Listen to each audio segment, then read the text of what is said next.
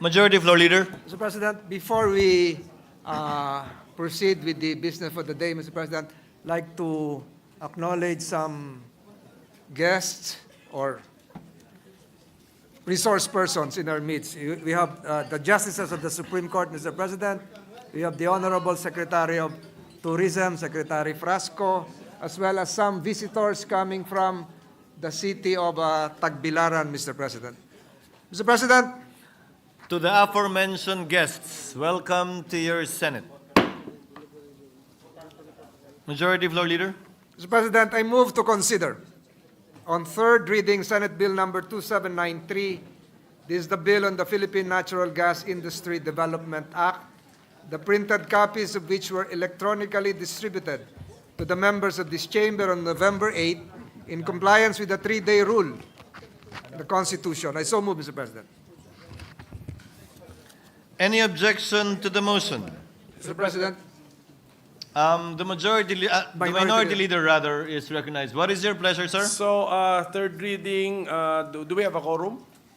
Yes, We have right now. So Yes, we do. we made the physical count. there are 15 members in the building, Your Honor. Second question is, I thought we were 15 now, in the session hall, rather. 15 in the session hall right now.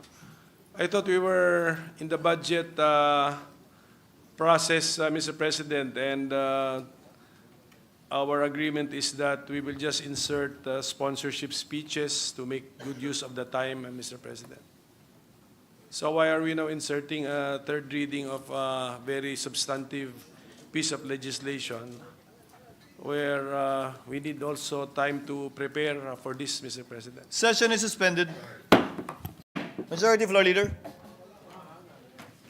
To respond to the inquiry of the minority leader earlier, yes, we have in the past, and to my recollection, we did this when I was finance chair. But this would be, as I had agreed with the minority floor leader, this will be the last until we finish the budget, unless there are sponsorships which the minority leader agreed upon during this budget season. Majority Floor Leader. President, I reiterate my motion to consider on third reading Senate Bill number 2793, the bill on Philippine Natural Gas Industry Development Act, and the printed copies of which were electronically distributed to the members of this chamber on November 8, 2024, in compliance with the rule of the Constitution. Reiterate Any my objection? motion.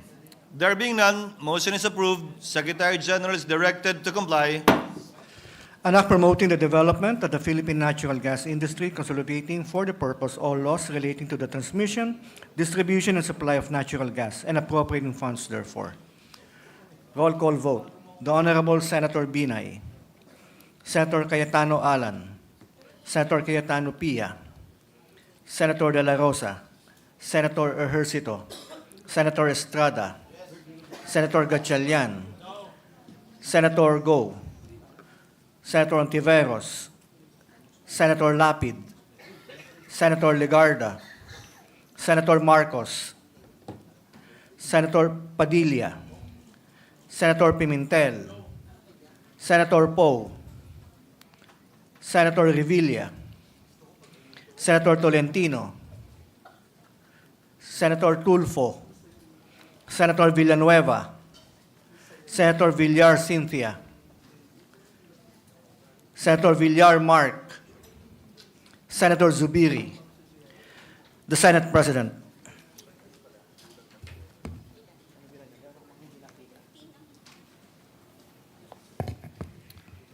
With 14 affirmative votes, 3 negatives, Senate Bill number 2793 is approved on third reading. Majority Floor Leader. Mr. President, Senator Pia Cayetano, the principal sponsor, is seeking the floor. What is the pleasure of Senators Cayetano and Gatchalian thereafter? Senator Cayetano. Mr. President, just a very quick statement. I'd just like to thank our colleagues for The lady this. may proceed. I would just like to thank our colleagues for the support for this historic measure, the passage of Committee Report number 304, or the Philippine Natural Gas Industry Development Act. This is a momentous step forward as we strive to achieve energy security and sustainable economic growth. This legislation supports our own and also international commitments to cleaner and more efficient energy production. We have to remember that natural gas is a transition fuel, and our goal is to move to renewables. This also protects consumer welfare because with the entry, with the encouragement of more investments in natural gas, we will have energy security that will be able to provide for more accessibility to natural gas, and consumers will be able to benefit from this. Again, historically, indigenous natural gas has been cheaper, and to have more opportunities for natural gas will only make the prices even cheaper. I thank all our colleagues, and we are looking forward to see the benefits of this measure, not tomorrow, not at the end of the year, because energy security is a generational commitment. So this is for the next generation. Hopefully, we all live healthy lives to see the benefits of this measure. Thank you, Mr. President. Noted and entered into the records. What is the pleasure of the Honorable Gatchalian? Mr. President, requesting to explain my vote, Mr. The President. gentleman may proceed. Mr. President, distinguished colleagues, I rise today to cast my no vote on the proposed Philippine Natural Gas Industry Development Act. At the onset, I would like to express my sincere gratitude to the esteemed sponsor, Senator Pia Cayetano, for taking the time to engage in thoughtful discussions with this representation and for her dedication to this bill.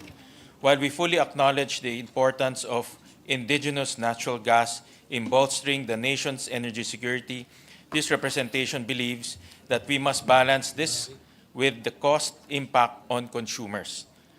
Our foremost obligation is to ensure that the welfare of our people remains at the center of our legislative actions, especially when it comes to energy pricing, which has a direct impact on every Filipino household. My primary concern centers on Section 23 of the bill regarding natural gas supply, specifically on two major points. First, the impact it will have on the merit order. The bill states that power produced from indigenous natural gas shall have priority over conventional energy sources. This means that even if power from other conventional energy sources will have a lower bid in the wholesale electricity spot market than power from indigenous natural gas, the latter will still be prioritized. This will push up spot prices, thereby placing the burden on higher prices on consumers. Second, the absence of a competitive bidding or price discovery mechanisms for the procurement of indigenous natural gas. Competitive bidding or price discovery serves as a means to discover the lowest possible price, promoting efficiency among investors and ensuring that consumers benefit from the most affordable rates. Without this essential process, there is no concrete assurance that consumers will pay the lowest price and investors will render the most efficient service. Moreover, we need to be reminded that while Malampaya is our own, it is priced and paid in US dollars, which subjects consumers to foreign exchange risk that can further increase costs, much like imported fuel. This underscores the need for competitive bidding or price discovery to ensure consumers pay only the lowest price possible. In addition, a mandated offtake for indigenous gas without competitive bidding or price discovery would allow indigenous gas suppliers to set prices without restriction, potentially resulting in higher costs passed on to consumers.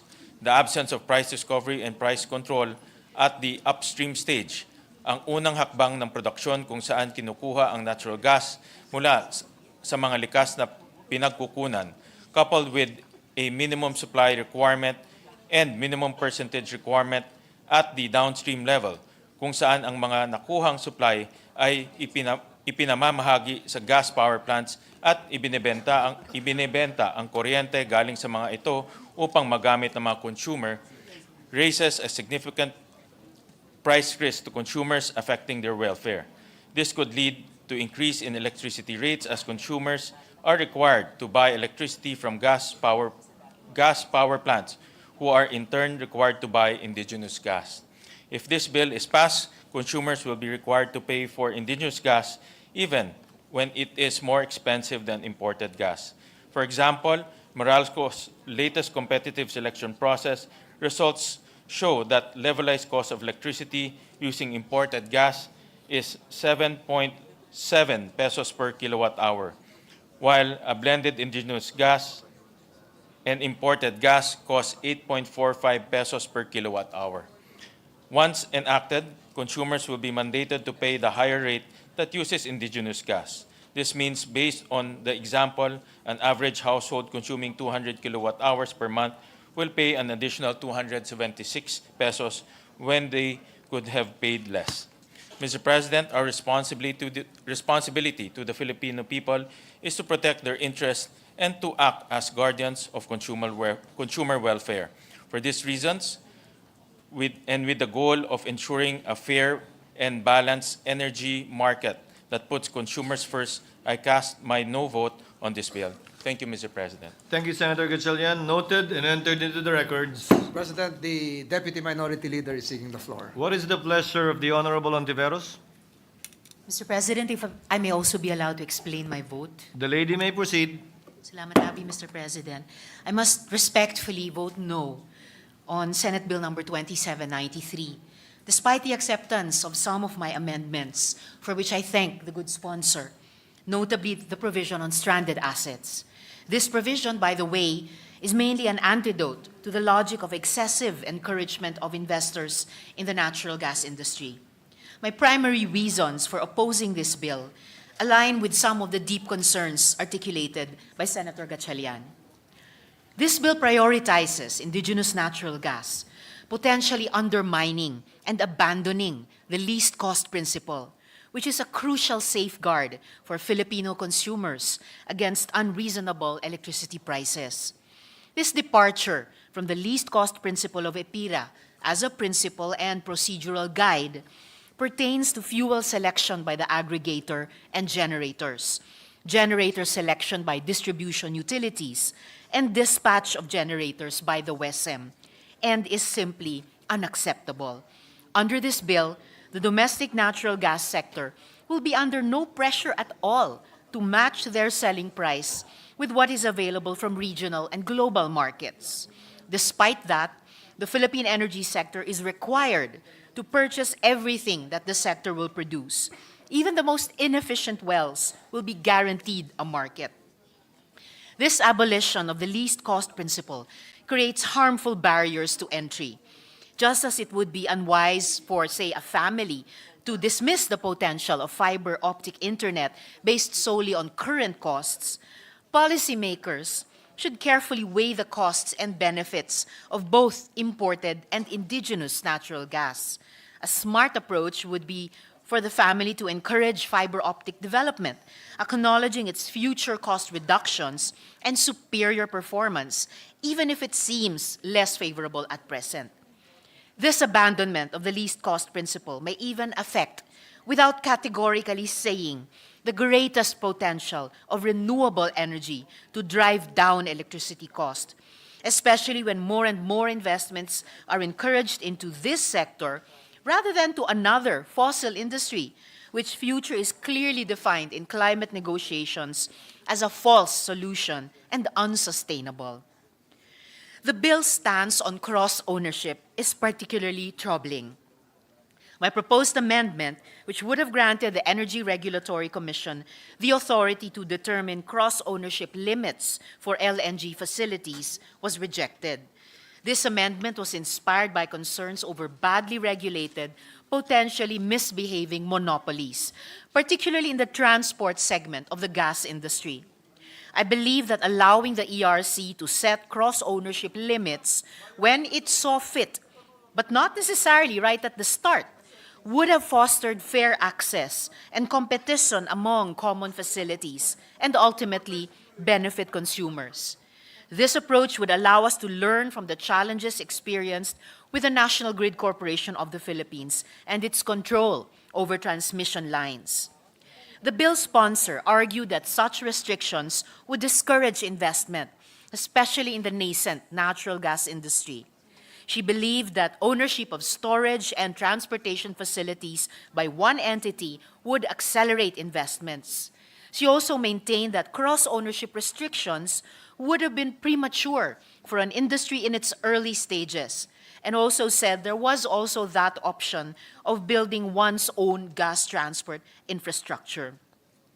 I'm still not sure if the sponsor seriously meant what she said, that other entities needing to transport gas supplies, instead of relying on cross-ownership restrictions that would eliminate bias in favor of a sister company, should instead be ready to build their own facilities. During the pandemic, Mr. President, we set up rules for the use of common towers so different telcos could transmit their signals because we knew that it made no sense to do otherwise. This bill, in its current form, could perpetuate past mistakes in our energy sector. I urged my fellow senators to carefully consider these concerns as we proceeded with this important legislation. As we speak, the United States' own ramping up of gas production for export abroad, which started way before the Russia-Ukraine war, is set to turn President-elect Donald Trump into a salesman for what is expected to be a gas oversupply. The U.S. became the biggest natural gas exporter when it was able to quickly fill up the gas demand after Europe could no longer secure gas from Russia. And there's much more where that came from. U.S. export capacity is set to about double in the next 5 years. Qatar is also expanding its production. This at a time when the major gas demand centers of the EU, Japan, and Korea seem set to reduce their demand. Meanwhile, we pushed for this law that will single-handedly try to add still more to that looming oversupply. Salamat tabi, Mr. President.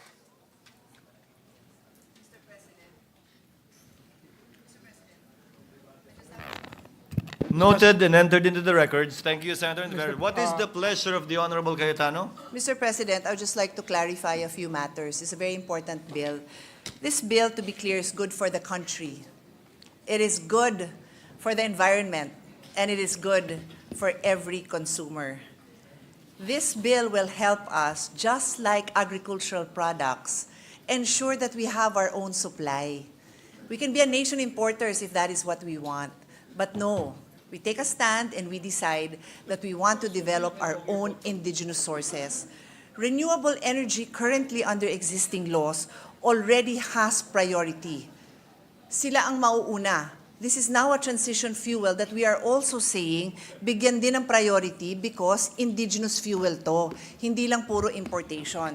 To make it clear, pwede pa rin mag-import. Anyone who wants to import can still do that, but now we are paving the ground for indigenous sources, which will make it cheaper for our consumers. Mr. President, to also be very, very clear, we have price mechanisms.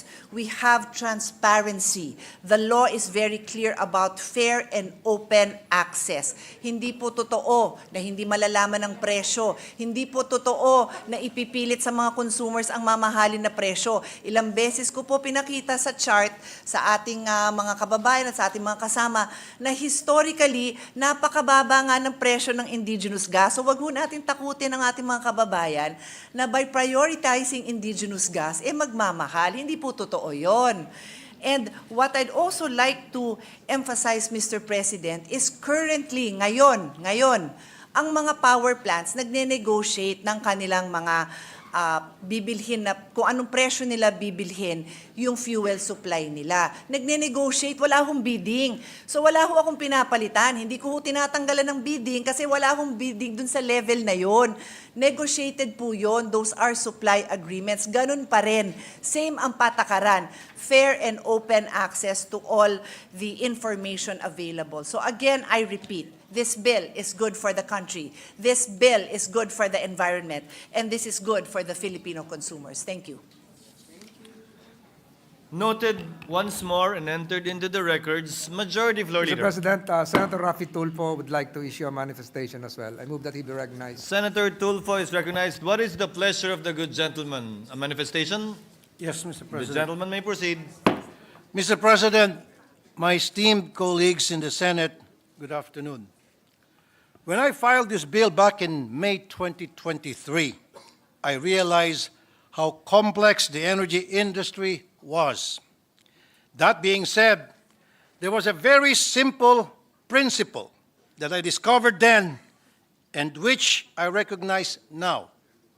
And that is, if our energy security depends on imports, then that is no security at all.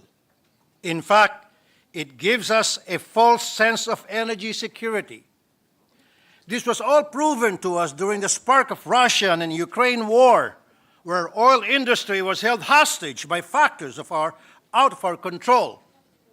We are lucky that this did not heavily affect the electrification of our major cities and critical facilities. But we cannot afford to risk being dependent on luck and external circumstances when it comes to ensuring that our essential services, economic infrastructure, and continuity of business operations remain unstable. To address this and ensure our country's sustainable growth, the Department of Energy needs power generated from gas to go from 20% of the country's energy mix to 40% in less than 20 years. This is even larger than the share of renewable energy.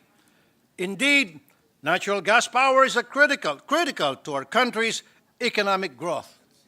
And while I'm a strong supporter of renewable energy, I similarly recognize its limitations at the moment. For example, solar energy's availability and generation is affected by weather conditions, such as cloud cover and time of day. Similar with wind energy, this volatility means that we cannot safely rely on renewables as our electricity baseload until technology overcomes these limitations in an economical manner. Hopefully, technology could be developed in the future to address these concerns. But for now, natural gas is of utmost importance to our energy security, and it is urgent that we develop our own indigenous sources of gas. Mr. President, mahirap ang umasa sa iba, and we've been this with other countries who were too dependent on foreign sources, such as some of our neighbors in Southeast Asia. The Natural Gas Act provides enough incentives for the development by private entities to ensure total independence from foreign sources. Natural gas, by its nature and by the technology present, gives enough reliability against the predictability of weather. Lastly, the provision of the bill would ensure that no sudden price fluctuation would occur in the energy market, making energy more available and affordable at the same time, so that the simple Filipino household and not only big businesses would benefit from the passage of this act into law. I would like to manifest my appreciation to Senator Pia Cayetano, my successor at the Senate Committee on Energy, for championing this bill on the floor. I ask my colleagues to look into the wisdom of this law and the policy of our transition from coal to natural gas. The research submitted to the committee during the deliberation of this bill will give us enough reason to approve this measure with haste. The Philippine Downstream Natural Gas Industry Development Act will drive a new age for indigenous oil and gas exploration and utilization. Filipino natural gas is for the Filipino people. This is the best kind of energy security that we can secure this nation. Thank you, Mr. President. Noted and entered into the records. Majority Floor Leader. President, Senator Robin Hood Padilla is likewise seeking the floor. Senator Padilla is recognized for his manifestation. Maraming salamat po, Ginoong Pangulo. Una po sa lahat, gusto ko pong batiin ang senadora mula sa Taguig Pateros, Senator Pia Cayetano, sa napakagandang panukala po na ito, sapagkat kung matatandaan niyo po, September 5, 2022, nung ako po ay gumawa ng privilege speech. At yung pong patungkol po sa oil and gas exploration, ang akin pong iminungkahi, sapagkat sa akin pong palagay, ito po talaga ay makatutulong sa ating ekonomiya. At ganun din po, ako din po ay nandito upang purihin din po ang atin pong minority leader, Senator Risa Ontiveros at si Senator Win Gatchalian sa kanila naman pong ibang naratibo. At ito po ay pagpapatunay lamang ng ating pagiging balanse dito po sa ating Senado. Ngayon po, ang akin pong mungkahi sa pagtayo, bilang paulit-ulit pong inuulit ang salitang indigenous, hinihiling ko po sa akin pong mga kasama na meron pong kapatid yan, yung indigenous. Kung may indigenous gas po, meron pong indigenous people. Alam niyo po, ito pong mga exploration na nagaganap, kadalasan po, kapag ka nagkaroon po ng mga minahan, napapabayaan po yung ating mga indigenous. Kaya ako po'y nagpapasalamat din sa atin pong SP, Senate President, at kanya pong isinulong po dito sa panukala na ito, yung atin pong amenda na nagbibigay po ng proteksyon sa mga indigenous people.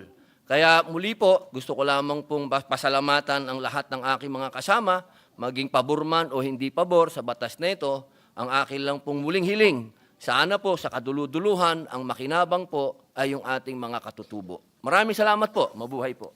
Noted and entered into the records. Majority Floor Leader.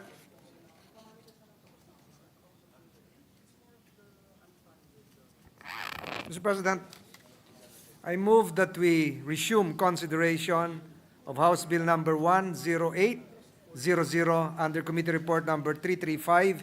This is the bill on the 2025 General Appropriations Act. I so move, Mr. President. Any objection? There being none, resumption of consideration of the aforementioned bill, as well as its committee report, is now in order. Mr. President, I move that we resume consideration. 1 minute suspension, Mr. President. Mr. President, Majority Floor Leader. there being no other reservation for interpellation, insofar as the budget of the Department of Budget and Management, Office of the Secretary is concerned, I move, Mr. President, that the same be deemed submitted for the body's consideration. I so move, Mr. President. Before acting on the motion, what is the pleasure of the Honorable Villanueva? Villanueva. Yes, Mr. President, thank you. This is just Maybe to- ask the mic to be turned on, please. Thank you very much, Mr. President. Mr. President, this is just to make a very short manifestation before we act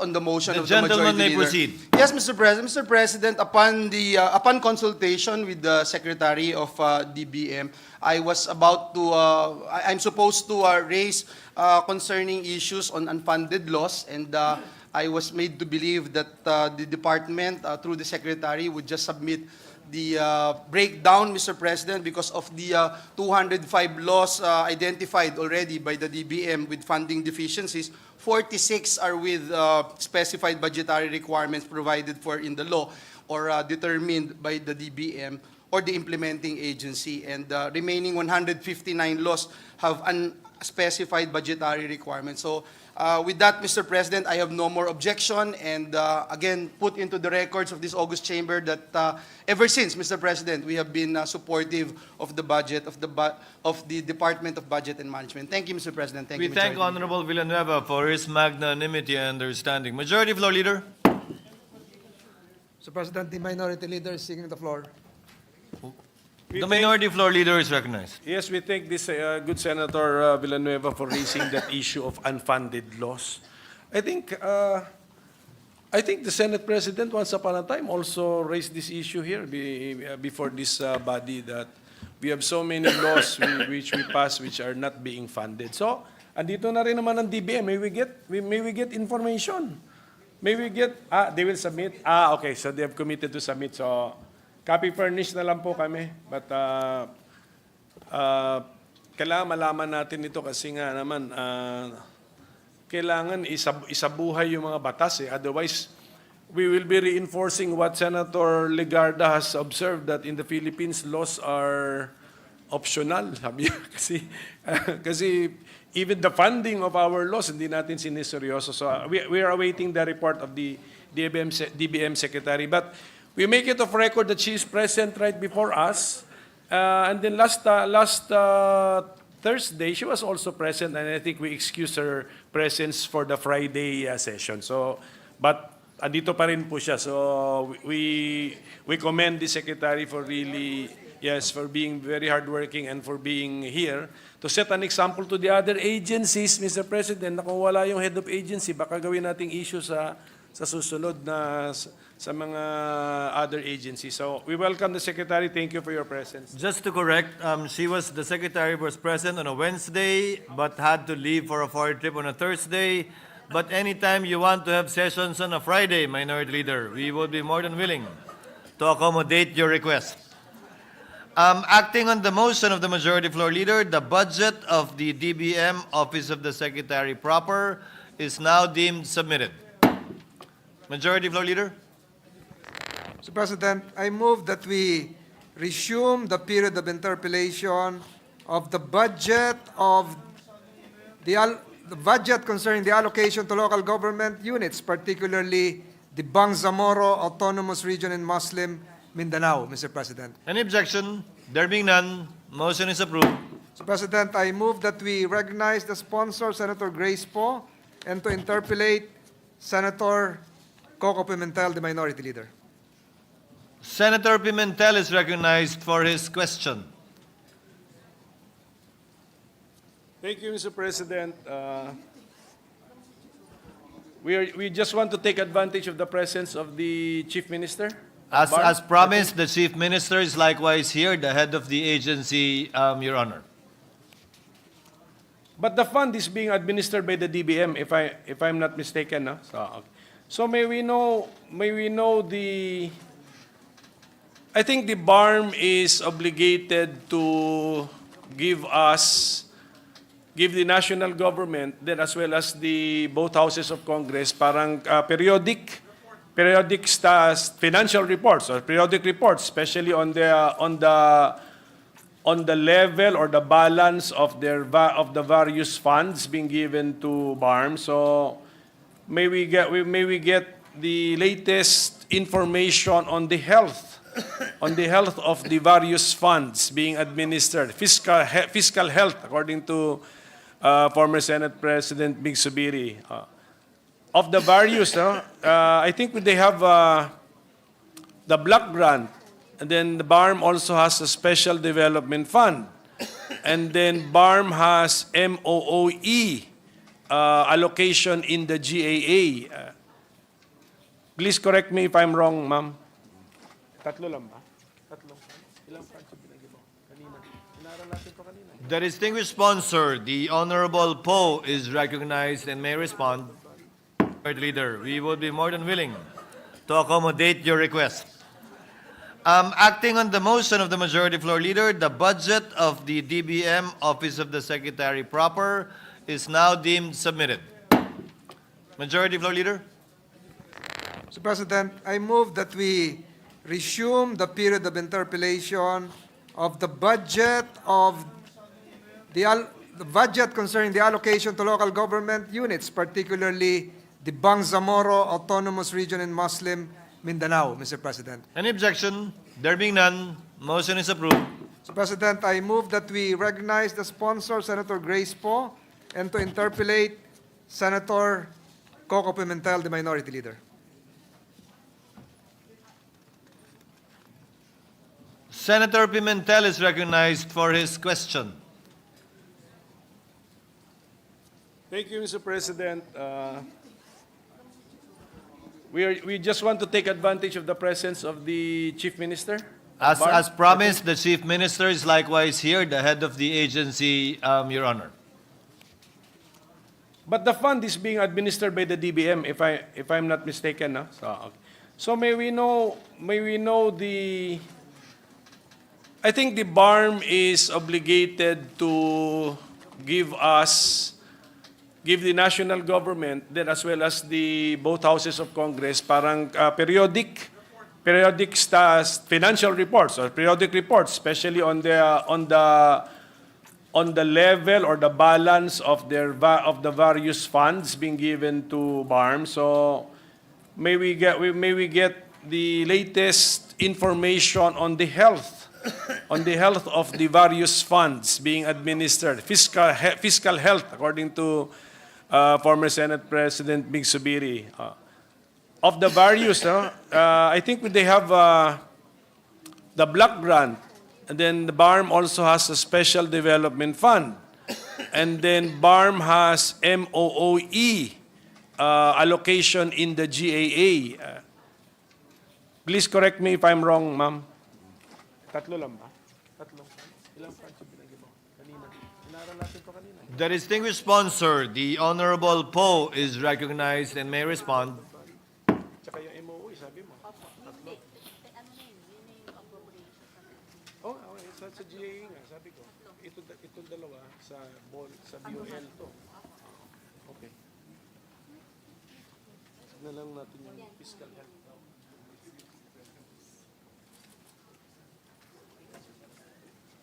Ready to resume, Mr. President? Yes.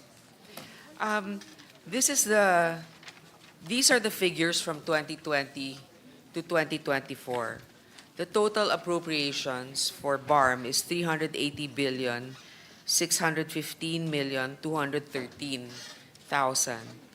Now, the utilization is at 290,077,392,700.13. The budget utilization rate from 2020 to 2024 is 76.21%, while the disbursement rate from 2020 to 2024 is 63.38%.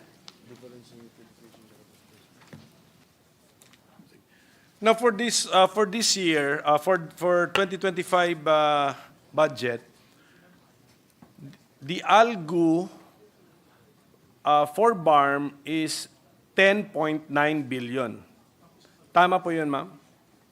Yes, Mr. President. What is the use of the 10.9 billion? So hindi siya special development fund kasi iba yon, hindi rin siya sa block grant. What is that for? The 10.9 billion, the allocation to BARM has two components. Actually, the 10.9 are new appropriations. 5 billion are shares in national taxes, and 5 billion will be for special development funds. Okay. 5.9 are share in national taxes. 5.9. So okay, so sa 10.9 billion, kasama pala doon si Special Development Fund na 5B. Yes, Mr. Okay. President. So itong 10.9, i-add natin ito doon sa block grant. And that's the total now allocation for BARM. Which is And, 94.41 billion. So 94.41. 17% higher. 0.41 billion. Okay. Yes. That's the 94.4 billion would be the total allocation for BARM, composed of three elements. That would be the block grant, the Special Development Fund, and the share in the national taxes. So yan po as. Okay. So at least naklaro na po. Siguro, may we get from the chairwoman what's the position of the BARM leadership on the proposal to postpone the election of next year? Since there's a resolution, Mr. President, the members of the BARM will have a meeting regarding this, and at the proper time, they will give their opinion regarding the matter. So naunahan sila ng dyaryo, ng periodic, kasi may parang may reports. That's why tinatanong ko just to confirm kasi andito I think the Chief Minister is here with us. So inunahan sila ng dyaryo, wala pa palang official position. Kasi ito po nasa Philippine Daily Inquirer, page A6, MILF wants BARM polls in 2025. So once, hindi once the postponement, once. Mr. President, that's the MILF position. Yes. That's one position that may be considered in their deliberation, but the BARM itself has not come up with their decision with regard after the consultation. Correct. Thank you for that clarification. Yeah, I also confused the two entities. So thank you for that. So, sige, okay. Assistant Subiri, Mr. President. Mr. President, may I be recognized? Yes, please, Senator Thank you. Zubir is Thank you. recognized. Yes, as the two principal authors of the Bangsamoro Organic Law is here, the former Senate President and now Minority Floor Leader, Senator Nene Pimentel, and myself, Coco, sir, si Coco Coco. Pimentel, yes, Coco Pimentel. Although, tatay naman kaya walang problema. Naalala That's an honest naalala niya mistake. si tatay, Mr. President. Oh, magkatabi kami. We were right beside each other when I He will took my be first happy. term. He will be happy that he's And remembered. we just like to put on record that as a principal sponsor of the measure, my heart is with the BARM. My heart is with the BARM. I'd like to consider myself and proud to say that I'm the father of the BOL, which created the Bangsamoro Autonomous Region of Muslim Mindanao. So it pains me pag nag-aaway-away sa BARM between the cabinet, between the BARM government and the local government officials. Naipit nga ako so much so that in one province, because I sponsored the extension, I got 0 in that one province. That's a true story. But I stood fast. I stood fast because I was working on the assumption that postponing at that time, due to the pandemic, was the right thing to do. So we'd like to now hear, I'm not saying I'm not closing the doors for an extension. Yung akin lang sana is if they can give us a good answer, why is there still a need to have an extension of 1 year when it should be under the Supreme Court decision synchronized already with the national and local elections. So yun lamang po, Mr. President, and I would like to listen to my dear colleagues or my dear friends in the BARM on their position why it should be extended. So I believe the good chairperson of the Committee on Local Government will have another hearing. It will be one more hearing. I couldn't attend last Thursday because I was in Bicol. My mother is from Libon, Albay, so I had to give relief goods there. So I shall be attending the next meeting and ask them honestly because I stood up on the floor and put on record that this would be my last support of an extension. Sabi ko nga, by 2025, dapat magka-eleksyon na. Kasama dyan si Tol Tolentino. Sabi niya, last na daw yun. Sabi ni Senator Majority Leader Tol Tolentino. Pati si Coco, pati si Risa, nagsabi din na last extension na dapat yun.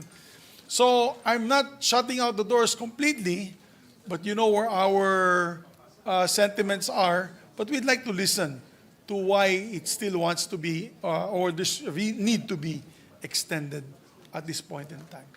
So with that, we give our full support, Madam Chair, Mr. President. I give my 1,000% support of BARM. I just want to say that BARM is one of the fastest growing regions in the country. And Mindanao is growing exponentially because wala na pong gera sa Mindanao. So much so, tourism has tripled in Mindanao. People are now going to Siargao, to Camiguin, to Samal Island. People are no longer afraid to go to Mindanao. And I think kung maayos lang natin talaga yung I'd say the rest of the other problems, which is poverty eradication in the provinces of Mindanao, Mindanao can reach double-digit growth rate, GDP growth rate. As a matter of fact, we're almost there. The whole of Mindanao, we're probably, kasi Bukidnon, Cagayan de Oro, Lanao Norte lang kasi po, and Misamis Occidental, medyo 5% yata yung GDP growth rate. But the rest of the Region 10 is already about 7 or 8% GDP growth rate. Kung tuloy-tuloy po ang kapayapaan ng BARM, tuloy-tuloy po ang kapayapaan at kaunlaran ng buong Mindanao, which will in turn add to the GDP growth rate of the entire country. The entire country. That's why you have my 1,000% support, Madam Chair. And I think whatever support that we can give to BARM, lalo na yung nangyari sa Sulu, na wala po yung Sulu sa BARM, so we have to give additional support to Sulu so that they can also go back to the government projects, the government programs, no? And maybe eventually give them an opportunity in the next Congress. I believe in the, what are we, the 12th, we're the 19th Congress. In the 20th Congress, maybe we could file a measure to ask them again, just once and for all, Sulu, if they really want to remain out of BARM or not. But we will have to amend the BOL with that, Senator Coco, because that has to go through, it's a simple amendment, no need of a plebiscite, but it needs a plebiscite on elections in Sulu. So we can probably do that later on. We just don't have time now. Matatapos na po ang ating 19th Congress. Kaya, you have my 1,000% support for the islands and the provinces, the mainland provinces of BARM, as well as my support in helping Sulu stand up because of the Supreme Court, on their own, because of the Supreme Court decision recently enacted. So once again, maraming salamat, Madam Chairman, maraming salamat po to the BARM, maraming salamat, mabuhay po kayo. I will have a book, by the way, book launching on December 4. So I'll be inviting each and every one of our friends from BARM to join us in the book launch on the road to peace, on the creation of the Bangsamoro Organic Law. Maraming salamat, Chairman. Maraming salamat, Mr. President. Thank you, Senator Zubiri. Mr. President, if I may also include in the record a very positive record that we have right now, that since 2019, actually from 2019 until 2023, in 2019, the poverty incidence in BARM among families is 54.2%. And now in 2023, it's 23.5%. So, lagpas kalahati ang natanggal sa kahirapan. So 2023 on, we're still about to get the figures for 2024, but that's good to note. So congratulations also to our brothers and sisters in the BARM and also, of course, our colleague, Senator Zubiri. Thank you. Majority Leader. President, since my name was mentioned by the Honorable Zubiri, let me give a quick two-liners. I'm in full support of the budget of the BARM. I am in full support of the quest for sustainable peace in the BARM. I'm proud to say that 3 months ago, I had lunch in one of the more beautiful beaches in Basilan. And 2 weeks ago, I had breakfast and lunch in Hulo, Sulu, Mr. President. So, napakaganda po talaga ng ating Muslim area. Mr. President, there being no other reservations for interpellation, I move that the budget for the allocation to the local government units, particularly the Bangsamoro Autonomous Region in Muslim Mindanao, the BARM, be deemed submitted for the body's consideration. And so move, Mr. President. Is there any objection? There being none, the motion is hereby approved. Mr. President, I move for a minute suspension to enable some of our colleagues to have a photo opportunity with the DBM Secretary and members of the BARM. Session is suspended.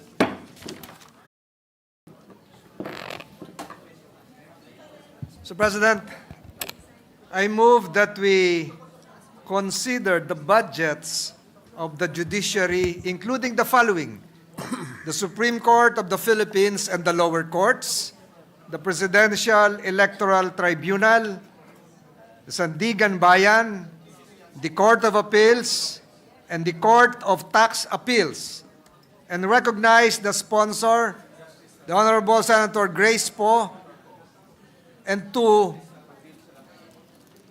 issue a statement, Senator Rafi Tulfo. I move that they be recognized, Mr. President. Before that, may we request the officials or the employees, the officials of the various agencies to please settle down so we can proceed immediately. Okay, Senator Rafi Tulfo is recognized. Mr. President, the chairperson of the committee would like to issue an opening statement. No, Mr. I President. think you have, did you recognize Senator Tulfo? Yes. Is going to manifest? But Senator, the chairperson would issue first a a All right. statement. I move for the recognition of both, Mr. President. All right, Senator Grace po, is recognized. Yes. Before I begin, Mr. President, may I request our OSA to calm down our guests today so that we can begin? Good afternoon, everyone.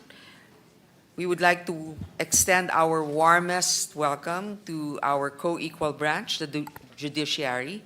We acknowledge the presence of our esteemed justices, Supreme Court Associate Justice Rodil Zalameda, Justice Samuel Garlan, Justice Mario Lopez, Justice Joseph Lopez, Justice Antonio Co, and Justice Jose Maidas Marquez.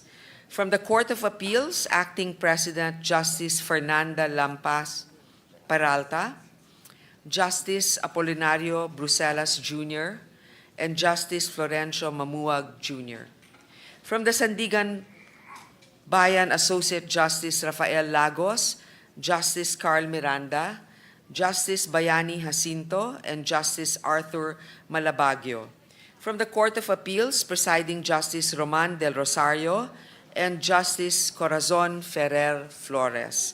Mr. President, it is my duty to present to the body the budget of the Supreme Court and the lower courts, Presidential Electoral Tribunal, Sandigan Bayan Court of Appeals, and the Court of Tax Appeals. Based on the Senate Committee report, the judiciary's total agency budget for 2025 amounts to 65,785,395,000, composed of 63,889,127 billion as new appropriations and 1.896,268 billion as automatic appropriations. With that, this representation is now ready to accept questions from our colleagues regarding the budget of the judiciary. Thank Before you. that, Senator Grace, I would like to ask who is the acting presiding justice of the Sandigan Bayan, since the presiding justice has already retired? May I know who? It's Associate Justice Rafael Lagos. Justice Lagos. All right. Since Justice Lagos is the acting presiding justice, I will not ask questions anymore because he is my chairman. He might reverse all the decisions against me. Okay. President, I move that we recognize Senator Rafi Tulfo for Senator a Rafi Tulfo is manifestation. recognized. Good morning, Mr. President. Good morning to our dear sponsor of the judiciary's budget, as well as the other senators present and guests from the judiciary, particularly all the justices from the Supreme Court present. Nung nangyari po ang pandemic, napilitan po tayong mag-online lahat. And this move was a challenge for the judiciary. Kasi po, most of the operations and procedures ng judiciary calls for a face-to-face setup. But we all adjusted. And what was admirable with our judiciary, particularly the Supreme Court, they took this as an opportunity to ultimately digitalize their systems and transition some aspects of its procedures online.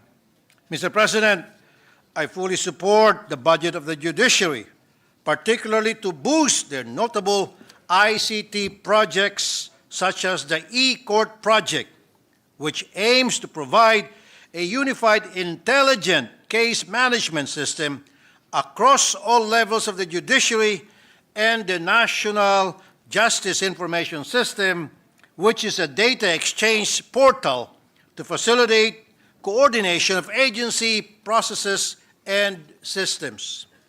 I'm particularly interested in these projects because I would like to point out the value of statistics in our work here in the Senate. Whenever we draft new bills reviewing existing laws or assess newly passed laws, we look at statistics of cases that have been filed in our courts. Parati po ako nagpapatawag sa mga tao ko sa DOJ o sa Supreme Court Office of the Court Administrator for Statistics. Pero hindi pa po readily available dahil siyempre hingin pa nila ang mga ito sa iba't ibang korte sa buong Pilipinas.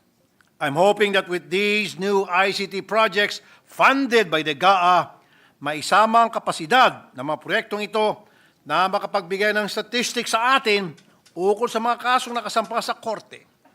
Kung may napaparusahan ba, ilan na nakasuhan, magmula nang ipasa ang batas.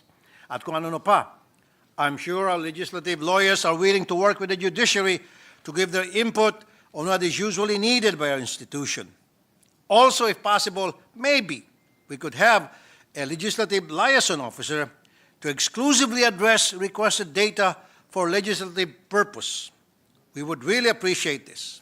Again, I fully support the direction of the judiciary towards the modernization of its operations.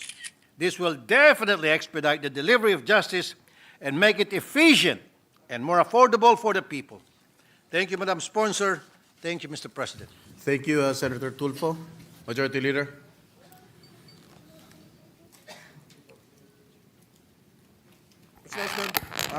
Next to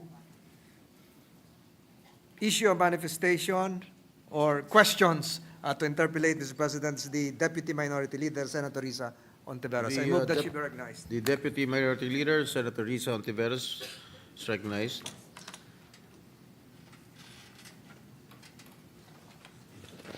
May I ask Salamat, what- Mr. President. May I ask what agency? Supreme Court? Yes, Mr. President. A few questions for the Supreme All Court. right. Please proceed. Salamat po, Mr. President. Magandang hapon po, Madam Chair.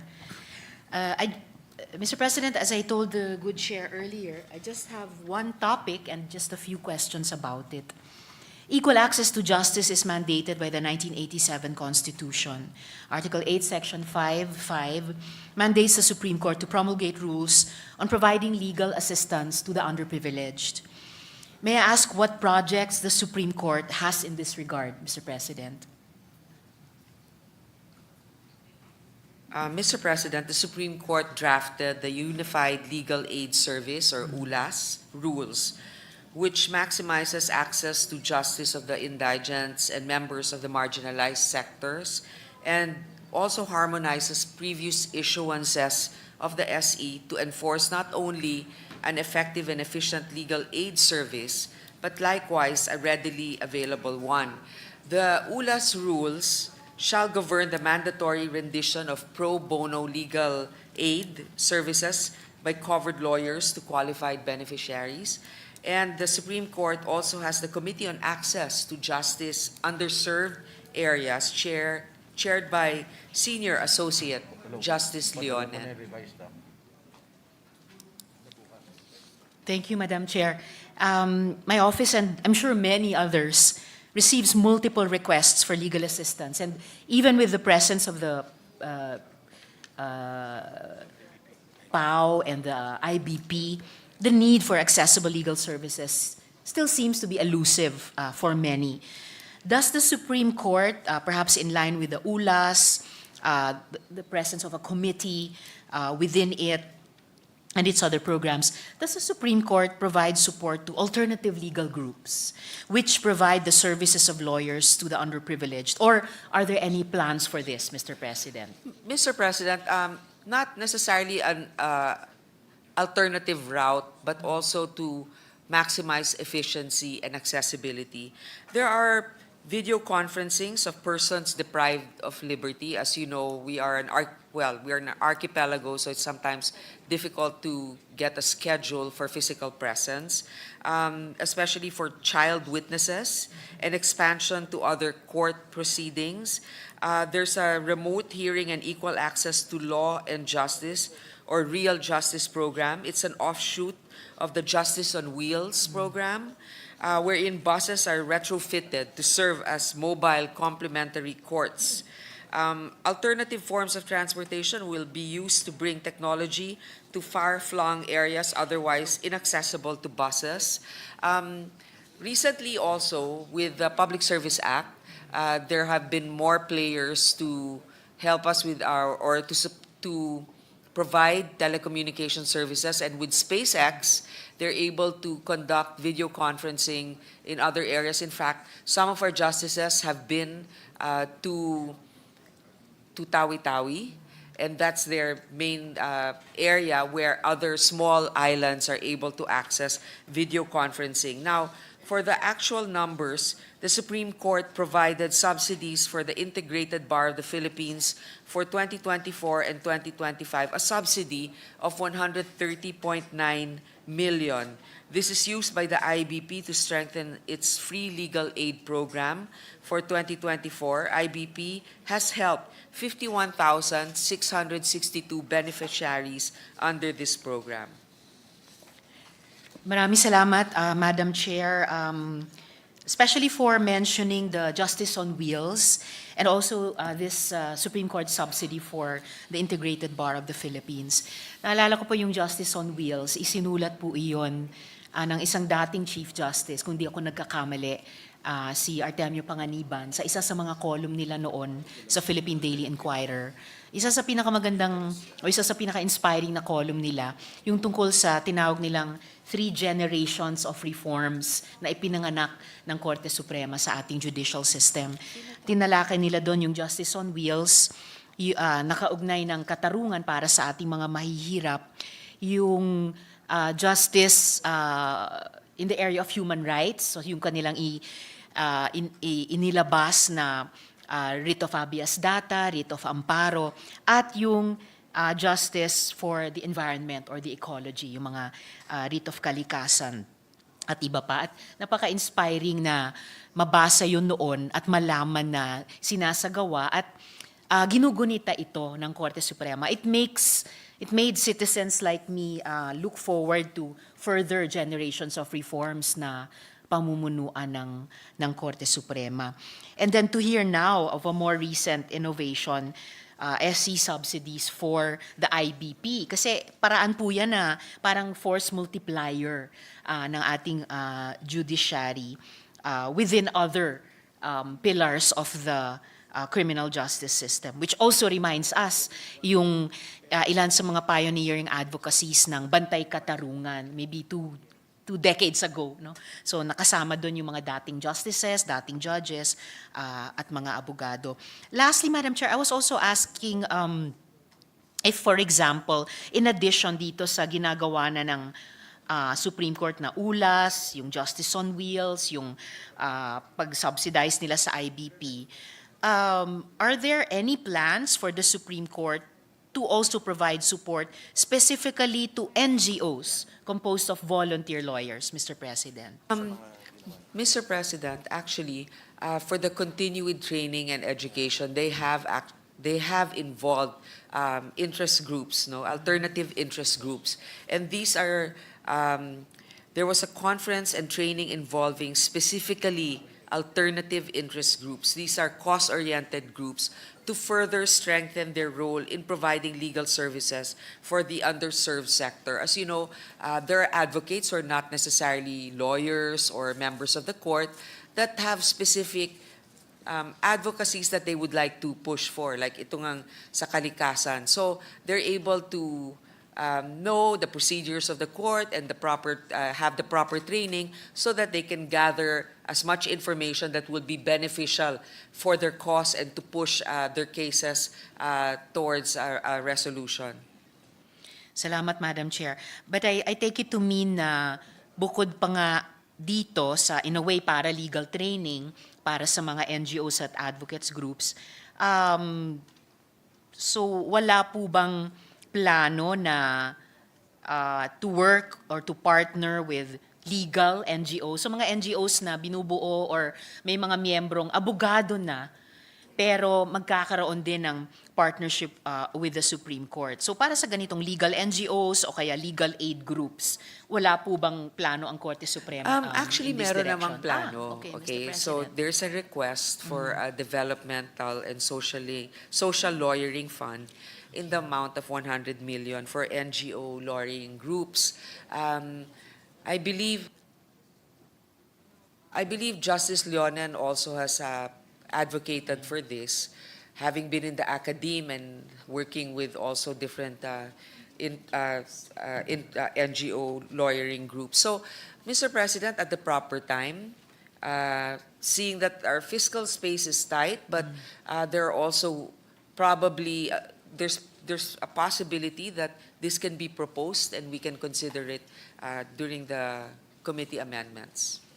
Maraming salamat para dyan, good sponsor. And in that direction, I would like to express my full support for this initiative. After all, my office has partnered with legal NGOs in the course of its work. We worked with the IBP Office of Legal Aid to provide assistance to the witnesses of Kian de los Santos. We worked with IDEALS, or the initiatives for dialogue and empowerment through alternative legal services, to help provide legal counsel to the victims of Apollo Quiboloy. Kaya mahalaga po sa akin na ang mabibigyan ng funding ay yung lehitimong mga grupo. So lastly, for this topic and for my interpellation, Madam Chair, how does the Supreme Court intend to accredit legal aid groups, Mr. President?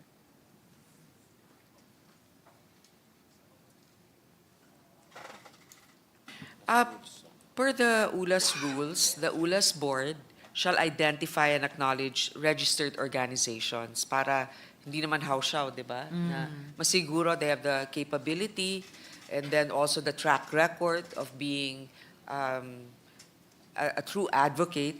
And then criteria for legal aid groups under this program shall be provided under the ULAS rules. The main consideration is that they should provide pro bono work for free legal aid na, di ba, walang mga hidden costs dyan. Kasi kaya nga sila i-consider under this initiative. Salamat, Madam Chair. At dahil sa simula pa lang nung interpellation na to, binanggit nyo na yung Unified Legal Aid Service o yung ULAS. So I take it to mean na ipatutupad siya hanggang ngayon ng matagumpay. So tested na po yung mga, kung paano nila ina-acknowledge at ina-accredit yung mga partners nila at yung criteria nila. And inaasahan ko po dahil doon na yun din ay tumpak na magagamit dito sa pag-accredit nila sa mga magiging partners nila dito naman sa developmental and social lawyering program. So yun lamang po, Madam Chair. Nais ko lang i-affirm kasabay ng Chair na totoong magiging tunay na pantay lang ang batas kung ang lahat ay may pantay na access sa serbisyong legal at hustisya. Maraming salamat po, Madam Chair, Mr. President, at mabuhay ang Korte Suprema. Thank you, Senator Tiveros. Next to interpolate is the Minority Leader, Senator Coco Pimentel. Mr. President, I'd like to thank Senator Risa because also with the many hearings that she conducted here in the Senate or other groups are able to provide evidence also that can be used by our judiciary. Thank you. Senator Coco is recognized. Thank you, Mr. President. With the permission of our chairwoman, if I can commence with my interpellation on the budget for the judiciary. Thank you. We welcome the justices from the Supreme Court, Court of Appeals, Sandigan Bayan, Court of Tax Appeals, and I'm sure we also have with us judges of the first and second level courts. This representation, Mr. President, has been requested by the Chief Justice to be the champion for the judiciary, for the judiciary's budget during our last JBC. But I told the Chief Justice I need to harmonize this being the champion of the judiciary's budget with my role as the minority leader. So I think that is the anong tawag mo doon yung merong inherent that's the paradox that we will be solving for today. But I think Senator Alan Cayetano solved it for me when he reminded me of the saying that justice delayed is justice denied. So sabi niya, every minute you delay the justices, you're in effect denying justice indirectly. But may joke po konti kay pag nanggaling kasi kay Senator Alan, lalo na kung off the record, marami pong jokes yan, Mr. President. But this will be a very supportive interpellation, Mr. President, because for example, the judiciary, I've been informed, requested a total budget of around 84 billion. Approved ng DBM, 61 billion. Approved ng ating committee, 63 billion. So nagdagdag nga tayo ng 2B. So, what did the judiciary have in mind when they proposed 84 billion na what are the more important components of that proposal which would now be impossible to fund in spite of our committee's effort to increase it to 63.8 billion pesos? Okay, let me break down a few of the big items here that that the judiciary branch has proposed. 5.249 billion to utilize technology for the swift and efficient dispensation of justice. Alam naman natin na naghahabol tayo when it comes to technology. On the other hand, we've already commended the judiciary for adapting, especially during the time of the pandemic. And now we see the need also to be able to harness AI intelligence, for example, in certain functions, of course, not all. Or let's say in the transcription and also in certain research backup. The Justice Sector Convergence Program also on the integration of the judiciary into the National Justice Information System and establishment of justice zones where about 336.5 million. Ito kasi yung kasama yung PNP, kasama yung mga iba't ibang mga law enforcement units, I believe, in the justice zone para they can also easily exchange information that will be able to dispense of cases more efficiently. And then the creation of 4 regional trial courts, RTCs in Calawag, Quezon, which is in pursuant to an RA. And then in Muntinlupa City also for pursuant to a law. And then ito po, yung 2025 bar and Sharia bar examinations. Kasi, di ba, meron na tayong Sharia bar. So, syempre, kailangan meron din allocation dyan. Subsidy to the Integrated Bar of the Philippines, which is 130.9 million. Construction of the Sandigan Bayan Building and Training Center for 415 million. And the rehabilitation and upgrading and improvement of the Court of Appeals Building. Kasi medyo kawawa rin naman yung mga facilities natin. And So yan po yung details ng ating committee report na 2.2 billion na dinagdag. Tama po? Yan po, dyan po pupunta. ito, Apo. dito sa mga nabanggit natin. Pero dun sa request ng judiciary na overall parang mga 23 billion ang hindi na pagbigyan, ano ang pinaka-apektado doon na grand project nila, na malaking proyekto po nila? Hindi committee natin ang hindi nag-accommodate, mismong executive branch. From NEP. Yes, Oo. executive Well, branch ang hindi nag-accommodate. yun nga yung nasabi natin, sir, additional court managers for about 120.7 million. Tapos meron din dito yung Unified Health Maintenance Organization or yung HMO, but we were able to see na they can source it from their savings also, Mr. President. Tapos marami po ito. Ano yung pinakamalaki po? Ano po yung malaki kaya? Kasi 23 billion yung hiningi ng judiciary, 23 billion ang hindi na fund. Ano kaya yung pinaka-significant po doon? Pinaka-major project? Yung salaries po, yung 14.061 billion for other personal benefits. So lump sum for creation of new positions sa OCJ at saka OAJ. Tapos lump sum for creation of new positions for lower courts upgrading. Usually po additional lawyers, yung mga gano'n na kailangan. Which in the study of the Supreme Court, or belief that the Supreme Court helps in the disposition of cases, which addresses one of the two. Meron kasi yun ang aming research, one of the two major issues against the judiciary, which is delay. Yung delay. So yun po. Pero are those proposals like yung mga salary, are those already backed up by law?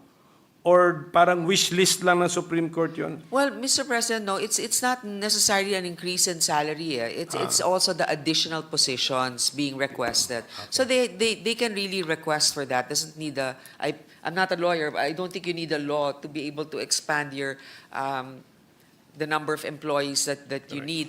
But Mr. President, as you know, there's always the balancing act of fiscal prudence also and fiscal space. But I would like to note that that's also one of the reasons why we are strengthening their ICT capability. Right now, of course, if you don't have the physical presence, you have the video conferencing, and then also with AI, there's certain, of course, we can never replace human talent, but we can always support it with additional research generated from AI, cross-referencing also of cases with AI technology. So this is part of the funding that we have given the judiciary. Thank you. I also have before me a list of the notable ICT projects of the Supreme Court. Marami-rami naman, pero siguro they need really parang periodic funding for this, no? Para Of kasi course. nagluluma din ng mga systems, they need to replace them. Well, So, opo, yes. next year, yung mga nandito, they have to be able to supplement that. So we have already mentioned the issue of delay. I just siguro appeal to the members of the judiciary na make good use of your time. Ang dami kasing apektado sa mga kaso. They're really affected by the delay. Kagabi, may kausap ako na practicing lawyer on the trial level. 10 years no pending kaso eh. 10 years, that's too long. I mean, and then, at saka actually, for all the justices here present, since I'm a member of the JBC, nakikita ko rin yung mga feedback to the JBC members. The pendency of cases before you is also being used against the justice when it comes to nomination. Matagal mag-dispose ng kaso, may kaso dyan na pending na ganun katagal. So we really have to address this issue of delay. And of course, I understand that we need the assistance of computers, ICT technology. Pero sa AI, hinay-hinay lang tayo. I don't want anybody to be convicted by AI, Mr. President. Pero joke lang po yun, kasi mga may nanonood sa atin, the courts have no plan of using AI when it comes to judging to adjudicating cases. It must be the capacity of the human mind. Thank you for the clarification. Yes. To our minority leader. Yes, again, for the record, we can never really replace human judgment and talent, but we can supplement it. Like, for example, even now, in the past, di ba gumagamit tayo ng Encyclopedia Britannica to be able to do certain research. Right now, we use Google search, di ba? But it doesn't mean that our judgment is reliant upon what we find online alone, di ba? It's also a cross-referencing of our own experiences and studies on the matter.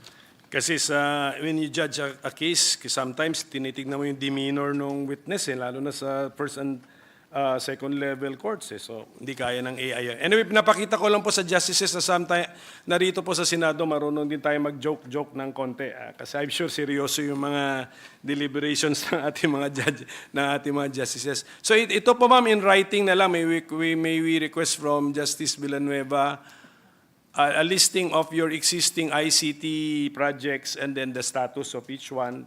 Siguro, kung ma-mention na rin po yung budget nila, para po ma-appreciate natin yung the role of technology in our justice system, Mr. President. May we submit that for the reference of our minority leader? The entire ICT budget and the line items. Thank you. Now, let's go to the judiciary marshals. This is a relative new law. And na-implement na po ba natin ito?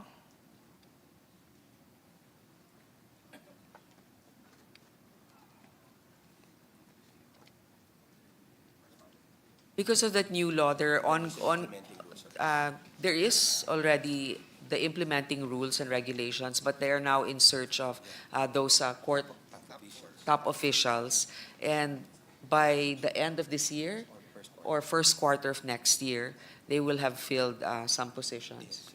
Did we already fund the judiciary marshals for 2024? For 2024, meron na. And then for 2025, magkano? There's an initial allocation now for the 2024 of 250 million. That includes also the Senate committee report. The NEP, it's the same as the NEP, the GAA, and the COMREP, 250 million.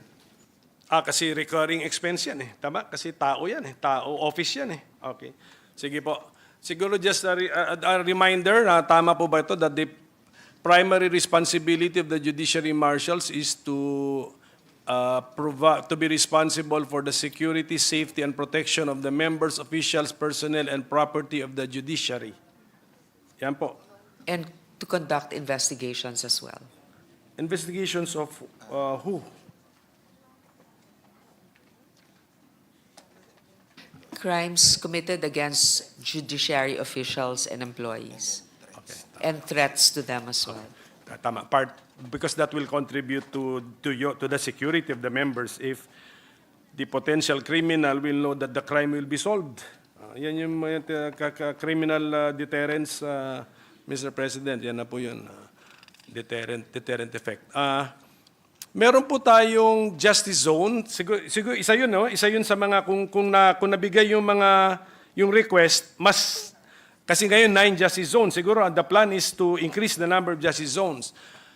Ang sabi rito, the justice zone is an opportunity for the judiciary to meet with the justice sector workers and discuss concerns and challenges which should be addressed. But this is in the context of a criminal justice system. Sa criminal law lang po ito, criminal justice, Mr. President. Pang-criminal justice lang po ito, no? Yes, there are. The question is for the... could you repeat your question again? Rinaise ko lang yung justice zones kasi ngayon 9.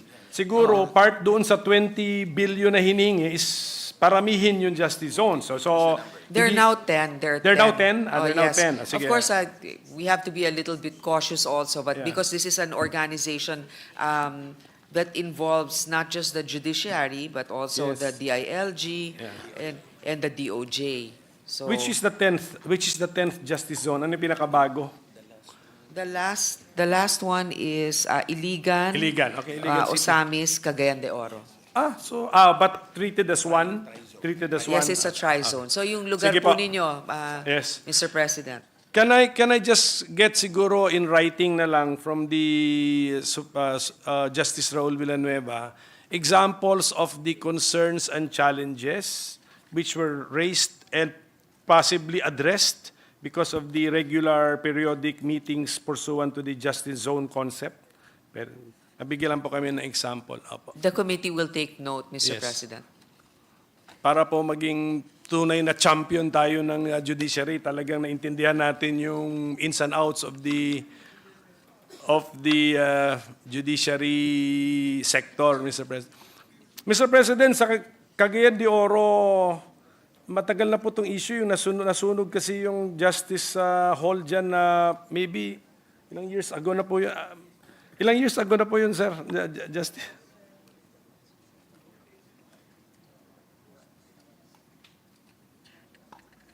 Mga 9 years 9 na. years ago. Pero the Cagayan de Oro Hall of Justice is undergoing detailed architectural and engineering design, which will be finished by the second semester of 2025. Thereafter, a contractor will be procured, engaged. Siguro, ang reaction ko na lang siguro, just to be totally honest, I've heard that before, actually. Siguro, 1 or 2. I mean, mga lawyers naman po kami rito, so we can really be totally honest with each other. I Mr. think I've heard President- that 2 years ago or 3 years ago. But siguro, ganito na lang. Mr. What seems to President. be the problem? How come it's so complicated, Mr. President, to rebuild a justice hall, Mr. President? Okay, there was a change of location, Mr. President. So now they expanded it.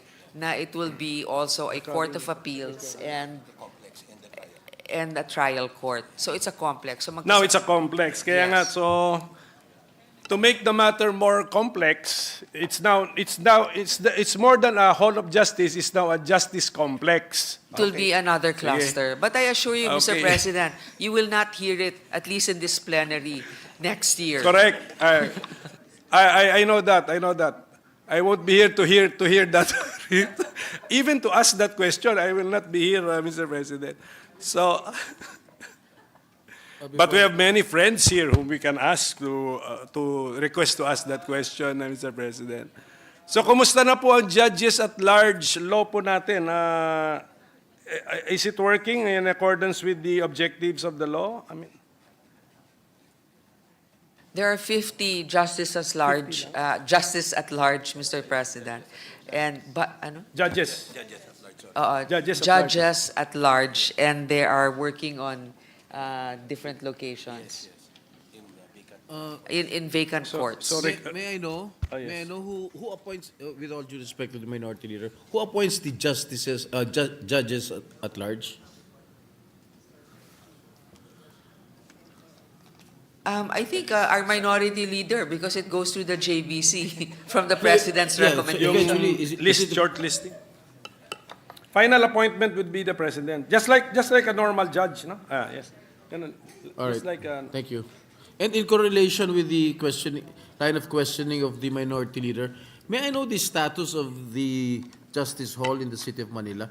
Yeah. Because if my memory serves me right, when my father was still the mayor of the city of Manila, that was his project when he was still mayor of Manila.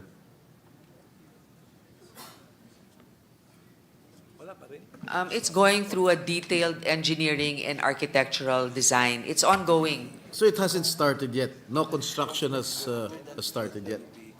Second quarter of 2025, they will be able to get the contractor. So by next year, Mr. President, it should start. All right. Thank you for the information.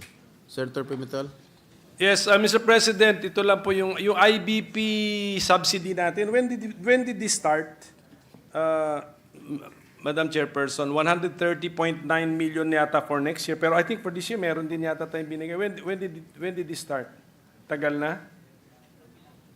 What do you mean, the appropriations The for subsidy to the Integrated Bar of the Philippines. subsidy?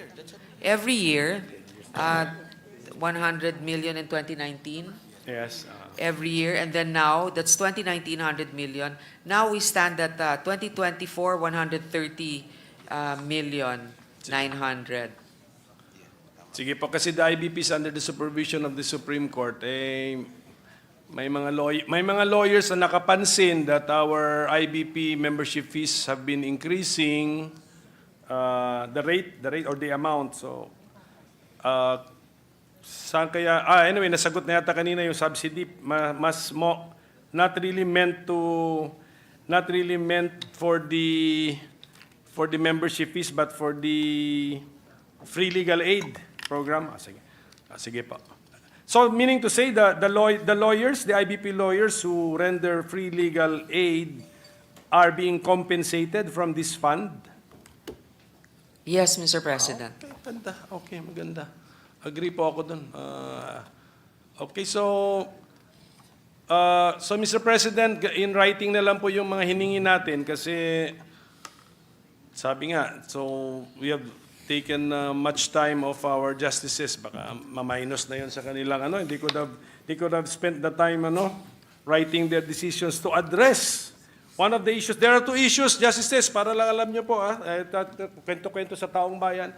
One is delay, second one is corruption. So, lang po natin, address lang po natin yun. Address lang na address kasi yung allegation of corruption, syempre, when you make a decision, not everyone is happy. Kasi tayo, adversarial yung ating system, hindi A versus B.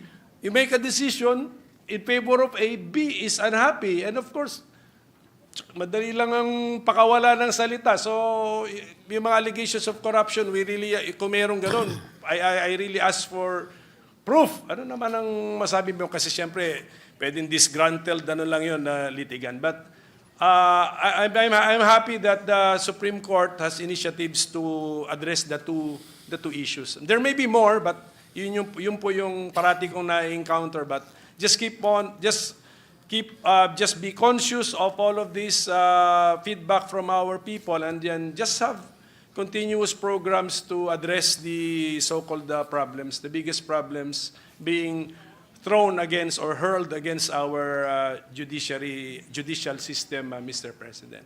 So, pero sa ngayon, I think we need to congratulate the entire judiciary, Mr. President, kasi kung ikumpara ko yung negative na naririnig ko ngayon kumpara sa past years, halos wala na po eh. Halos parang broken record na lang na hindi natin masabing pwedeng lang yung katulad na sabi ko parang loose talk lang po. So anyway, congratulations to our judiciary, and dinaanan naman namin yung inyong mga targets.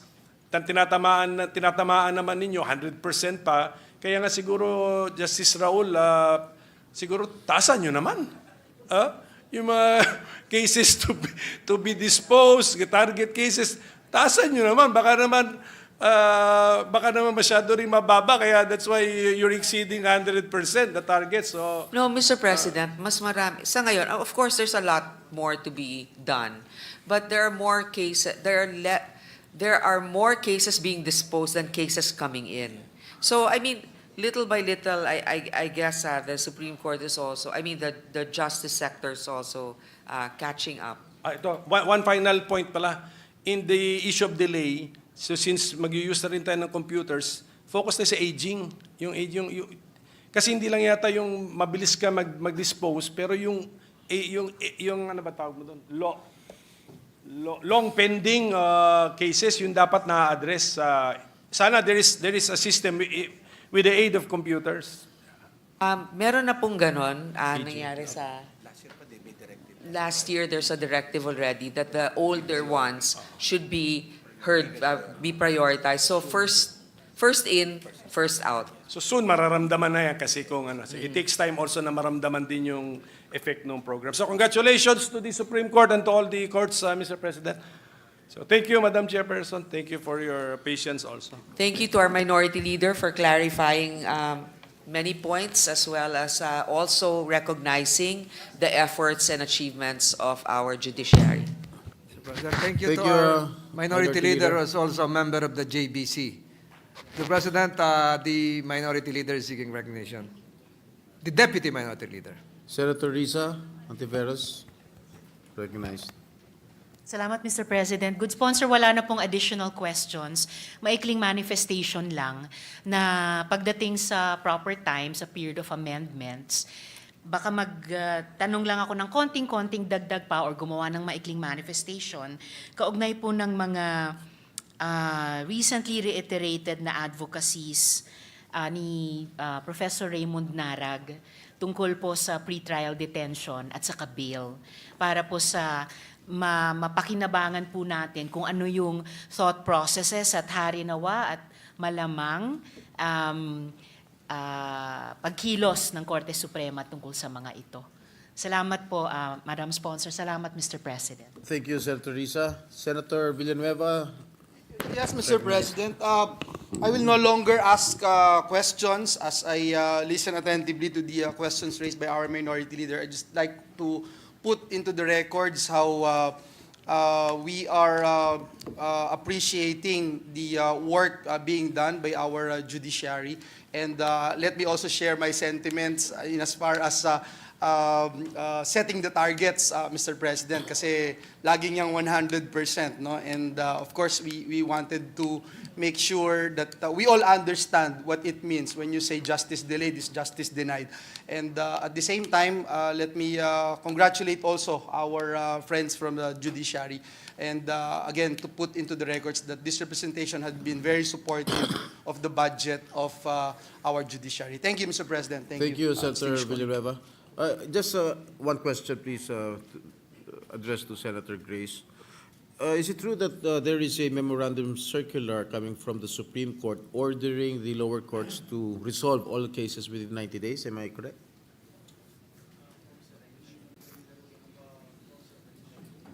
That's a regular period, Mr. Yes. President. May- There's no need for a... Yes, may I know if they are memorandum. following the circular? Are they following? They have. They have to follow. May I know how many unresolved cases have been, how many cases does the Sandigan Bayan, Court of Appeals, and Court of Tax Appeals, ilan pa ba yung mga unresolved cases doon?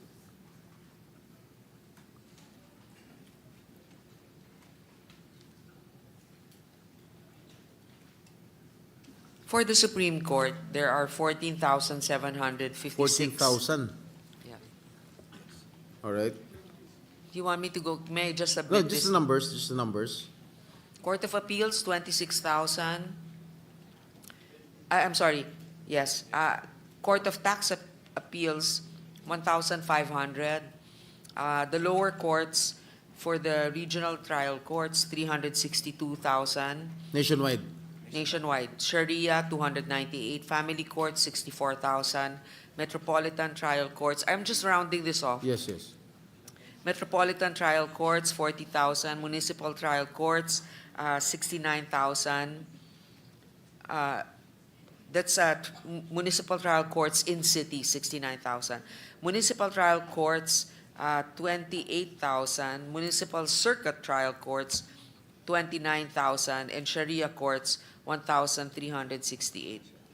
But if they do not comply with the memorandum circular of the Supreme Court, what will the Supreme Court do?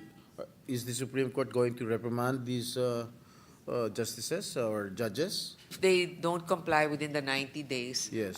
they can be charged with administrative cases. Has there already been a precedence? There have been many.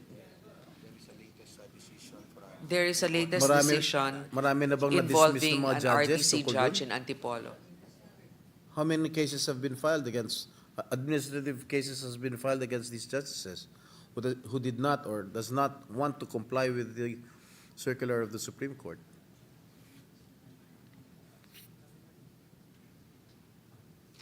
There are about 250 cases pending involving judges. Only judges, lower Yes. courts. That means RTC and MTC. Yes. All right, thank you for the information. Majority Leader? Mr. President, there being no other reservation for interpellation, I move that the budgets of the judiciary, including the following: the Supreme Court of the Philippines and the lower courts, the Presidential Electoral Tribunal, the Sandigan Bayan, the Court of Appeals, and the Court of Tax Appeals be deemed submitted for the body's consideration. I so move, Mr. President. Before I act on the motion, the Chair would also like to manifest my full support for the passage of the budget of the judiciary, including, of course, the Supreme Court, the Presidential Electoral Tribunal, the Sandigan Bayan, most especially the Sandigan Bayan, Court of Appeals, and the Court of Tax Appeals. Okay, there's a motion by the Majority Leader. Any objection? There being none, the motion is hereby approved. Mr. President, I move for a minute suspension to Session enable our suspended. colleagues to have a photo session with the justices present here.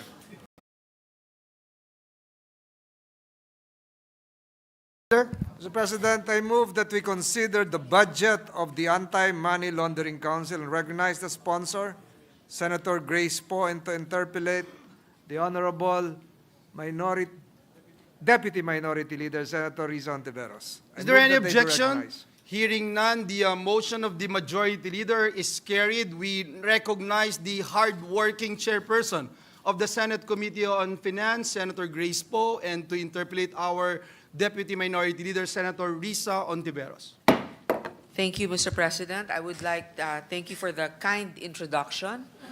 I would like to acknowledge the Anti-Money Laundering Council, headed by Executive Director Matthew David. Mr. President, again, it is our duty to present to the body the budget of AMLC. Based on the Senate Committee report, AMLAC's total agency budget for fiscal year 2025 is 213,328,000, consisting entirely of new appropriations. With that, this representation is now ready to answer, to accept questions. Thank you, Senator Grace Poe. We recognize our Deputy Minority Leader, Senator Risa Ontiveros. Salamat po, Mr. President, at magandang hapon po muli, Madam Chair. Isang paksa lamang po para sa AMLAC. At dalawang tanong lamang po tungkol doon. So your office, the council, has been instrumental in pursuing cases against Guo Huaping, alias Alice Guo. Pero sa mga hearing po natin, lumabas na kahit mahigpit ang batas natin sa money laundering, tila hindi naman nagko-comply ang mga bangko sa reportorial requirements para ma-flag ang illegal activities. Ano pong ginagawa ng AMLAC tungkol dito, Mr. President? Mr. President, the AMLAC opened the enforcement action proceedings against those banks involved in Alice Guo's case to determine if they have violated the requirement under AMLA to file STRs with the AMLC. These proceedings are ongoing, and should the AMLC find that they indeed violated the said requirement, the AMLC will file formal charges against said banks where they may be liable for fines ranging from 250,000 to 500,000 per transaction, but not exceeding 10 to 20 million, depending on the attendant circumstances. This is without prejudice to their criminality liability under AMLA if their officers are found to have knowingly facilitated the crime of money laundering. Of course, there's nothing better than preventing it, and prevention actually can be done if there's strict enforcement of the law. So we are looking forward to AMLC's cases that they are actually able to prosecute those that may be found to have caused these money laundering activities. Salamat po, Madam Chair. It's good to know na nagbukas na nga po yung Council ng Enforcement Action Proceedings at merong pong ganitong mga detalye silang tinatakda na pwede nilang gamitin para nga po mapakomply yung mga bangko sa kanilang mga obligasyon sa ilalim ng batas. It's a quite wide range of possible fines mula 250,000 pesos to 20 million pesos. Pero tama lang siguro, lalo na yung upper range dahil kahit nung ating investigasyon kay Guo Huaping, lumabas na mayroong mga pambihirang mga amounts at any one time na mukhang money laundered in the billions of pesos sa mga individual o di umano'y family companies nila, hindi naman ma-account for kung saan nanggaling yung mga monies na iyon. Pero dumaan sa mga bangko at hindi proactively tumulong ang mga bangko sa AMLAC para i-flag ito. So huling tanong ko na lamang po, good sponsor sa paksang ito at sa interpellation ko, kung ganito po yung direksyong tinatakbo ng AMLAC sa ngayon, ano pong suporta ang kailangan ng council para siguraduhin na una, yun na nga, sumusunod ang mga bangko at financial institutions sa mga obligasyon nila sa batas at may kapasidad ang AMLAC na imbestigahan ang mga ni-report na suspicious o covered transactions bago pa lumago gaya ng sindikato ni Guo Huaping, Mr. President. Mr. President, AMLC needs support to procure and sustain the artificial intelligence project and other significant program of AMLC like subscription of security IT software. This is why we added additional funding under the Senate committee report for the artificial intelligence project of AMLC to help them evaluate the great number of suspicious transactions reports that they receive. Kasi syempre kung mano-mano yan, manual, di ba? Napakahirap daily how many transactions are there in the bank. So even if you have a threshold, there's still thousands of them. And then the passage or amendments of the AMLA, the amendments to the AMLA to ensure compliance with the Financial Action Task Force, FATF, the standards, and to ensure that the Philippine government can cope with evolving money laundering risks. Salamat, Madam Chair, at alam natin, kailangan nating gawin ang mga ito para din makagraduate sa mga gray list or kung ano pa mang mga list regionally at saka globally. And well-minded po tayo, na suportahan nga at magpasa ng pinakamahusay na amendments na kaya nating gawin para sa AMLA. At huli po, Madam Chair, siguro katulad nung observation ninyo nung tinatalakay natin yung budget ng judiciary. So, nandyan na nga yung AI, sinasabing importante rin mag-put in place ng protocols at saka safeguards dyan.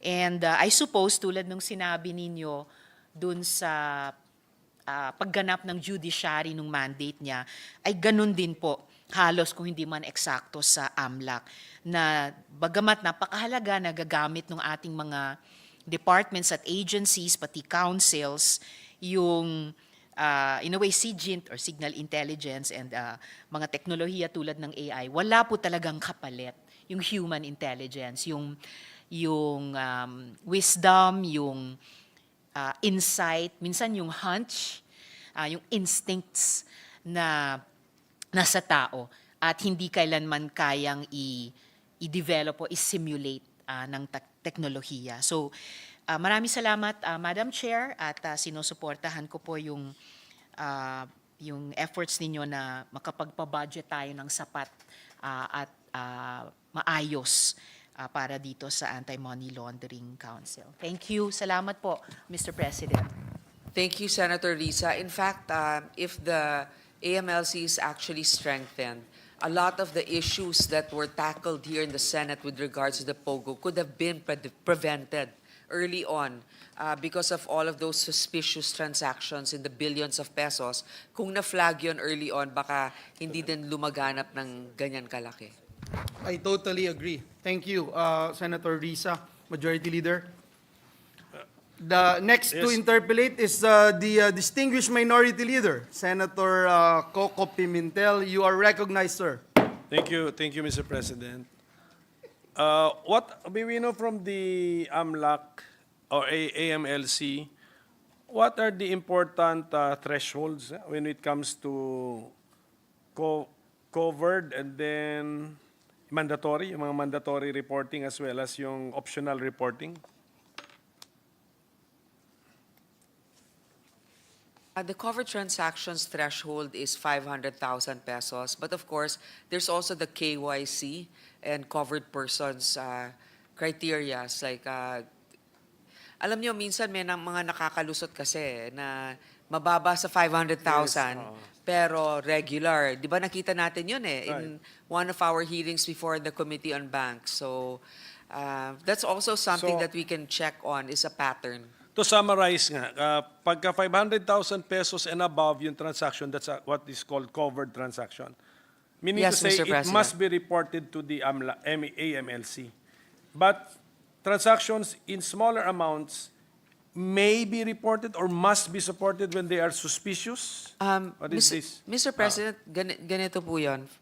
Just for the record, kasi also for our information, 500,000 is the general threshold for covered transactions. But for jewelers, registered as jewelers, nasa 1 million. Casino cash, 5 million. And real estate, 7.5 million. Okay. So may general rule but may tatlong subcategories. But then for those four sectors, may general rule and then may three na sectors. Even if it's below the threshold amount, mayroong concept of suspicious transaction. Ganun po ba 'yan? Smaller amounts may be reported if the suspicious as STR. Ano STR? A suspicious Oo, transaction so report. actually, that's STR. where siguro also the judgment, no? The judgment of the banks will come into place because if they're like small amounts but consistent or they feel that there's something irregular about it, they have an obligation to report it. So yes, the covered entities like or institutions like banks must report. Ganun yung instruction sa kanila. Okay, so kaya nga ang tanong ko nga ang ating pong budget ay 213 million pesos. Kasama na dun yung personal services. Tama po? Hindi. Oh, that's automatic. That's handled by the BSP. So yung may we sa know, kanila. sige, so may we know the entire budget, meaning to say the governmental expenditure for AMLC to function properly. Sige. Yes. While we are getting that figure, Mr. President, I would also like to put it on the record, also para dun sa mga nakikinig, that STRs, regardless of the amount, as long as it falls under any of the suspicious circumstances enumerated under the law, pwede rin talaga silang ma-report. And then klaro naman sa mga circular ninyo, what are the suspicious transactions? Klaro yan, di ba? Sige po. Nasa batas ng AMLC. Kasi yung natanong kanina, are the banks complying or the other covered institutions? So that's why pumapasok ako ngayon sa personnel ninyo, yung manpower ninyo, kaya gusto ko nga malaman. Sweldo galing BSP, tama po ba yan? Tama. But what's the totality of the manpower of the AMLC? For the proposed budget, it's 346,030,574. Yung nabanggit nga nating budget, hindi naman umabot doon sa ganon. Nasa 213 lang. Pero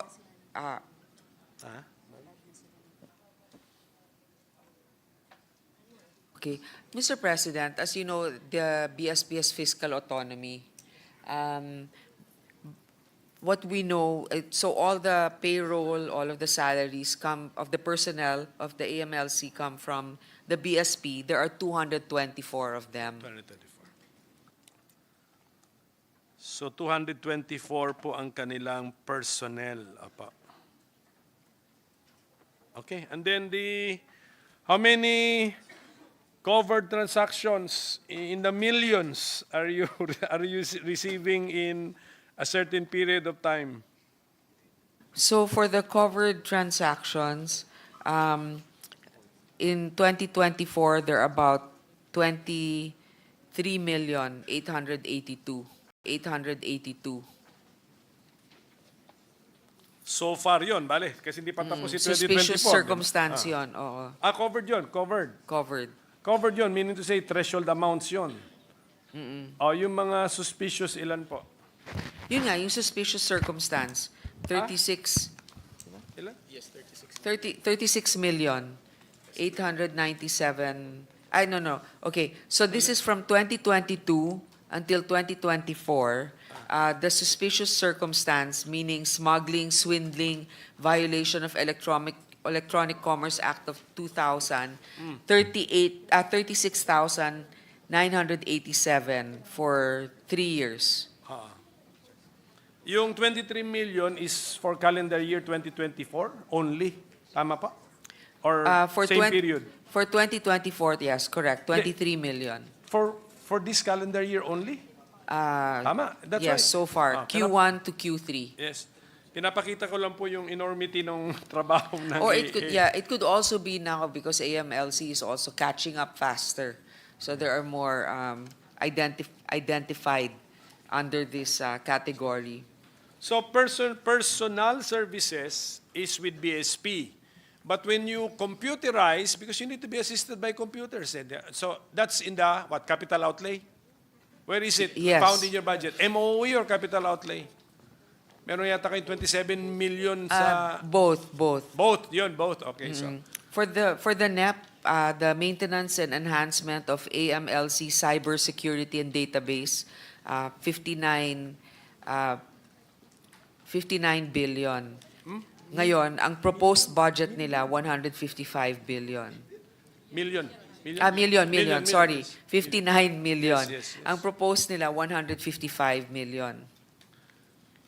Okay, so yan ang sitwasyon para lang makita nga natin yung sitwasyon ng AMLC. Sa threshold amounts pa lang, 23 million transactions yung dapat nyong... Ano ba dapat nyo gawin dyan? Dapat yung i-review o just tinatanggap nyo lang yung report? There are too many of them, Mr. President. They are reviewed, apparently, but through prioritization. That's why they need, I think, assistance of computers in reviewing as well as, baka dito nga pasok yung AI baka dito Doon nga. more than, Oo. Well, that's one of the possibly the benefits of having AI is also to sort through all the voluminous number of reports. On the other hand, they supposedly have a program already that categorizes based on what the priorities are. have you been filing cases, AMLC? How many have been filed? And then please give the time period. So far, the cases filed for 2024 alone are 183 cases. But from 2017 until 2024, Q1 to Q3, about 744 cases have been filed. And okay, of course these are violations, parang money laundering cases bali ito, no? So okay. Mga freeze orders, civil forfeiture cases, administrative cases, and formal charges. Merong any case connected with the Bamban Pogo complex? Kasi ang estimate yata There are 87 counts. 87 counts of 87 money counts. laundering against 87. Alice Guo alone. pero na-file yung 87 cases after pumutok na rito sa Senate? Yes, Yun, yes, Thanks to Mr. the Senate. President. yun na nga. So, I need an explanation. Bakit hindi nyo na-detect before dinetect pa ng opisina ni Senator Risa Ontiveros? Because of the failure of some covered persons to report through STRs. And this is also where it will come into play where the bank representative might have to be investigated as well. But of course, we can't rely solely on what's being reported. That's why, Mr. President, I think if we have an objective system, such as the computerization of the categories, then it will also prompt members of the AMLC to look into it ahead of time, be more proactive. But again, there might be some connivance between their banks, the local representatives of the banks, and also those covered individuals. And if I may, Minority Leader, distinguished colleague, Senator Grace, I totally agree that we have to be more proactive. And if you look at the complexity of what happened in the case of Alice Go and her cohorts, they intended to create layers and layers of corporations to make it appear that they were somehow engaged in profitable and legitimate businesses. But in fact, they are not. But again, let me share the sentiments of our distinguished chairperson that we have to be more proactive, dear colleagues. Ito pong mga 744 na kinasuhan natin at saka over a 7-year period, saka 183 ngayong taon, may mga maliliit na tao rito na kinasuhan kayo? Meron, iba-iba na po yan. Oo nga, pero doon ako madidisappoint kung mayroon mga naunahan pa ng mga malilit na tao nakasuhan kaysa doon sa mga nagpasok ng billion to construct that Pogo complex, Mr. President. Well, Attorney, Totoo po yun, that's pero- just a comment. Mr. President, I share your sentiment. Siyempre, di ba, yun nga sinasabi nila yung mga nagnakaw ng cellphone, bagamat mali yun, sila yung nakapiit ng matagal dahil walang proper representation or walang pambayad ng bail. Kaya yung court system natin, inaayos nga yung bail system. But of course, with the AI project, the massive volume of CTRs and STRs alongside their increasing trend, the aim of the AI project is to enhance AMLC's capability in detecting and preventing money laundering services. It can assist in the discovery of unusual financial transactions and possible illicit financial activities. These are all generalizations that they submitted to me, but that's the hope of having the AI. Sige, at least na yung 200 million plus pala pang MOOE plus CO. So yung ano pala yung sa staff, sa personnel nasa Central Bank. So well, I think hindi naman nata nagrereklamong MLC sa level ng ating committee report. So we wish them all the best, do a better job.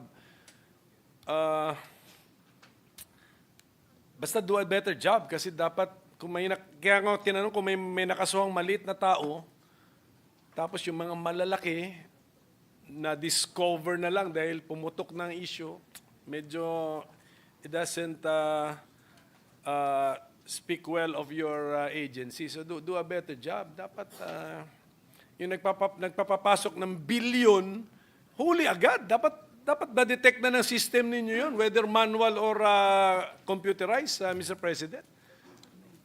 Kahit manual, dapat huli yun, Mr. President. That's my point. Pero at any rate, I think the AMLC is, in-increase ba siya na? In-increase?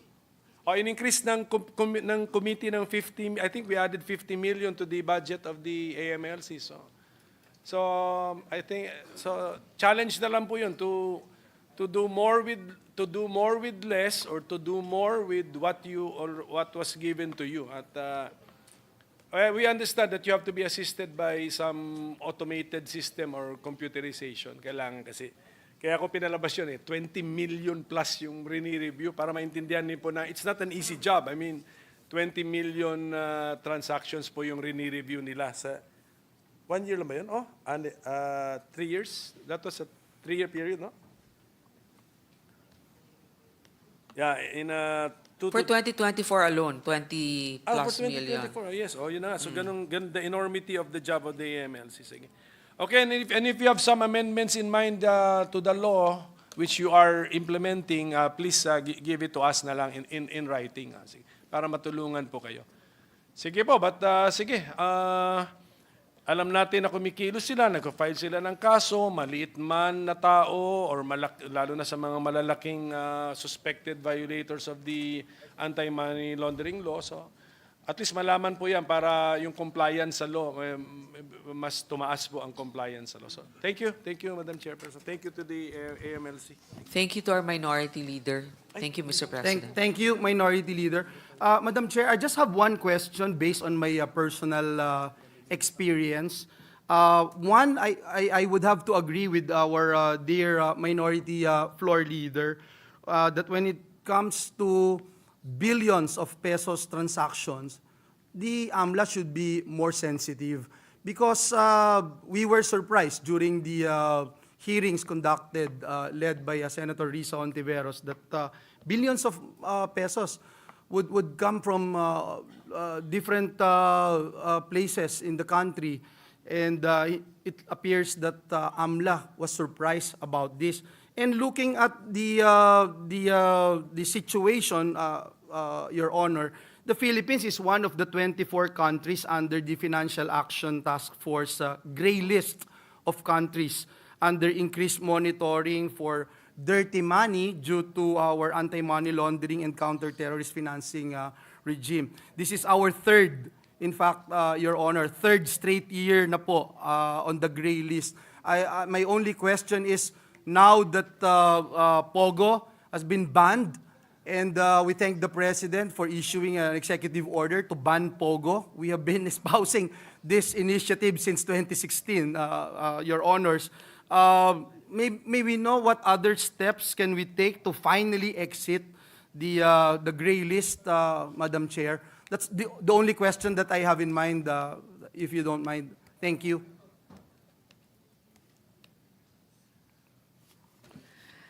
As of October, good news daw ito. As of October 2024, FATF Plenary, the Philippines has accomplished all 18 action plan items. The FATF made the initial determination that the Philippines has substantially completed its action plan and warrants an on-site assessment to verify that the implementation of the AML-CFT reforms has begun and is being sustained, and that the necessary political commitment remains in place to sustain implementation in the future. So far, yung initial submission sa kanila, nakita nila na compliant na tayo. So they just want to see the proper implementation on the ground. Remember when we did the AMLC amendment, Mr. President? Yes. I was actually the sponsor of that bill and also the author. We did include a lot of the requirements that were asked of us. For example, to include real estate among one of them, and also the threshold, and also to strengthen the anti-terrorist counter checks. So we've accomplished that. And so from that time until now, what they are already working on is the implementation. So with these 18 action plan items, and of course, you would agree with me, Madam Chair, that the banning of POGO would help us exit in this gray list. We are expecting that we will be out of the list by next year. Yes, it shows also the determination of this administration to make sure that businesses that contribute to crime, to contribute to money laundering, are also addressed, eliminated, like the POGOs. But then, of course, it's up to the AMLAC also to be able to file the proper cases and for our courts to resolve it. Thank you, Madam Chair, and we congratulate your efforts also in ensuring that we'll be out of the gray list, because I remember you have been a staunch supporter in addressing this particular problem. Thank you, Madam Chair. Majority Leader? Mr. President, there being no other reservation for interpellation, I move that the budget of the Anti-Money Laundering Council be deemed submitted for the body's consideration. I so move, Mr. President. Is there any objection? The Chair hears none. The motion of the Majority Leader is carried. Congratulations to the Anti-Money Laundering Council. Leader? Mr. President, I move that we consider the budget of the National Intelligence Coordinating Agency and recognize the sponsor, Senator Grace Poe, Chairperson of the Committee on Finance, and to interpellate the Minority Leader, Senator Aquilino Coco Pimentel Jr. Is there any objection? The Chair hears none. The motion of the Majority Leader is hereby adopted. We recognize the hardworking sponsor of the Senate Committee on Finance, Senator Grace Poe, to sponsor the budget of the National Intelligence Coordinating Agency and to interpellate our Minority Leader, Senator Coco Pimentel. Thank you, Mr. President. I would like to acknowledge the National Intelligence Coordinating Agency, the NICA family, headed by Director General Ricardo De Leon and his team. Mr. President, it is my duty to present to the body the budget of NICA based on the Senate Committee report. NICA's total budget for fiscal year 2025 amounts to 2,797,149,000, composed of 2,743,522,000,000 as new appropriations and 53,627,000,000 as automatic appropriations. With that, this representation is now ready to accept questions. The most hardworking senator, especially in this particular season of the year, our Minority Leader, Senator Coco Pimentel, is recognized. Oh, thank you, Mr. President. May we have a restatement of the automatic appropriations as mentioned by our chairwoman? For NICA. 53.6 million is the automatic appropriations. Sige po. Sige po. I have reviewed my interpellation on NICA's budget for the past 2 years. So medyo I think we have already dissected the agency sufficiently. Pero I ask, is there something new planned by NICA for 2025? Do we have something new?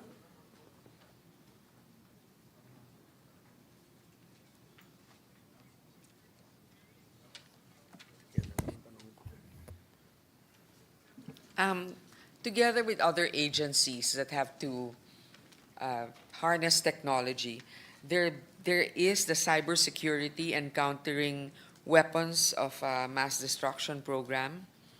There's also the ICT projects, the Security Operations Center, the Data Security Project, Cyber Intelligence Fusion Project, Identity and Access Management Project, etc.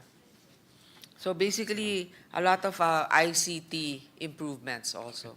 Yes, but basically to do the same job, to have the same goals, the same objectives as previous years. Of course, it's Sige really po. the coordinating count.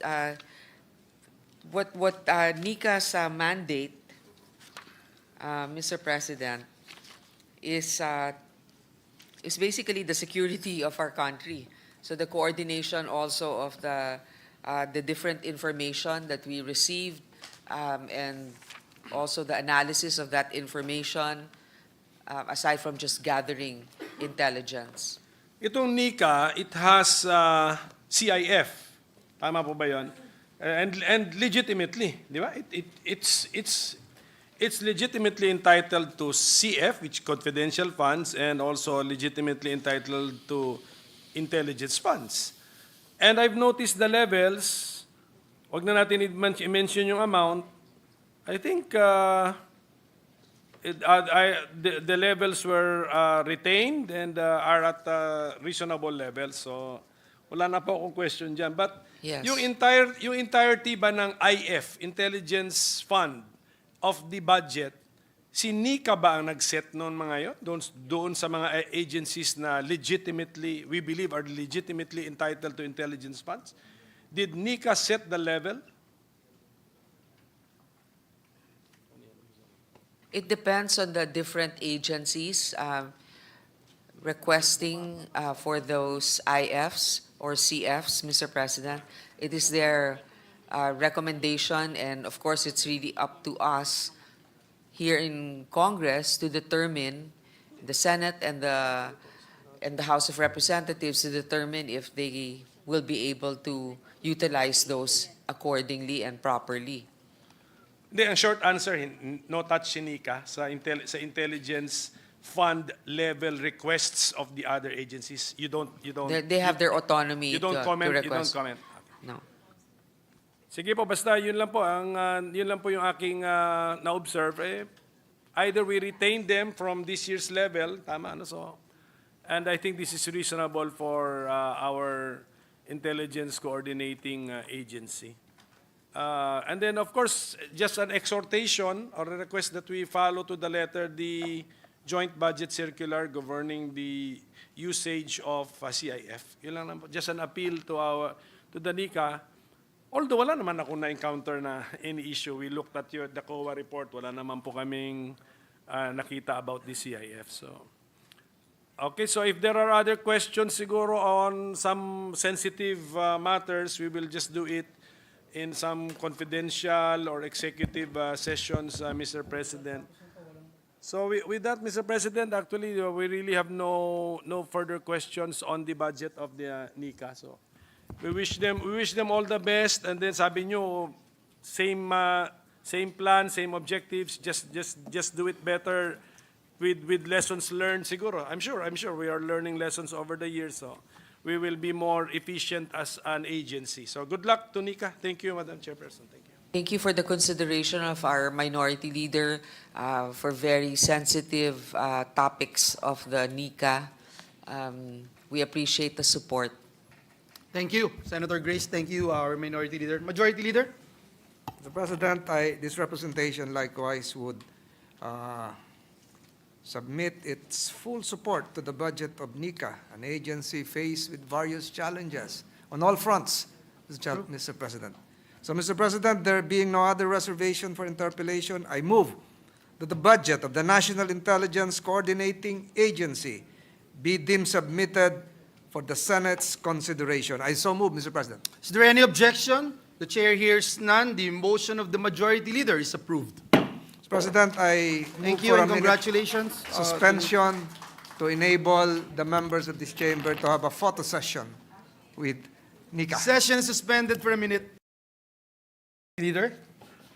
Mr. President, I move that we consider the budget of the National Intelligence Coordinating Agency and recognize the sponsor, Senator Grace Poe, Chairperson of the Committee on Finance, and to interpolate the Minority Leader, Senator Aquilino Coco Pimentel Jr. Is there any objection? The chair hears none. The motion of the Majority Leader is hereby adopted. We recognize the hardworking sponsor of the Senate Committee on Finance, Senator Grace Poe, to sponsor the budget of the National Intelligence Coordinating Agency and to interpolate our Minority Leader, Senator Coco Pimentel. Thank you, Mr. President. I would like to acknowledge the National Intelligence Coordinating Agency, the NICA family, headed by Director General Ricardo De Leon and his team. Mr. President, it is my duty to present to the body the budget of NICA based on the Senate Committee report. NICA's total budget for fiscal year 2025 amounts to 2,797,149,000, composed of 2,743,522 billion as new appropriations and 53,627 million as automatic appropriations. With that, this representation is now ready to accept questions. The most hardworking senator, especially in this particular season of the year, our Minority Leader, Senator Coco Pimentel, is recognized. Oh, thank you, Mr. President. May we have a restatement of the automatic appropriations as mentioned by our chairwoman? For NICA? 53.6 million is the automatic appropriations. Sige po. Sige po. I have reviewed my interpellation on NICA's budget for the past 2 years. So medyo I think we have already dissected the agency sufficiently. Pero I ask, is there something new planned by NICA for 2025? Do we have something new?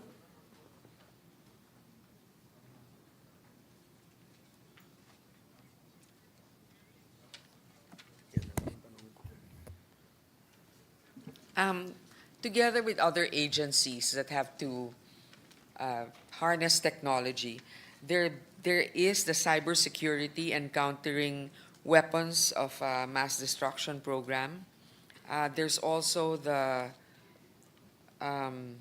ICT projects, the Security Operations Center, the Data Security Project, Cyber Intelligence Fusion Project, Identity and Access Management Project, etc. So basically, a lot of ICT improvements also. Yes, but basically to do the same job, to have the same goals, the same objectives as previous years. Of course, it's really the coordinating count. What NICA's mandate, Mr. President, is basically the security of our country. So the coordination also of the different information that we received, and also the analysis of that information, aside from just gathering intelligence. Itong NICA, it has CIF. Tama po ba yun? And legitimately, di ba? It's legitimately entitled to CF, which confidential funds, and also legitimately entitled to intelligence funds. And I've noticed the levels, wag na natin i-mention yung amount, I think the levels were retained and are at reasonable levels. So wala na po akong question dyan. But Yes. yung entirety ba ng IF, Intelligence Fund, of the budget, si NICA ba ang nag-set noon mga yun? Doon sa mga agencies na legitimately, we believe are legitimately entitled to intelligence funds? Did NICA set the level? It depends on the different agencies requesting for those IFs or CFs, Mr. President. It is their recommendation, and of course, it's really up to us here in Congress to determine, the Senate and the House of Representatives, to determine if they will be able to utilize those accordingly and properly. Hindi, ang short answer, no touch si Nika sa intelligence fund level requests of the other agencies. You don't They have their autonomy you don't to comment, you don't request. comment. No. Sige po, basta yun lang po yun lang po yung aking na-observe. Either we retain them from this year's level, tama ano, so, and I think this is reasonable for our intelligence coordinating agency. And then, of course, just an exhortation or a request that we follow to the letter the joint budget circular governing the usage of CIF. Yun lang naman, just an appeal to the NICA. Although wala naman ako na-encounter na any issue. We looked at the COA report. Wala naman po kaming nakita about the CIF. So, okay, so if there are other questions siguro on some sensitive matters, we will just do it in some confidential or executive sessions, Mr. President. So with that, Mr. President, actually, we really have no further questions on the budget of the NICA. So we wish them all the best. And then sabi nyo, same plan, same objectives. Just do it better with lessons learned. Siguro, I'm sure we are learning lessons over the years. So we will be more efficient as an agency. So good luck to NICA. Thank you, Madam Chairperson. Thank you. Thank you for the consideration of our minority leader for very sensitive topics of the NICA. We appreciate the support. Thank you, Senator Grace. Thank you, our Minority Leader. Majority Leader? Mr. President, this representation likewise would submit its full support to the budget of NICA, an agency faced with various challenges on all fronts, Mr. President. So, Mr. President, there being no other reservation for interpellation, I move that the budget of the National Intelligence Coordinating Agency be deemed submitted for the Senate's consideration. I so move, Mr. President. Is there any objection? The chair hears none. The motion of the Majority Leader is approved. Mr. President, I Thank move you for a and minute congratulations. suspension to enable the members of this chamber to have a photo session with NICA. Session is suspended for a minute.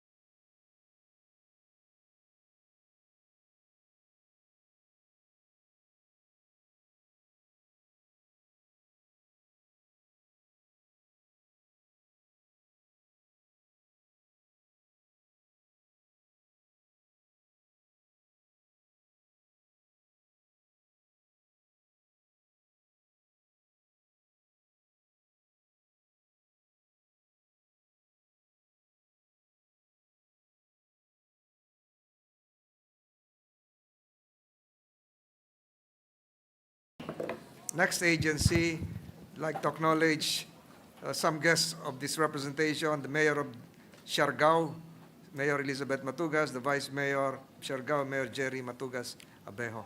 We Welcome. acknowledge the presence of our dear guests in the gallery. Welcome to your Senate. Thank you, Mr. President. I move that we consider the budget of the National Security Council and recognize the sponsor, Senator Grace Poe, and to interpellate Senator Aquilino Coco Pimentel Jr. Is there any objection? The chair hears none. The motion of the majority leader is carried. We now recognize our distinguished, hardworking chairperson of the Senate Committee on Finance, Senator Grace Poe, to sponsor the budget of the National Security Council. And we can see Secretary Anyo. We welcome him, his presence in this August chamber. And we also recognize our minority leader to ask questions. Thank you, Mr. President, once again for your very generous introduction, coming from another hardworking colleague here in the Senate. I would like to acknowledge the National Security Council family, headed by none other than Director General and National Security Advisor Eduardo Año, and the NSC family. Mr. President, it is my duty to present the body the budget of the NSC. Based on the Senate Committee report, the NSC's total agency budget amounts to 955,000, composed of 987,141 million as new appropriations and 9,814 as automatic appropriations. With this, I am now ready to take questions. Thank you, Mr. President, with the permission of our chairwoman. So I also reviewed my notes on my interpellation on the NSC budget over the years. So I will pose the same question. Is there something new that we need to know, Mr. President, from the NSC? Maybe a new task, a new responsibility, Mr. President?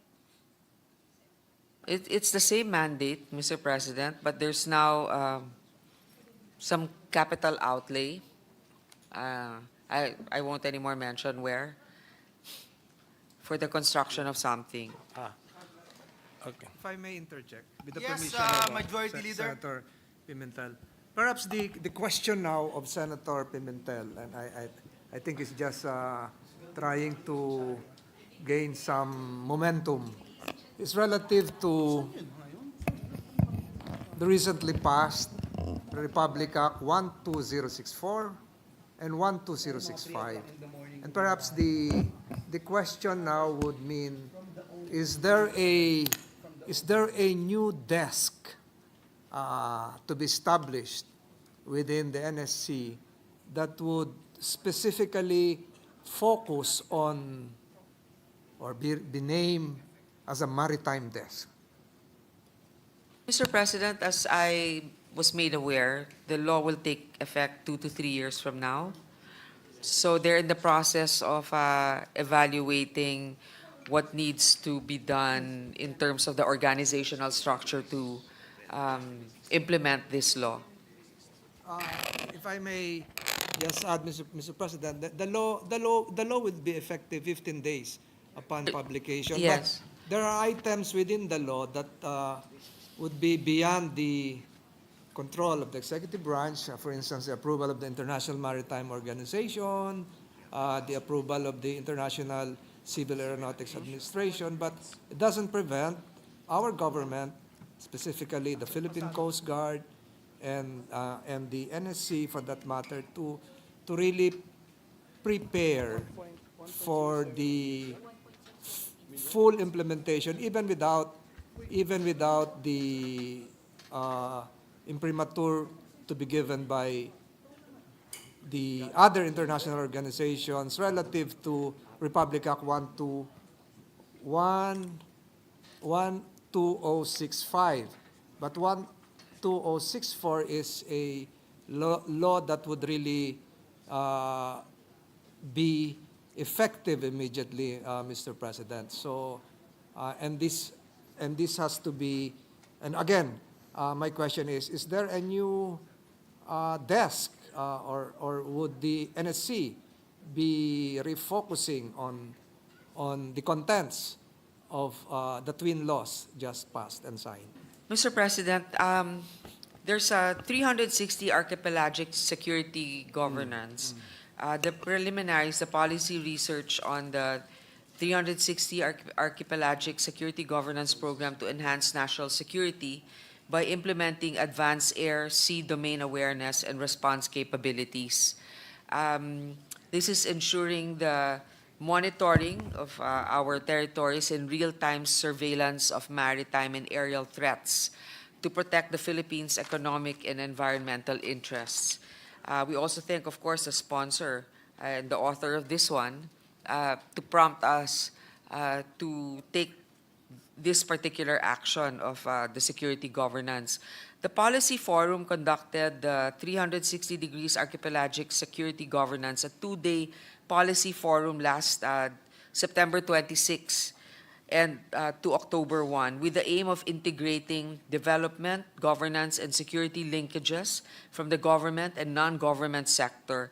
Raised issues during discussions were further translated during the workshop and further translated into national strategic issues and suggested directions. So the different stakeholders, both civilian and government stakeholders, were part of these consultations.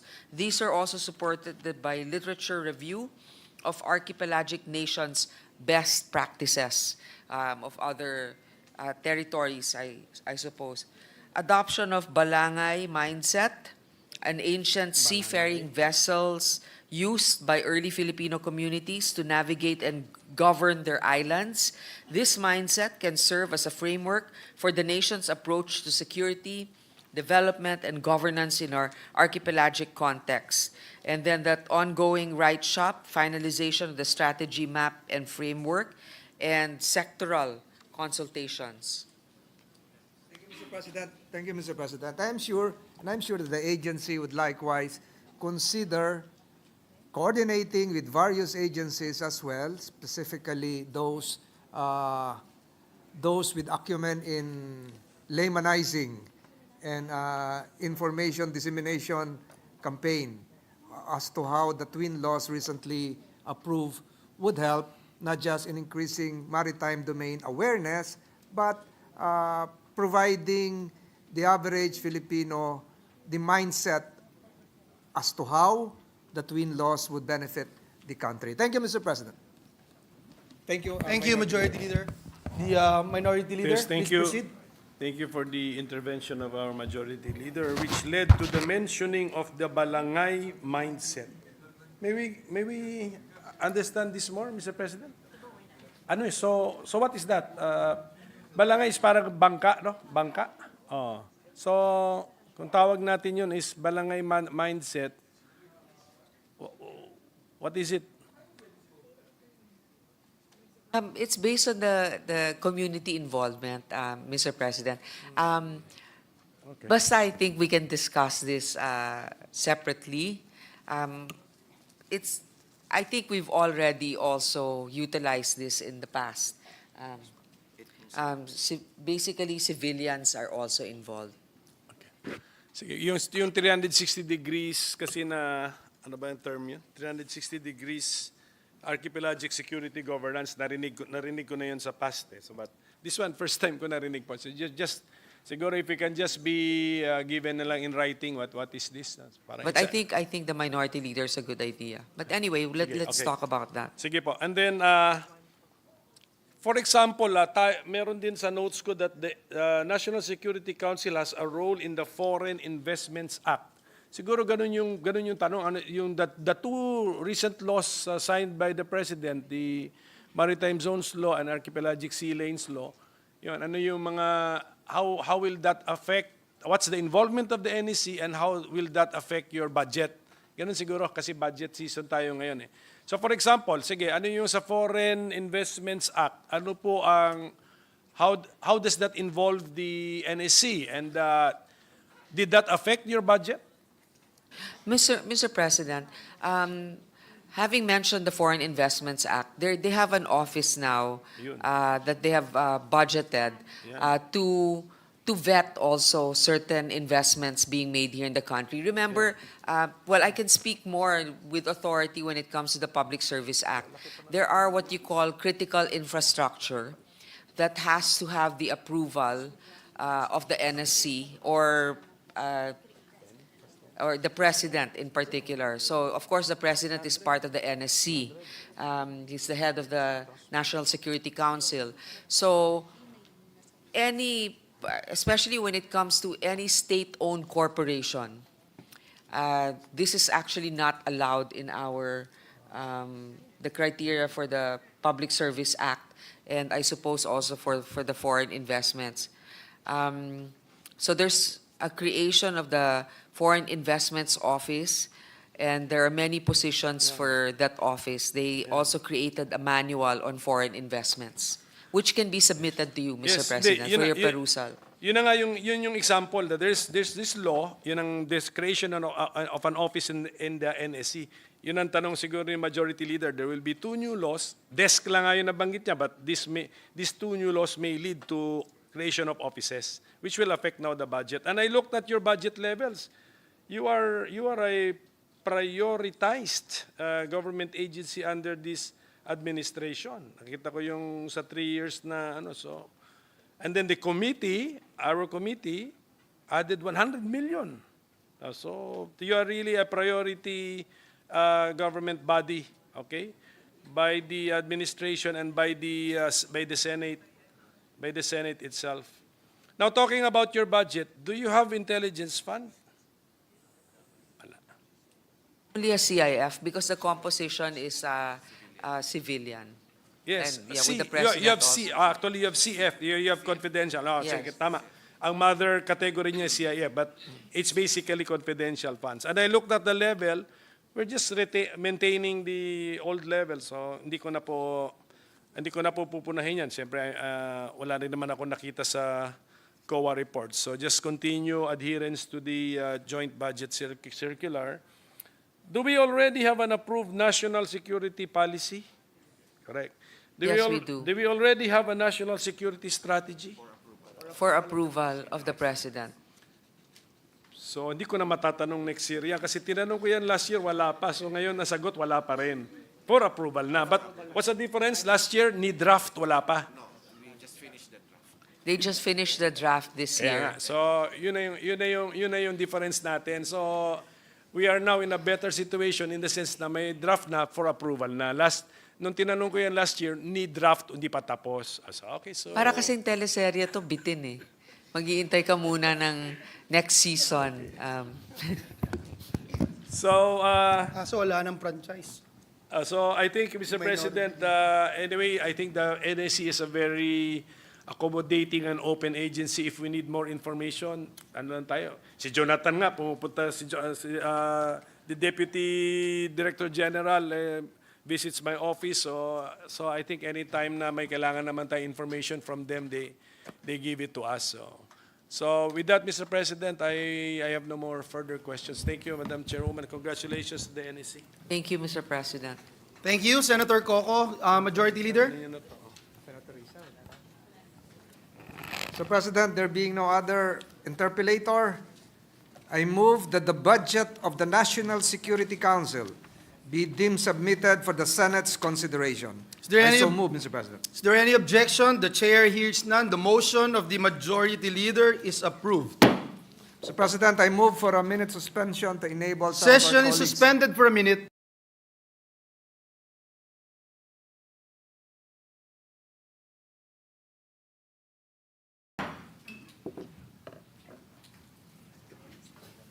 Majority Leader.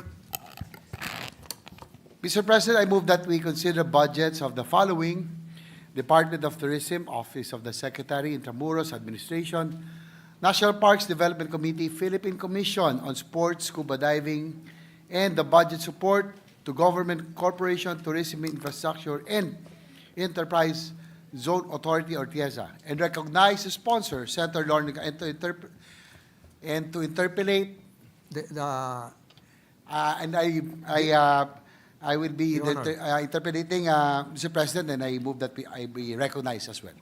Hearing no objection, the consideration of the budgets aforementioned is now in order for interpellation.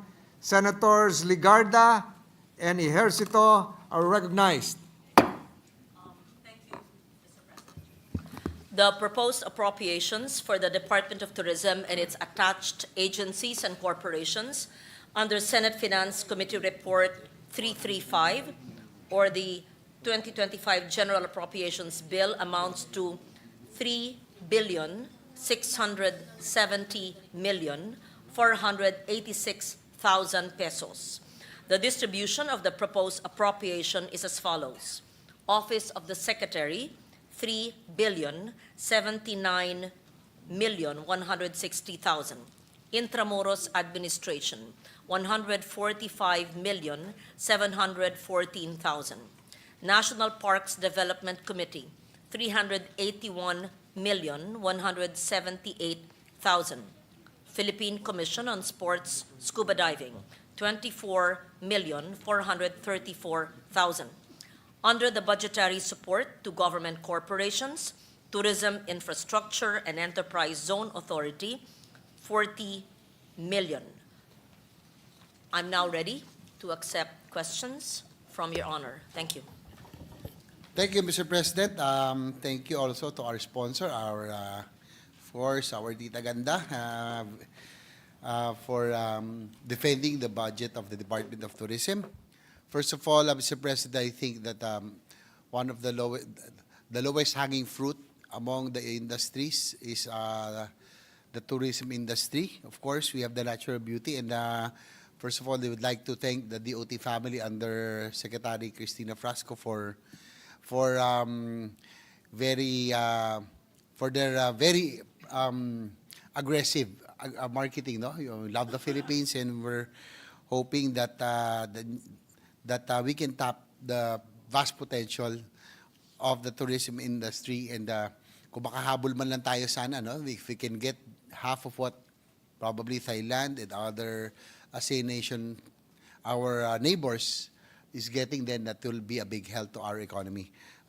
Just to ask, first of all, our sponsor, the DOT, is asking for, I think I heard about an additional 400 million, if I'm not mistaken, of their budget. May I ask what programs are included in this request for additional budget, for their additional budgetary requirements? Thank you for your question, Mr. President. That's over 400 million, right? That was requested. We know that these are infrastructure projects, roads leading to various tourism destinations nationwide. This was part of the request of the department under the National Expenditure Program. Unfortunately, due to the tight fiscal space, this was made part of Tier 2 in the DBM, and even this representation, as much as I would like to support it, because I know that how can we even expect to appreciate a waterfalls or a lake or a mountain area if there's no accessibility, there's no access road. And this would cover dive tourism, health and wellness tourism, sports tourism, of which you are promoting as well, nature-based tourism, culture tourism, etc.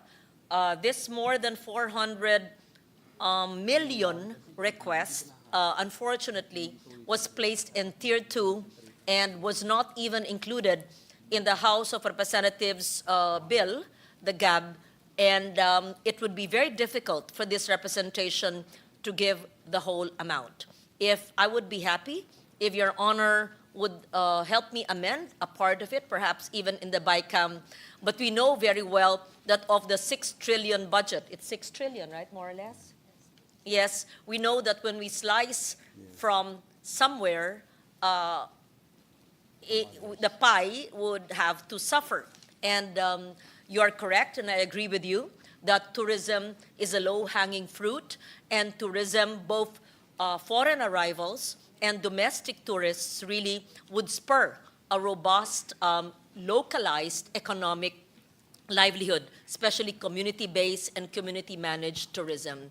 However, you're correct, the 491 million infrastructure projects that were requested were not all accommodated.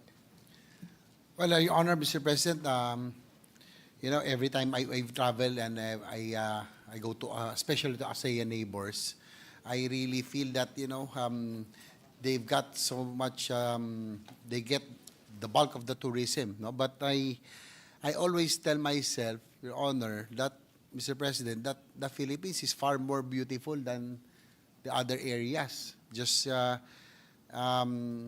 Pattaya in Thailand, Chiang Mai, what else, in Indonesia, Malaysia, there are no match to our beaches. And I would like to also support Your Honor, the sponsor, Senator Lauren, in the BICAM, if we can, because as we both agree that the vast potential and as this is a low-hanging fruit among our potential income revenue earners, if we can concentrate on areas that are really have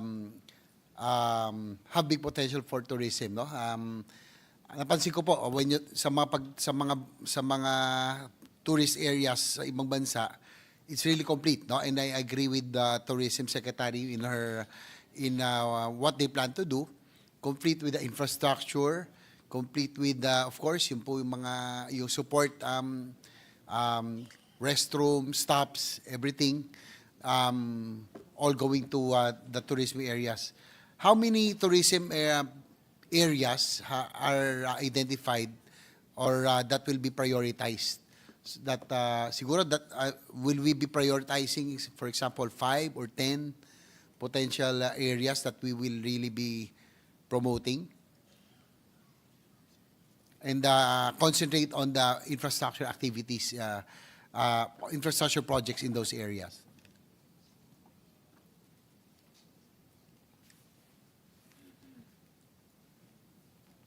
Mr. President, we believe that of the 81 provinces, each area has its beauty, whether mountains or the sea.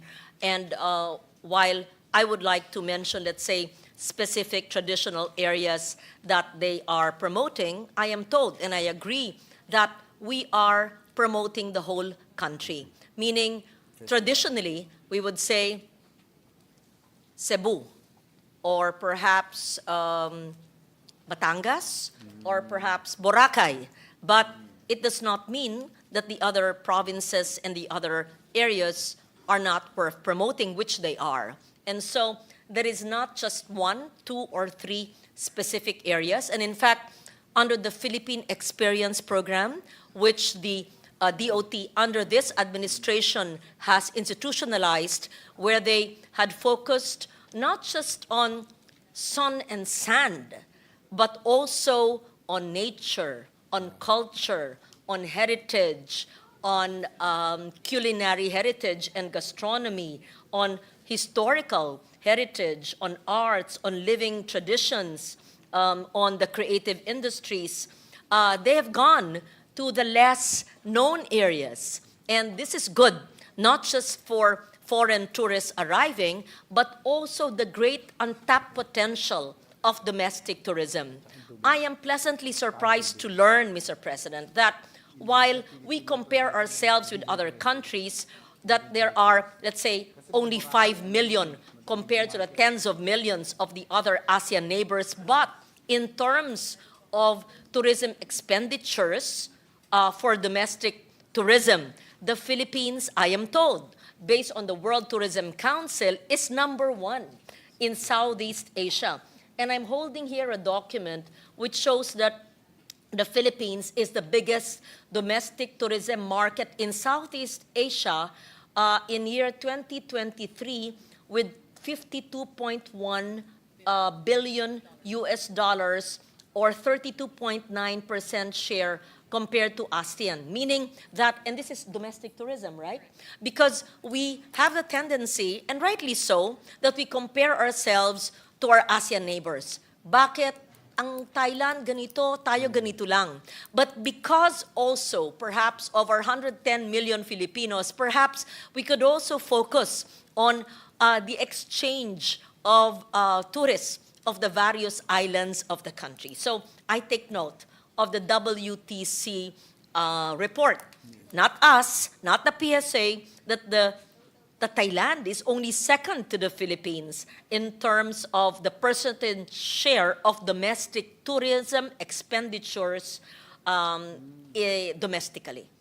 So, to wrap up, the answer to your question is not one area is focused, but really loving the whole Philippines, loving the culture, the nature, the heritage, the creative industries, and the people. Well, I agree. We really have to love the journey and love the Philippines.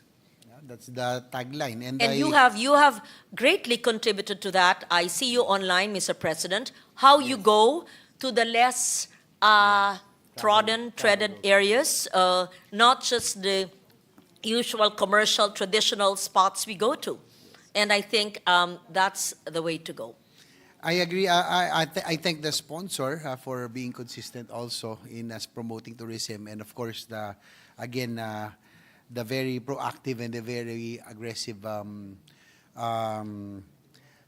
programs of DOT now under Secretary Cristina, and I agree that we really have to promote those areas that are called hidden treasures. In fact, as you mentioned, Your Honor, Mr. President, and my own advocacy is my own contribution being a rider, and I thank the DOT and the Tourism Motions Board for continuing the Philippine motorcycle tourism. That is our aim, to promote the lesser known but hidden treasures, so that it can, in our own little way, we can help the economy through tourism. So that is why be rest assured that we will support you during the BICAM should there be a need to augment the different infrastructure needs of DOT, so that they will have the support for the areas that are have big potential for tourism. Maybe you would like to amend the budget for the motorcycle tourism program, which is part of the TPB, domestic marketing and promotion efforts. You, among all the 24 senators, 23, you're the only one I can think of who would really espouse and advocate for the increase in the budget of the motorcycle tourism program. Yes, because it's a very measly budget of 10 million. 7 million. 17 million this year and only 7 million in 2025 for next year. Yes, thank you for pointing that out, Senator Lon, our Madam Sponsor. Given the fact that Philippine motorcycle tourism has really taken off, and it has really helped to promote hidden treasures, help the domestic tourism, and our future. No? We will be inviting foreign riders as well.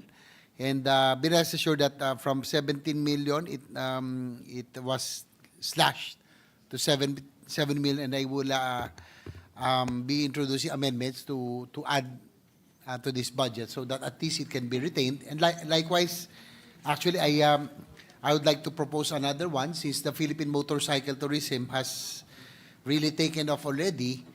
Another program that can be explored is the cyclotourism, which can promote health and likewise promote the beautiful sites. No? We can add this probably. Siguro we can add a few millions, but we can promote hit two birds with one stone, promote health and tourism as well. Yung bicycle tourism. And there are other riders as well present in this hall That is right correct. now. Senator Bato de la Rosa is here. I'm sure that he will also support and probably make amendments. Yes. Perhaps not just motorcycle tourism, but cycling as well. Yes. Yes, between those who ride motorcycles and those who do bikes, at least perhaps half of the chamber, 1/3 or half of the chamber do that. Yes. And likewise, before I end my interpellation, Your Honor, Mr. President, also I'd like to point out and congratulate the GM of TESA, Senator GM Mark Lapid, no, for yung po mga areas that I pointed out in the other budget hearings. There are assets of TIESA that have long been forgotten. No, sabi ko tulad po ng Banawe Terraces Hotel, which I had the chance to stay there probably 6-7 years ago when I was riding, Your Honor. And Banawe is considered the rice terraces, the eighth wonder of the world. It's really one of our treasures. But the Banawe Terraces Hotel, naku po, yung fixtures niya, 80s pa, powder blue, baby pink, powder blue, pink, ganun pa, very old. And now it is already undergoing renovation, no, talagang halos totally. So we are excited, no, that with the reopening of the Banawe Terrace Hotel. And I will together with Senator Bato, probably we can help promote, no, yung again Ifugao and Banawe Rice Terraces really as our eighth wonder of the world, no, with the pending opening of the Banawe Terraces Hotel. So ang advice ko po kay GM Mark before in one of those hearings that we just concentrate on a few areas, and siguro if we can have the TIESA assets and the infrastructure be brought into those tourism areas. And I'm glad that they have already done that. Kasi po dati pinag-ati-atian eh. Alam niyo no, pagdating sa house, no, siyempre we can't also, but even in agri areas they ask also for tourism projects. But I'm glad that TIESA now is now concentrating on areas that have really potential for tourism. So and I hope they would continue with that. Yes, Mr. President. In fact, TIESA is also the funding arm of the tourist rest areas, which this administration initiated. There were 10 pilot for this year, but next year there's around 22 that are earmarked to be built in different areas of the country, and perhaps more should be built because it's very basic to have decent, clean bathrooms, rest areas, souvenir shops where tourists, even domestic tourists can rest. So we expect more of that, and that's under TIESA. And before I end, siguro I think the minority leader will be next online. He is also a fellow member of mine in the JCI organization, just to advise our Secretary of Tourism. By 2026, we will be expecting about 4,000 foreign delegates. We have just won a bid in Clark for the Junior Chamber International JCI World Congress, which will be held in Clark by 2026. We last hosted, no, si Sen Coco was with me. We were together. He was with JCI Manila back then. I was the hosting national president in 1998, not too long ago, when we hosted the World Congress with about 4,500 foreign and local delegates. So after 28 years, the JCI World Congress will be back in Clark, and I think we will be very, very optimistic that we will be showing the whole world, no, how the beauty of the Philippines. So I'm sure that the DOT family will be very ready. So with that, I just brought out this good news that just a few weeks ago we just won the bid for the World Congress in Clark. Thank you. That's all, Madam Chair. Thank you very much, Senator JV, Mr. President, for those questions which are meant to enhance the budget of the Department of Tourism. Thank you for your advocacy. Majority Leader, you can resume your functions as Majority Leader.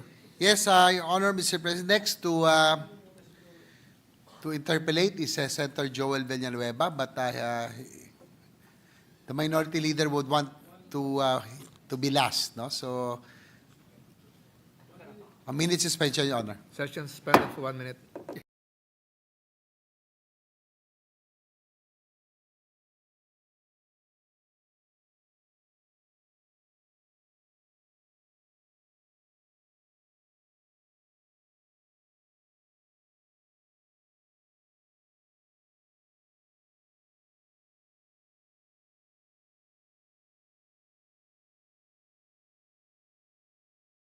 I'd like to greet the good secretary. Good afternoon. Maayong hapon, ma'am.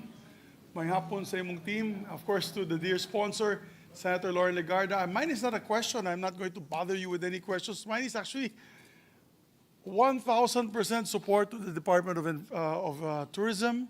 As a matter of fact, I've been fighting for you in all the departments that I meet, with the DOTR, with the DILG, with the the DPWH, on how we should really push for a whole government approach on tourism, Mr. President. And the dear sponsor, Senator Lauren Legarda, knows this, that the DOT cannot do it alone. If they are left alone in trying to promote all our tourism spots, nothing will happen to our country. And it's sad to note that with our, I believe, October numbers of about correct me if I'm wrong, 4.5 million so far, tourists coming to the Philippines.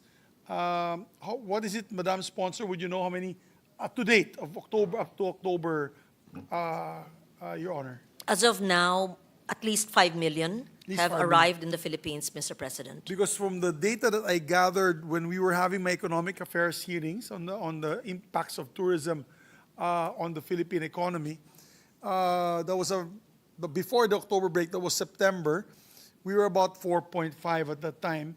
Our regional neighbors, Your Honor, Mr. President, my dear colleagues, I don't have the numbers with me, but I think Thailand was like 23 million. And then, tinalo tayo ng Indonesia, napakalaki, because of Bali, I presume, no? And other areas of Indonesia.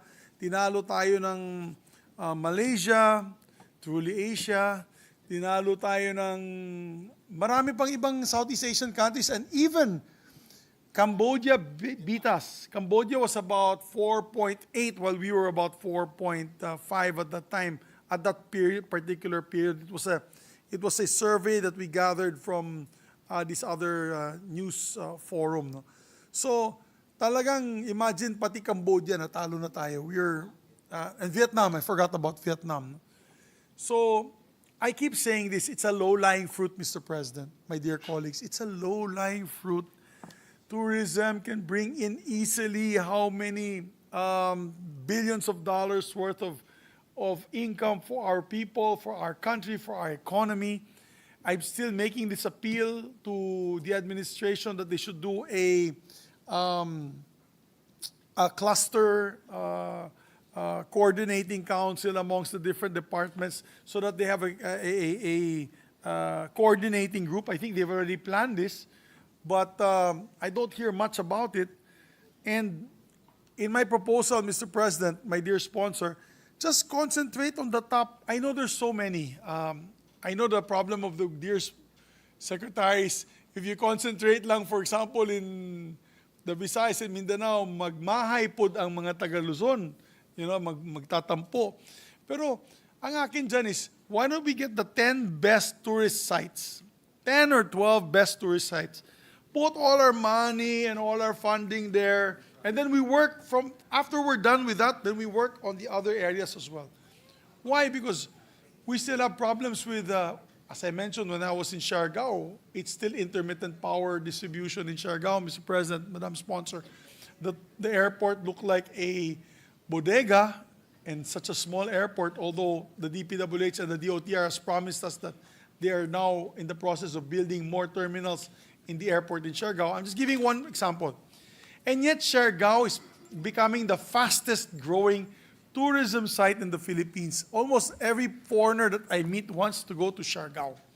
Not just Palawan, but to Siargao. So, siyempre, malipay ko anak, taga Mindanao man ko ma'am. You know, Madam, Mr. President, I'm from Mindanao. So, the problem there is, it's the lack of facilities. And I don't want that the first impression of the people coming in from abroad, when they go to this disastrous airport, a disastrous road system, a disastrous energy problem, and of course, even health. Ang kulang po ang mga health facilities ng mga area na to. So, I hope that we can get the sponsor and of course the DOT, or we can ask a sponsor, hopefully, we'll be able to give them more funds for maybe the top 10, top 12 areas. Very easy to remember. It's either Boracay, actually maganda na po yung Boracay, yung Bohol, yung Siargao, yung Palawan, Coron, and El Nido.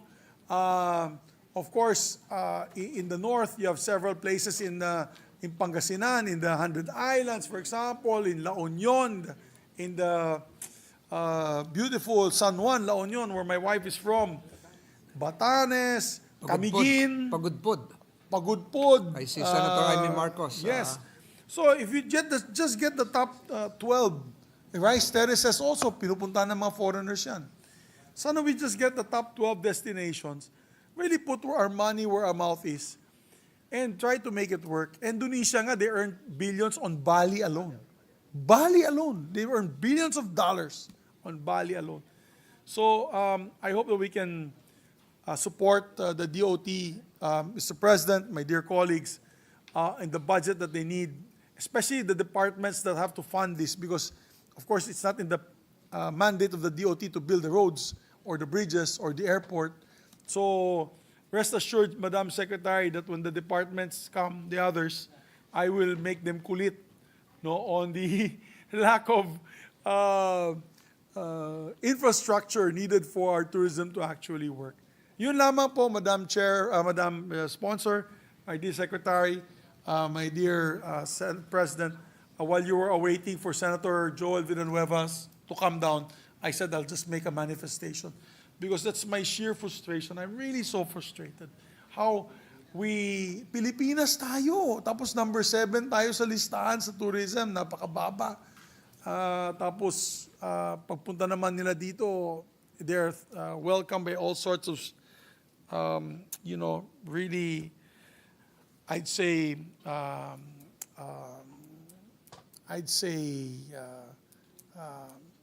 incidences, bad incidences that happen to them, whether it's the airport, whether it's the road system, whether they get intermittent brownouts in the resorts that they stay in. So yun lamang po, Mr. President, Madam Sponsor, I'm here to support. Whatever the department needs, we're here to make it happen. Hopefully, we can come up with a master plan for these 10, 12, or 14 tourism sites, top tourism sites of the Philippines. Walay pabor-pabor sa Bisaya. No favoritism. I'm just saying, if you look at the number of tourists that go to these areas, you can tap it from there. And then that's what we concentrate our funding on for this year, for next year, and then we do the same for the others. Kasi if we do a shotgun approach and we fund everything, there'll be nothing. We're funding everything for nothing. Kasi it's too small, too little an impact. So I hope that we can make this program work, and I hope that the funds are efficiently and effectively utilized for these top tourist-rich areas. I think Thank you very forgot much. to mention Tagaytay. Oh, yeah. Honor. Tagaytay, no need to mention, Your Honor, Mr. President. Tagaytay is already a wonderful city. It's like mentioning BGC. You don't need to mention BGC. You don't need to mention Makati. Tagaytay is already, in other words, you have arrived. You have achieved And Malay-Balay. that level. for Wala that pa. matter. Malayo pa kami. Malay-Balay. Yan ang kailangan pang tulong sa DOT. Yan, mga Malay-Balay. Bukidnon as an ecotourism area. All these are very important. But we need a whole government approach for that, Mr. President. Thank you very much. Mr. President, Thank you, Honor. I know it's not a question. It was a long commentary, which I all agree with. I would just like to put on record that the concerns of the good gentleman is being addressed, at least to a certain degree, in terms of collaboration with the agencies, in terms of roads. There's a DPWH DOT road tourism infrastructure project, and they try to prioritize the areas in terms of tourist arrivals in that area and visitor receipts. But again, it's in Tier 2, not every area that needs to be accessed through the building of infrastructure is actually done. Now, in terms of connectivity, Of course, NAIA is being improved now because it's been privatized in terms of the management. There's also forthcoming PPP projects. You know this very well. It's in your region, Laguindingan, right? And Bicol, Iloilo, in my region, and in Bohol as well. Also, there are convergence programs, as I mentioned, with DOTR. They're upgrading airport and seaport facilities, and even the Katiklan Jetty Port, I believe, is being enhanced as well. And there's much to be desired because there's so much potential. We are resource rich. And I agree, everyone has used that cliche, it's a low-hanging fruit. It is not the DOT alone, as you very well said. It's the DOTR. How do we enter a place if there's no decent airport? Or even if the bathrooms are unclean, or there are no bathrooms at all? How can we go if there's no access roads and it could be dangerous? So the challenges, let me state that. Infrastructure. Second, connectivity. Connectivity, I'm not even referring to Wi-Fi or internet, connectivity in terms of seaports, jetty ports, and airports. And visas, that's another issue. And the budget given the department is small. But we're not complaining. We're doing the best we can do given the limited fiscal space. And that's why it is a whole of government approach. If the DOTR and the DPWH use the resources leading to tourist destinations, in your own words, effectively and efficiently, then it would benefit the Department of Tourism and all the programs that it has. Okay. By the way, I would like to congratulate the department, Mr. President, if I may. I saw an ad in CNN, the new ad. It's very nice. Very, very nice. I hope you get to catch it.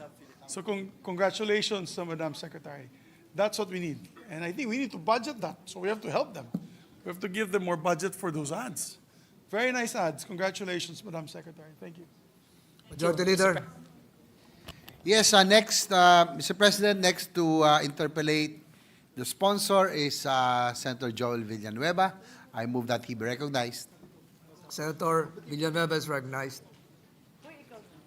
Thank you, Mr. President. Thank you, Majority Leader. Will the good sponsor yield to some clarificatory questions, Mr. President? I'd be very happy to answer the questions of the good former Majority Leader, another advocate of tourism, especially since one of the major programs of a DOT would be the skills-based programs. The convergence, yes. Yes, a convergence.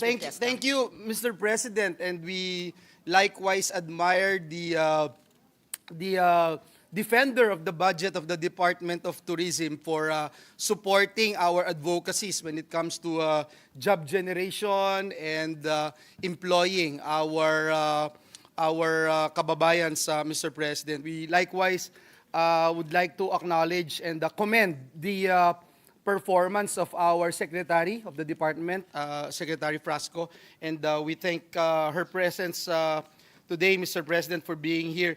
Mr. President, just some questions that I'd like to propose when it comes to contributions to employment. We know for a fact that in 2023, the tourism sector provided 6.21 million jobs to Filipinos, representing 12.9% share to the country's total employment.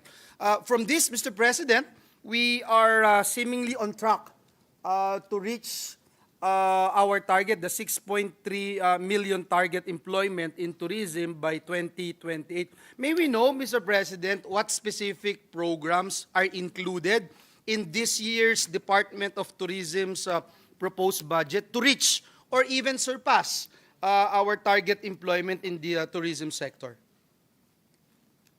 First, it would interest the gentleman to know that DOT and TESDA had entered, as you know, into a memorandum of agreement way back in 2023 for opportunities for training and upskilling of tourism workers to meet the demands of the tourism industry. Under this MOA, they would empower local communities by providing employable skills scholarships and training in specific tourism skills. They would update and develop tourism-related training regulations, competency standards, competency assessment tools, etc. Collaborate in implementing enterprise-based training, a recently enacted law, EBET, or supervise industry learning, collaborate in the implementation and promotion of different human capital development. So there are targeted beneficiaries of this convergence of DOT and TESDA, and this partnership involves implementing the ASEAN Agreement for Tourism Professionals and revising training regulations for industry workers. We know that under DOLE, the DOT had forged a partnership with the Trabajo, Turismo, and Ascenso job fairs as well. There's the National Tourism Jobs Fairs, and this is done together with DOLE. I believe that there had been 3 runs of these job fairs in various regions of the country. So you're correct that so far, I believe that they are on track in achieving tourism employment of 6.2, 12.9%.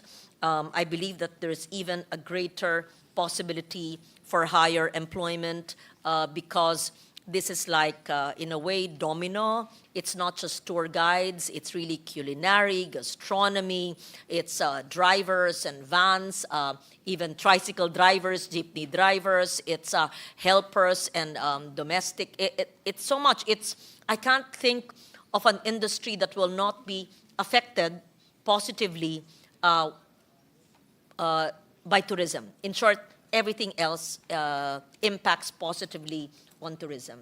And so I can go on and on the trainings, but I wanted to mention that. There's the Filipino brand of service excellence. I'm sure you know that. Yes.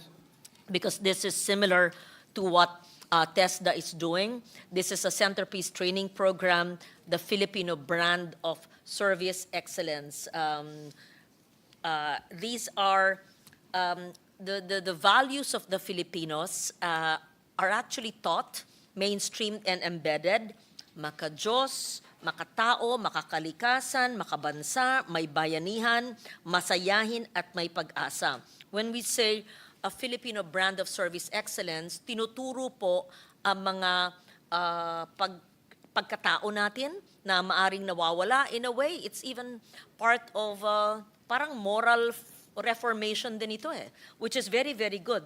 And I would like to think this is applicable not just to the tourism industry, but should actually be a whole of government approach. So, having said that, I know that the 12.9% is achievable, it's being achieved, but we could go higher than that in terms of the employability in the tourism industry. Thank you very much, Mr. President, and I'm glad and appreciate the statements made by our distinguished sponsor that indeed it is imperative for government agencies to focus on Filipino traits, characteristics, and programs that would not only enhance our culture but also support Filipino traditions. I remember when I was with TESDA, the distinguished sponsor espoused and advocated for the Living Traditions programs. And we're happy to note that the DOT is on the right track.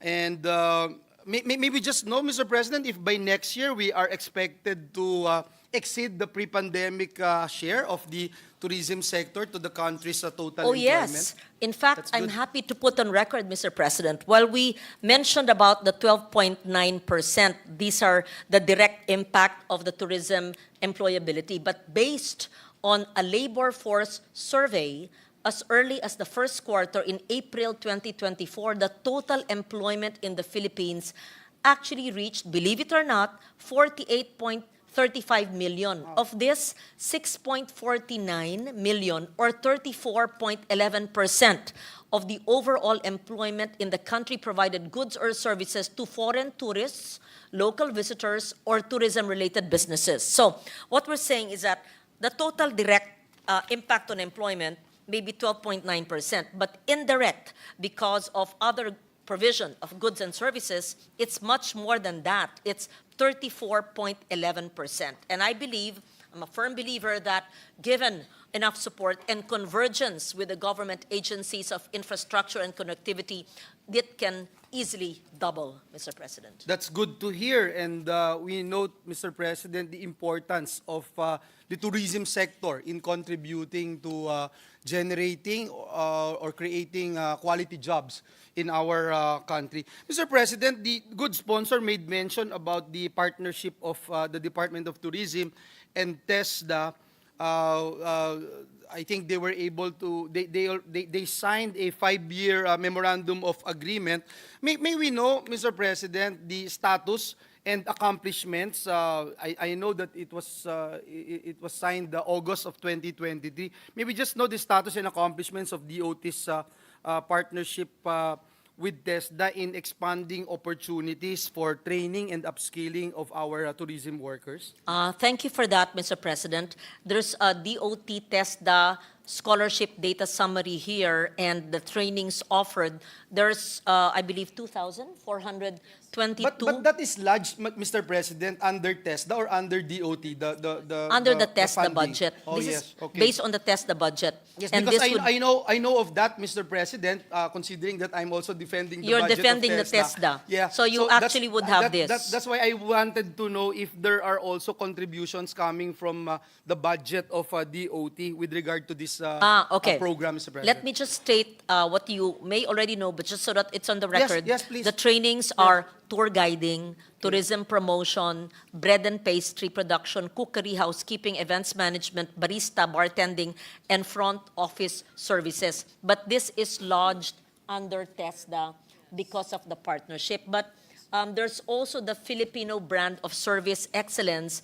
There are centerpiece training programs which may not be in the TESDA budget and may not be in the TESDA accredited institutions, but they have service providers, and in the regions there are trainers to uplift the quality of tourism services in the country. As I mentioned, anchored on the distinct Filipino brand of hospitality. So a total of 4,866 trainings have been conducted for 256,156 stakeholders from 2018, well, before their term, up to year 2024. So this actually, FDSE, may not be new to the present administration, but they had continued it. Now, they also have tourism industry skills program.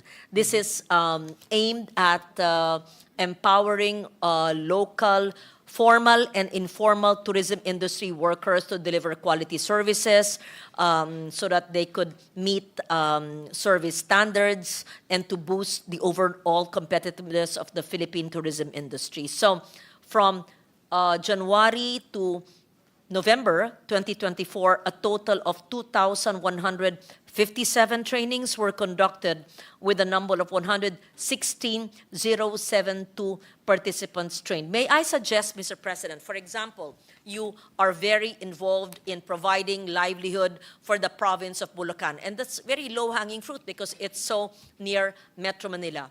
They can actually do tourism industry skills training for Bulacan and perhaps identify areas for product and market development. Let's say in Antique, in Panay, they can do that as well. Identify the products, find out how they can develop the market, and train the people either through TESDA accredited institutions and or the trainers that they have in the regions. I'm glad that the distinguished sponsor made mention about it, and to add to what the sponsor of the measure is talking about, we just passed the enterprise-based and education and training program, which is very complementary to what we are discussing here on the floor. In fact, Mr. President, just this afternoon, we had the chance to sit down and talk to Secretary Benitez of TESDA to talk more as to how we'll be able to capitalize and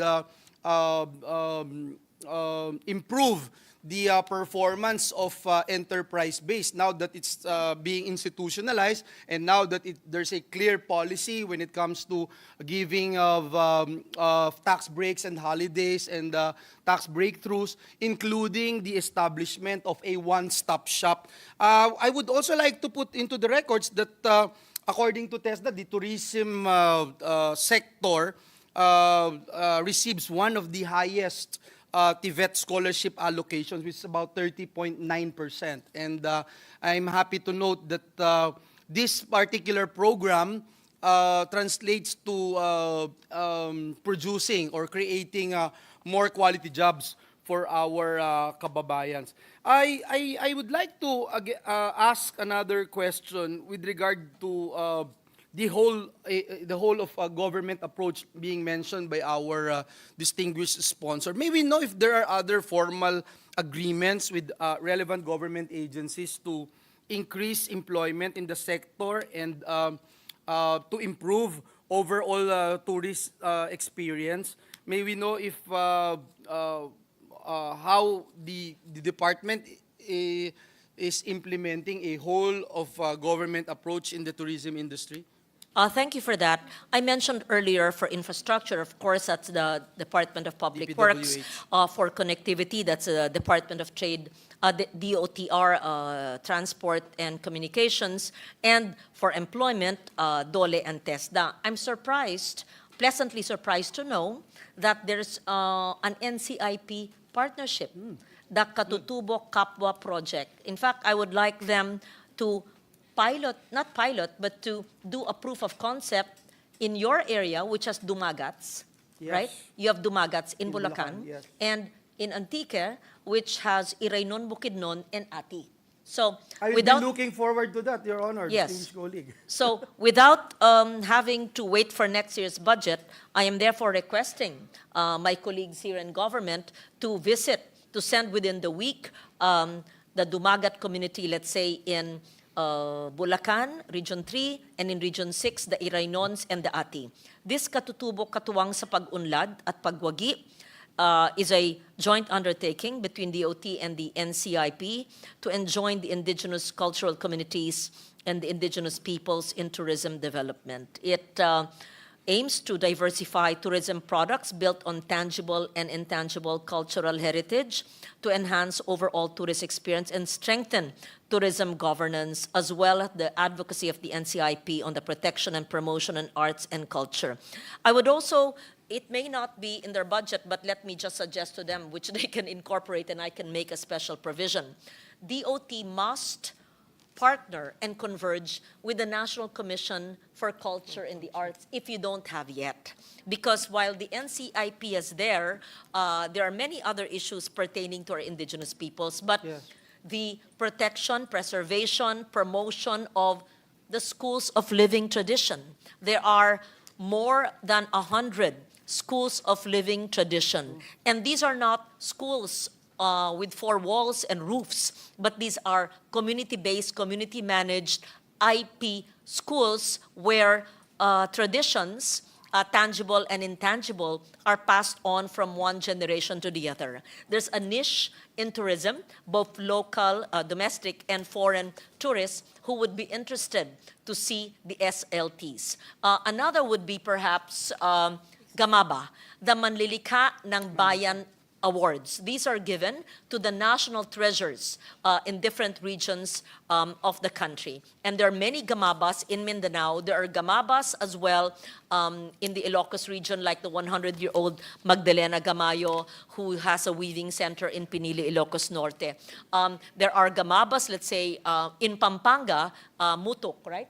Who does silverware, and there's a gamaba, let's say, in Kalinga. What I'm saying is that a partnership, sana nakikinig kayo ha para gawin nyo to. Okay, yes, between the NCCA and the DOT, I think would further enhance the Philippine experience. Yes. Thank you, and I appreciate the answer, Mr. President, being given to us by our distinguished colleague, the sponsor of the measure.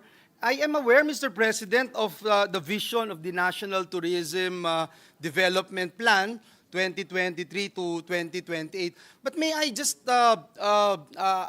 ask about the operationalization and the implementation of this vision? May we know from the distinguished sponsor the plan of the department, if it includes a strategy for promoting, for example, our local products?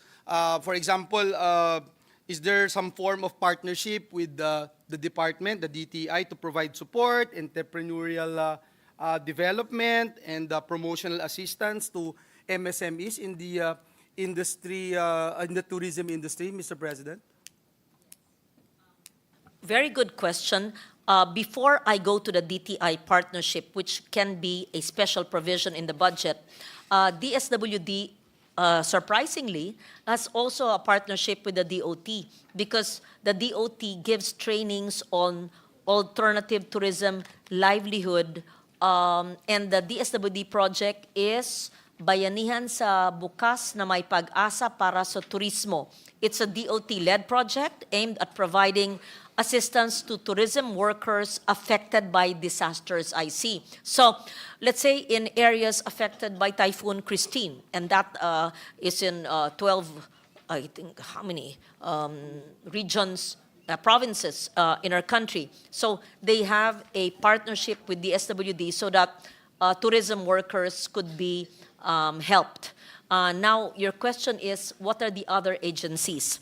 I am pleased to inform you that in the present, this is the present year's GAB, in the NEP for GAA 2025, this was this representations, my amendment last year, which really addresses your concern, traditional arts and crafts. The DOT, I'll read what's in the GAB, shall include weaving, artisanal crafts, and other schools of living traditions in all its promotion, market, and tourism development. The DOT shall coordinate with the National Museum of the Philippines and the National Commission for Culture and the Arts for the implementation of this provision. We could probably draft a special provision to include perhaps the DTI and how MSMEs in various districts or regions of the country can be part of the tourism belt. Yeah, for example, Providing support, Yes. entrepreneurial development, I Mr. agree. President. Yeah. Let me say, on a Sunday I was working. Magpasensya po kayo sa maliit kong kwento. Ako po ay nagpunta sa isang maliit na barangay sa Taal. Ito po ay Barangay Balisong. Nakilala hindi lang sa Balisong, kundi na rin sa pag-embroidery na namamatay ng industriya ng husi at saka pinya embroidery. Natuklasan ko po na meron din Barangay Gulod sa Lemery na nalugmok sa putik dahil po sa Bagyong Christine na kaya natin iahon. So, meron pong kolaborasyon ang mga barangay na ito na embroidery ay ginagawa sa Lemery na yung pinya at husi po ay galing sa atin sa Panay at galing sa Aklan at yung pagkalado ay galing naman sa Taal. At itong mga MSME ito na traditional arts and crafts gaya ng pagkakalado at pag-embroider ng pinya ay maaring parte ng tourism destinations. Pupunta ka sa Taal, Heritage Town. Magandang tignan ang pinakamalaking basilika sa Asia. Pero maganda rin puntahan yung mga barangay na nagabenta ng mga barong na mas mura di hamak. Ito pong suot ko ay gawang barangay. Ito po ay gawa sa Barangay Balisong. At siguro po ay kalahati ang presyo nito kaysa sa mga mamahaling mga department stores na pupuntahan nyo. Ngunit dahil naisuot nyo na po, ibig sabihin, 10 doble na po ang presyo Ay, niya. opo. Pero ako po, no, seryoso, salamat po sa inyong seryoso po ako, pupugay Madam sa Chair. akin na palagi niyong ginagawa. Maari ko pong sabihin na hindi po ako nahihiyang sabihin na ako po ay nagsusuot ng gawang barangay. Ibig sabihin, community-based, community-managed, micro-enterprises, which could be part of the tourism program. So we will draft, based on your suggestion, kayo na mag-draft, ng special provision which we will accept aside from SLTs of NCCA.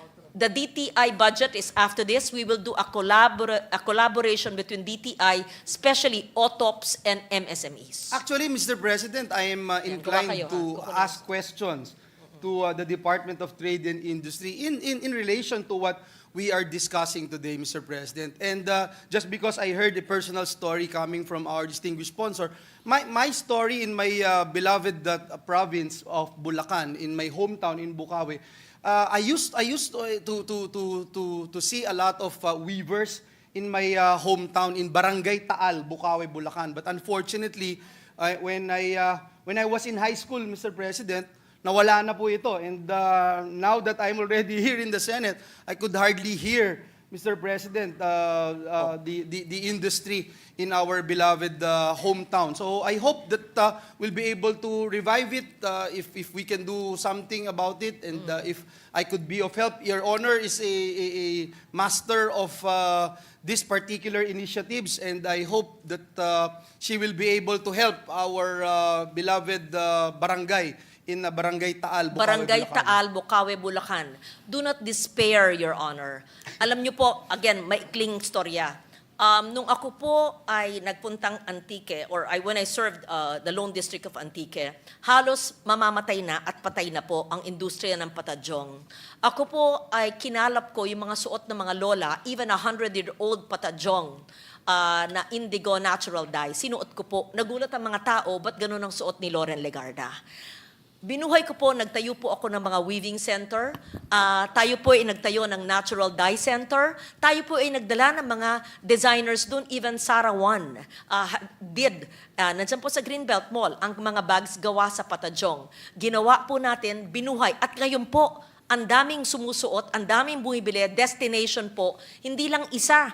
Sa kada banwa ay meron po tayong binibentahan. May cotton processing center, may patadyong center, may tindahang lokal sa capital town. Hindi lang po yon, ay marami pong mga maliliit na negosyo na kayang buhayin. Gaya ng sinabi nyong, patay na, bubuhayin po natin yung sinasabi nyo sa Bukawi. We know that in Pulilan, Bulacan, Mayor Maritz Montejo has a weaving center there which we also supported. And let's say, I mentioned Lemery. I just talked to the wife of the Kapitan of Gulod, and she said that there are 84 households still doing embroidery. You know that the barong you are wearing, assuming that's embroidered, it takes 1 month for a woman who is embroidering to do it. Treasure what you're wearing, because these are done from 2 weeks to 1 month, at least those I know which are hand-embroidered in Lemery and Taal. These are also done in other provinces, and you're correct, the MSMEs and yung pagbubuhay po ng mga lokal na industriya nakakapagbigay ng trabaho ay maaring pinupuntahan ng mga domestic and foreign tourists. Again, magtiyaga lang po, maikli na lang sasabihin ko. Long ago, I went to a natural dye center in Siem Reap in Cambodia. And in Luang Prabang in Laos as well.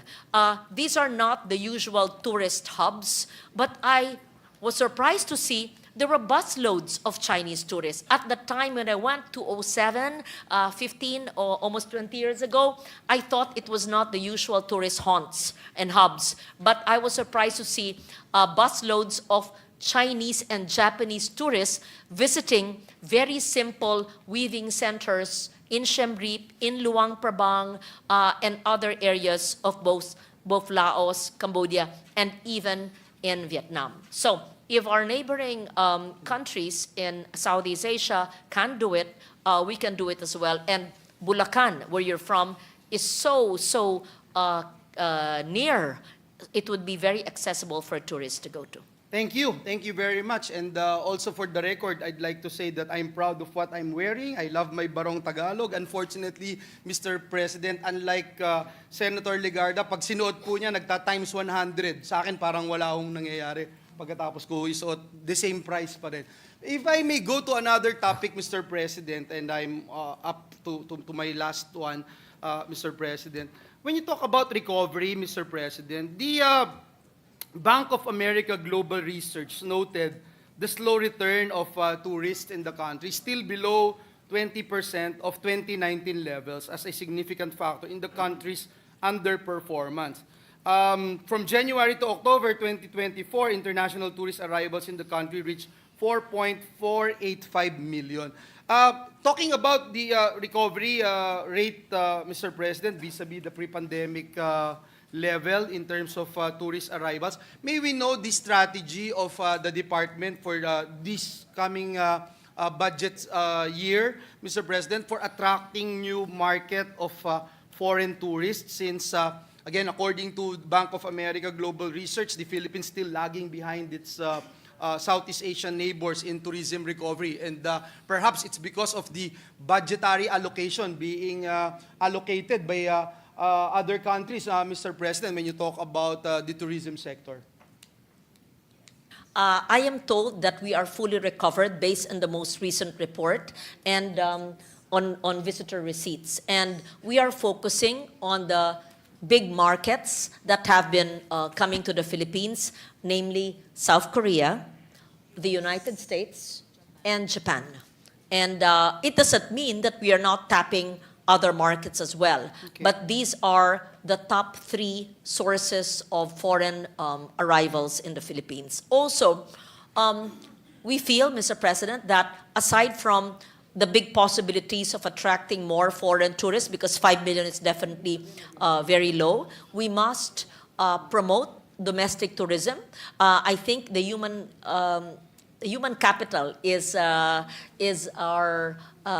We should not look at overpopulation as a problem. In fact, if we just visit our islands among ourselves, then a lot of the local economies could be positively affected by this. Meaning, instead of going abroad, I know it's good to go abroad as well, but visiting the tourist areas, which are not often visited, could improve the tourism receipts. And as I read into the record earlier, the Philippines is even higher than Thailand, based on the World Tourism Council in terms of domestic tourism.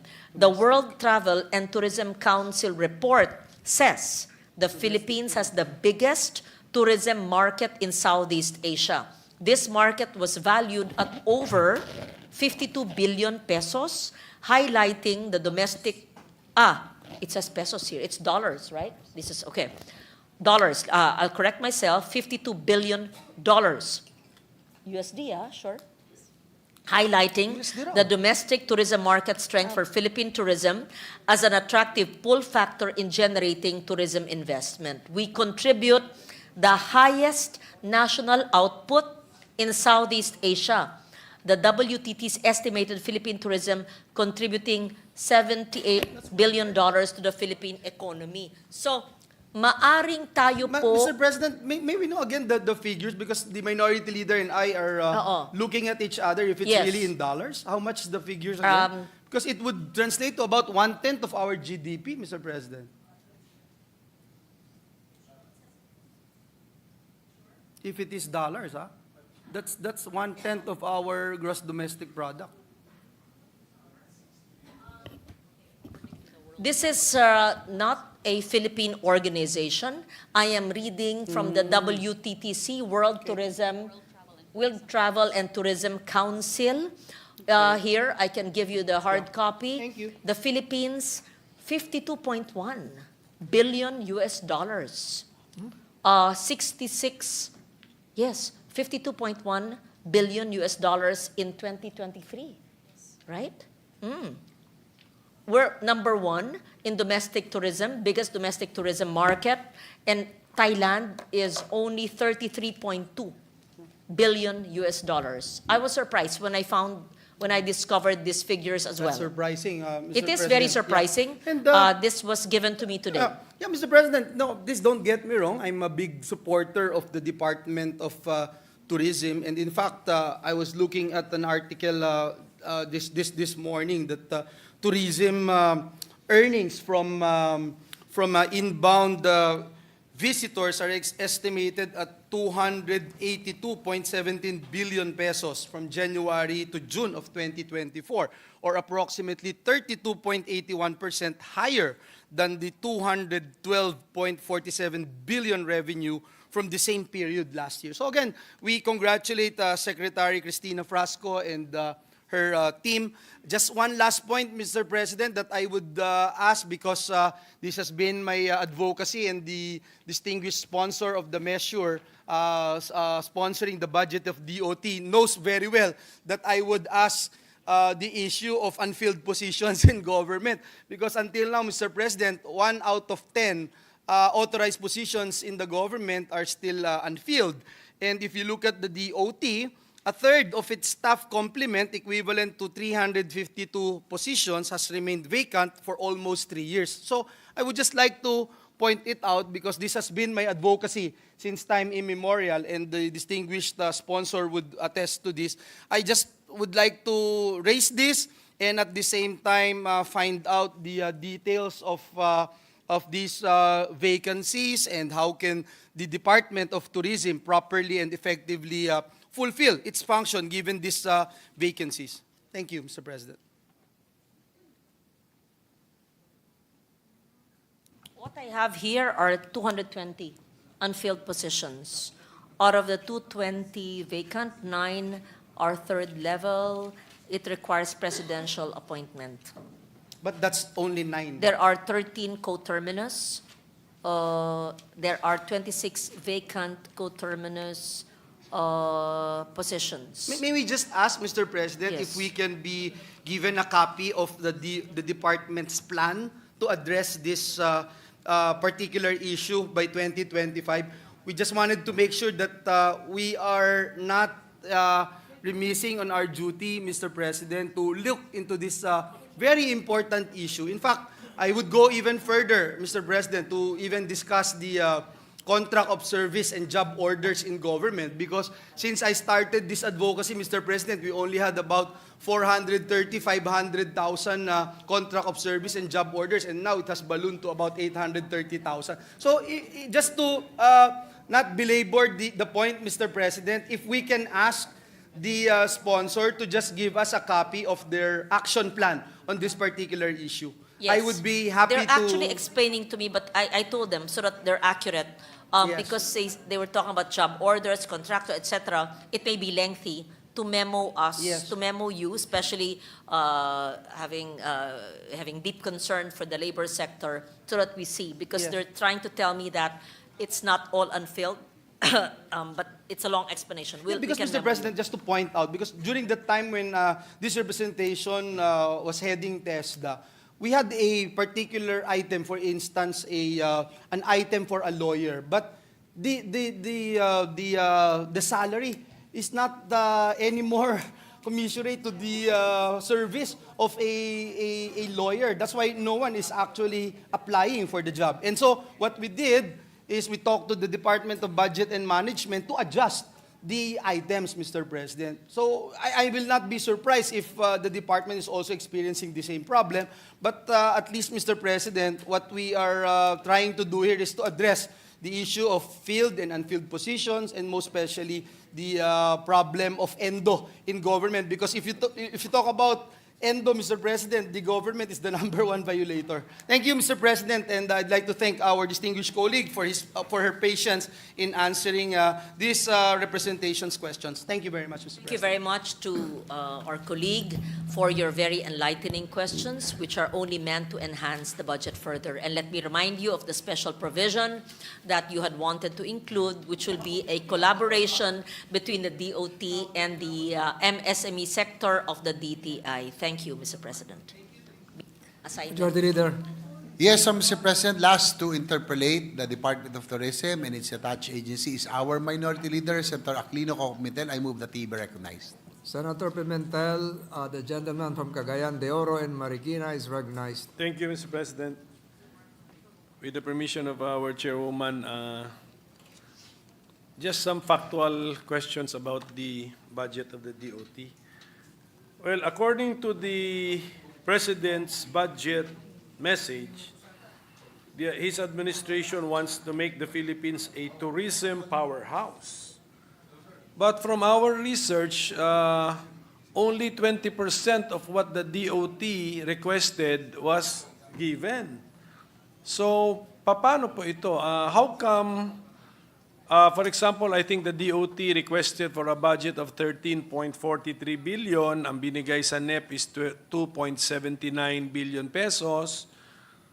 Paano po kaya ipatutupad ng budget natin yung pangako ng Presidente in making the Philippines a tourism powerhouse? Yes. Thank you for that, Mr. Minority Leader.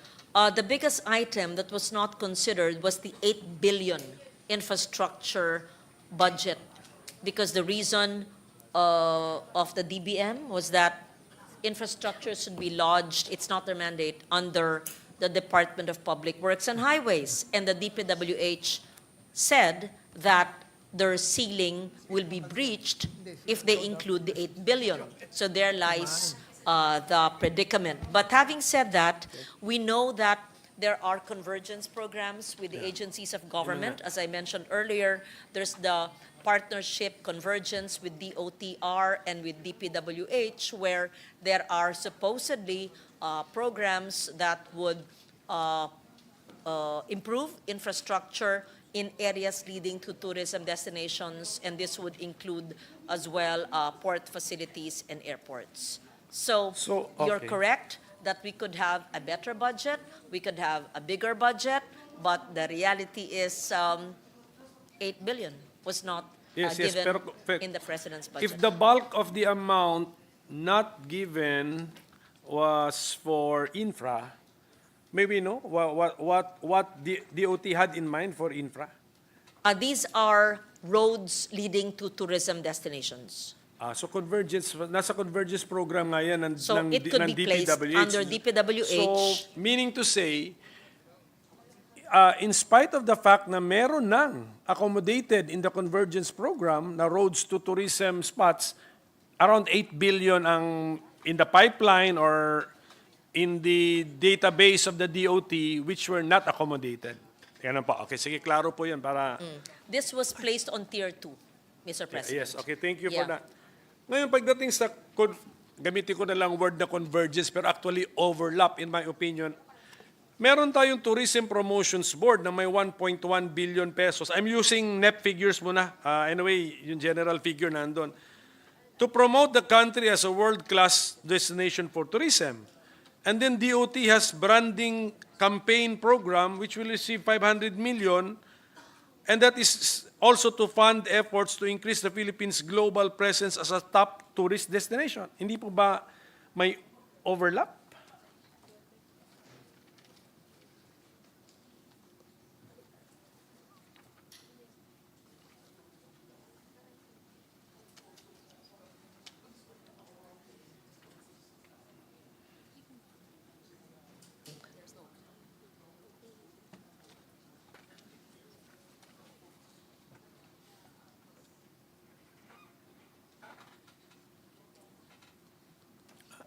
Ang DOT ba gumagastos sa actual...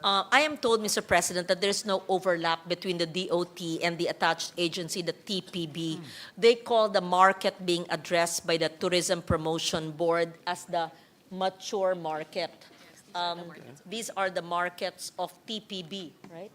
TPB. South Korea, American, Japanese, Chinese, Australian, Canadian, Taiwanese, British, Singaporean, Malaysian. These are the markets being targeted by the Tourism Promotions Board, and the DOT focuses on what they call the opportunity markets, and these could be our ASEAN neighbors, Thailand, Indonesia, Vietnam, and Middle East as well, the Arabian Travel Mart, etc., Europe market as well. So there's like a division on the kind of markets. Yes, on the mature market, but markets. on the activity we are funding parehas. Except that yung tina-target na market iniba para magkaiwasan. Yun ang point. Pero practically, theoretically, if that distinction had not been made, nag-overlap.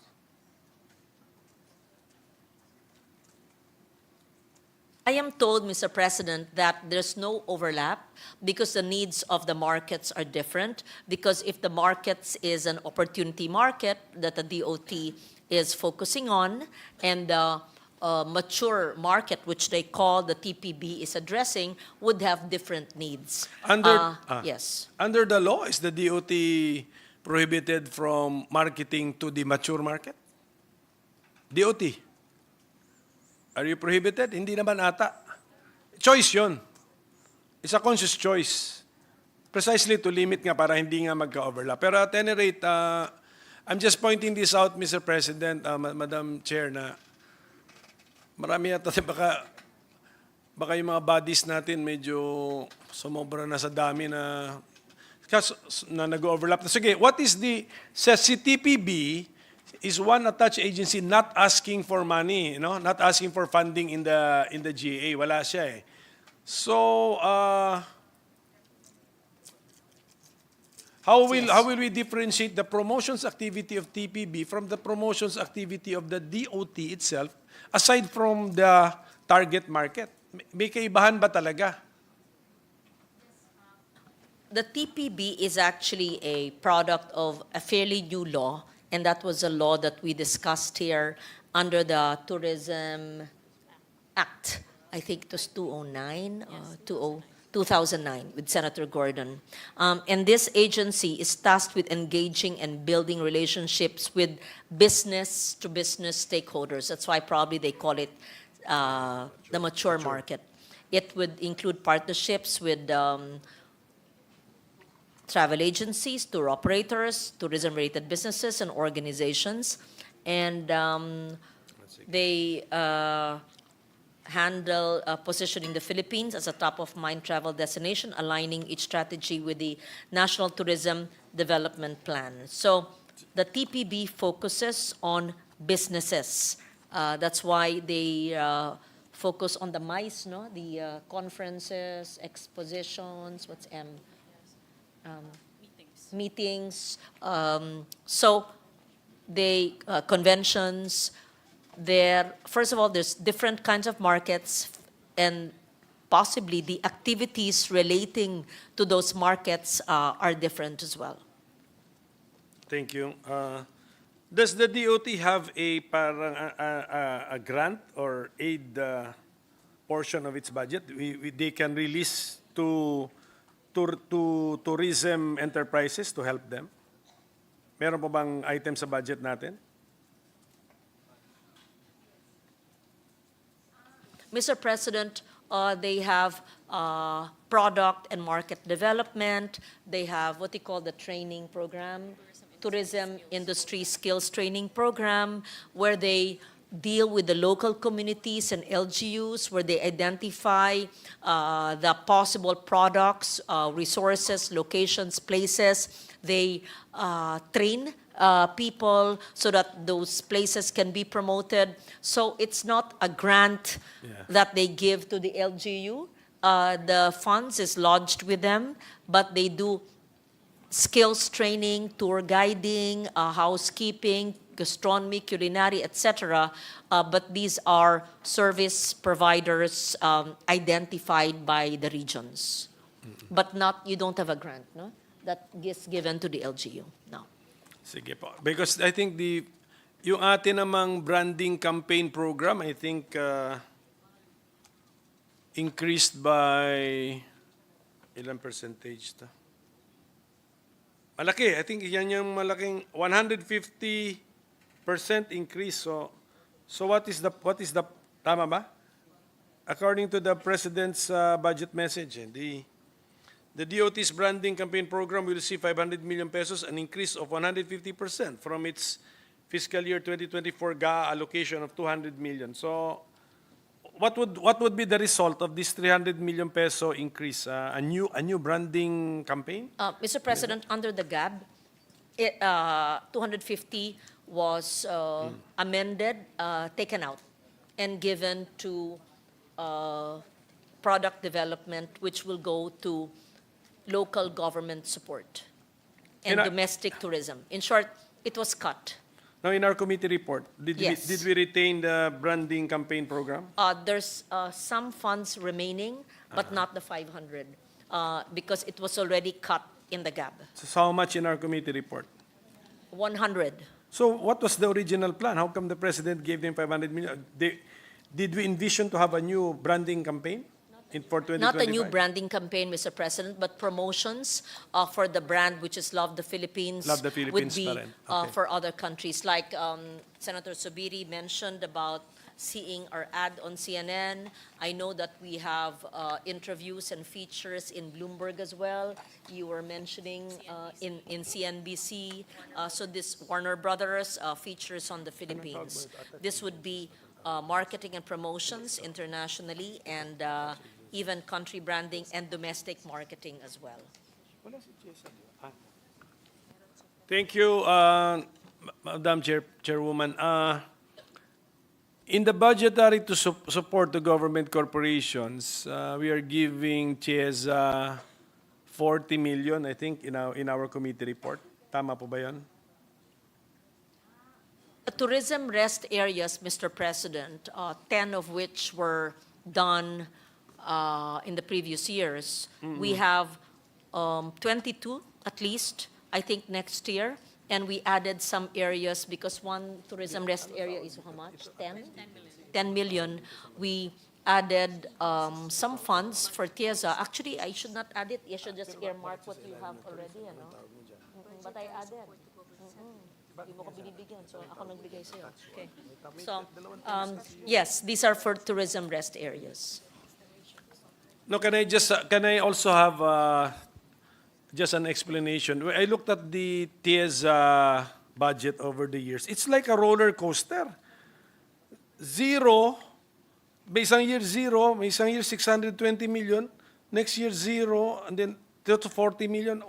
Well, may we get an explanation how come the TIEZA budget is like a roller coaster, Mr. President?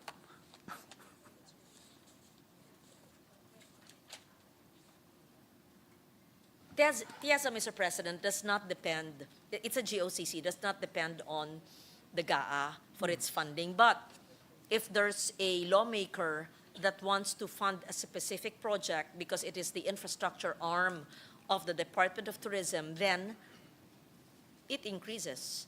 And in the next year, if the lawmaker or there's no senator or congressman that does not want to have another project, then no more. Can we get what is the steady amount of the corporate operating budget of CHESA? Ano yung more or less saan sila, in what vicinity?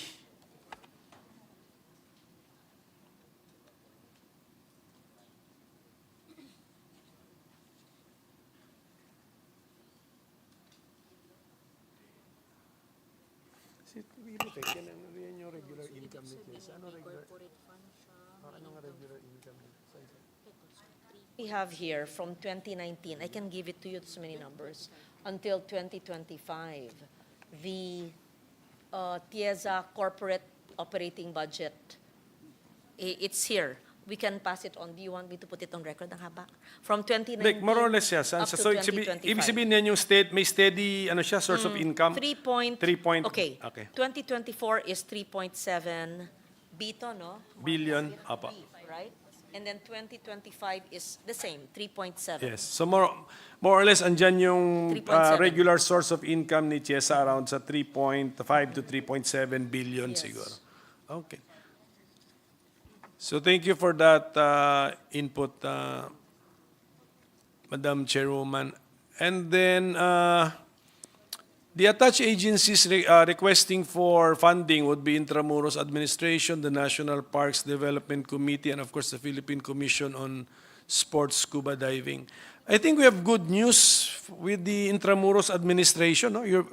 We're just giving you 145 million, pero for this year ata, marami nang na-achieve ang Intramuros Administration. Meron na yatang Turismo de Intramuros. Sentro, ano? May good news na tayo sa Intramuros. I've not been there recently, but Centro de Turismo Intramuros. So, may we know the budget given to the Intramuros administration for this year?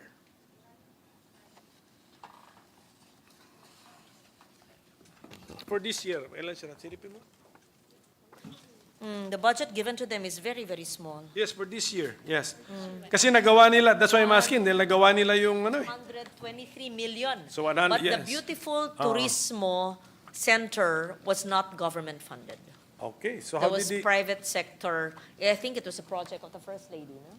Very good. It was we know was- how they did it, ma'am. privately private. funded. Galing. And during the opening, I went and I saw the the interior decorator, PCID, PIDC, PIID, the Philippine Interior Institute of Interior Design. I believe that they were volunteers. I'm not certain if they were paid, Sige. but a young group of interior designers did it. I must say, whoever did the whole thing was very talented. There's a very seamless elegance. Maganda. So keep up the good work, Hindi yan funded. Intramuros administration. Kasi next year, you will just be given 145 million. And kasama yata dyan sweldo, no? Pasweldo, PS, kasama na dyan. So keep up the good work. And then, pero meron lang tayong observation that there are still thousands of informal settler families. So living inside the historic walled city of Intramuros, ito. Meron pa? So, President, there are 1,500 informal settler families in private lots within the walls. no, is the administration helpless to act on them? These are Because- private lots. Yeah, so are they helpless to act on it?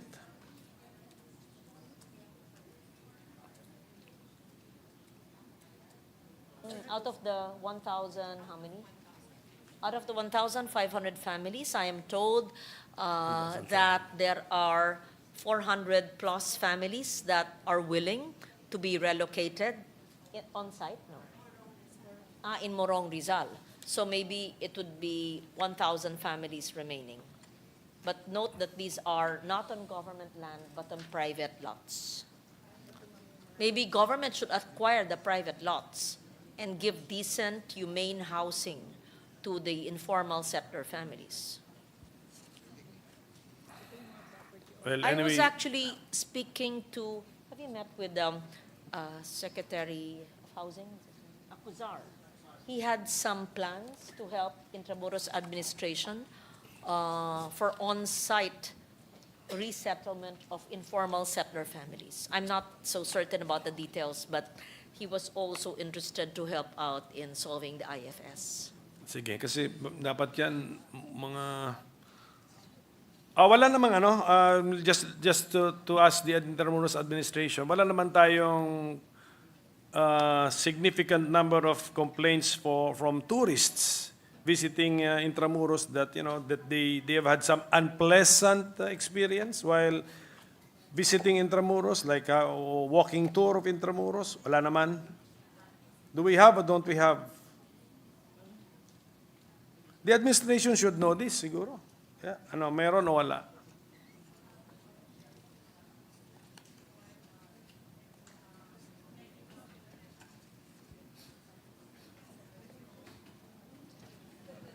There are issues, Mr. President. But not so significant. Some social issues.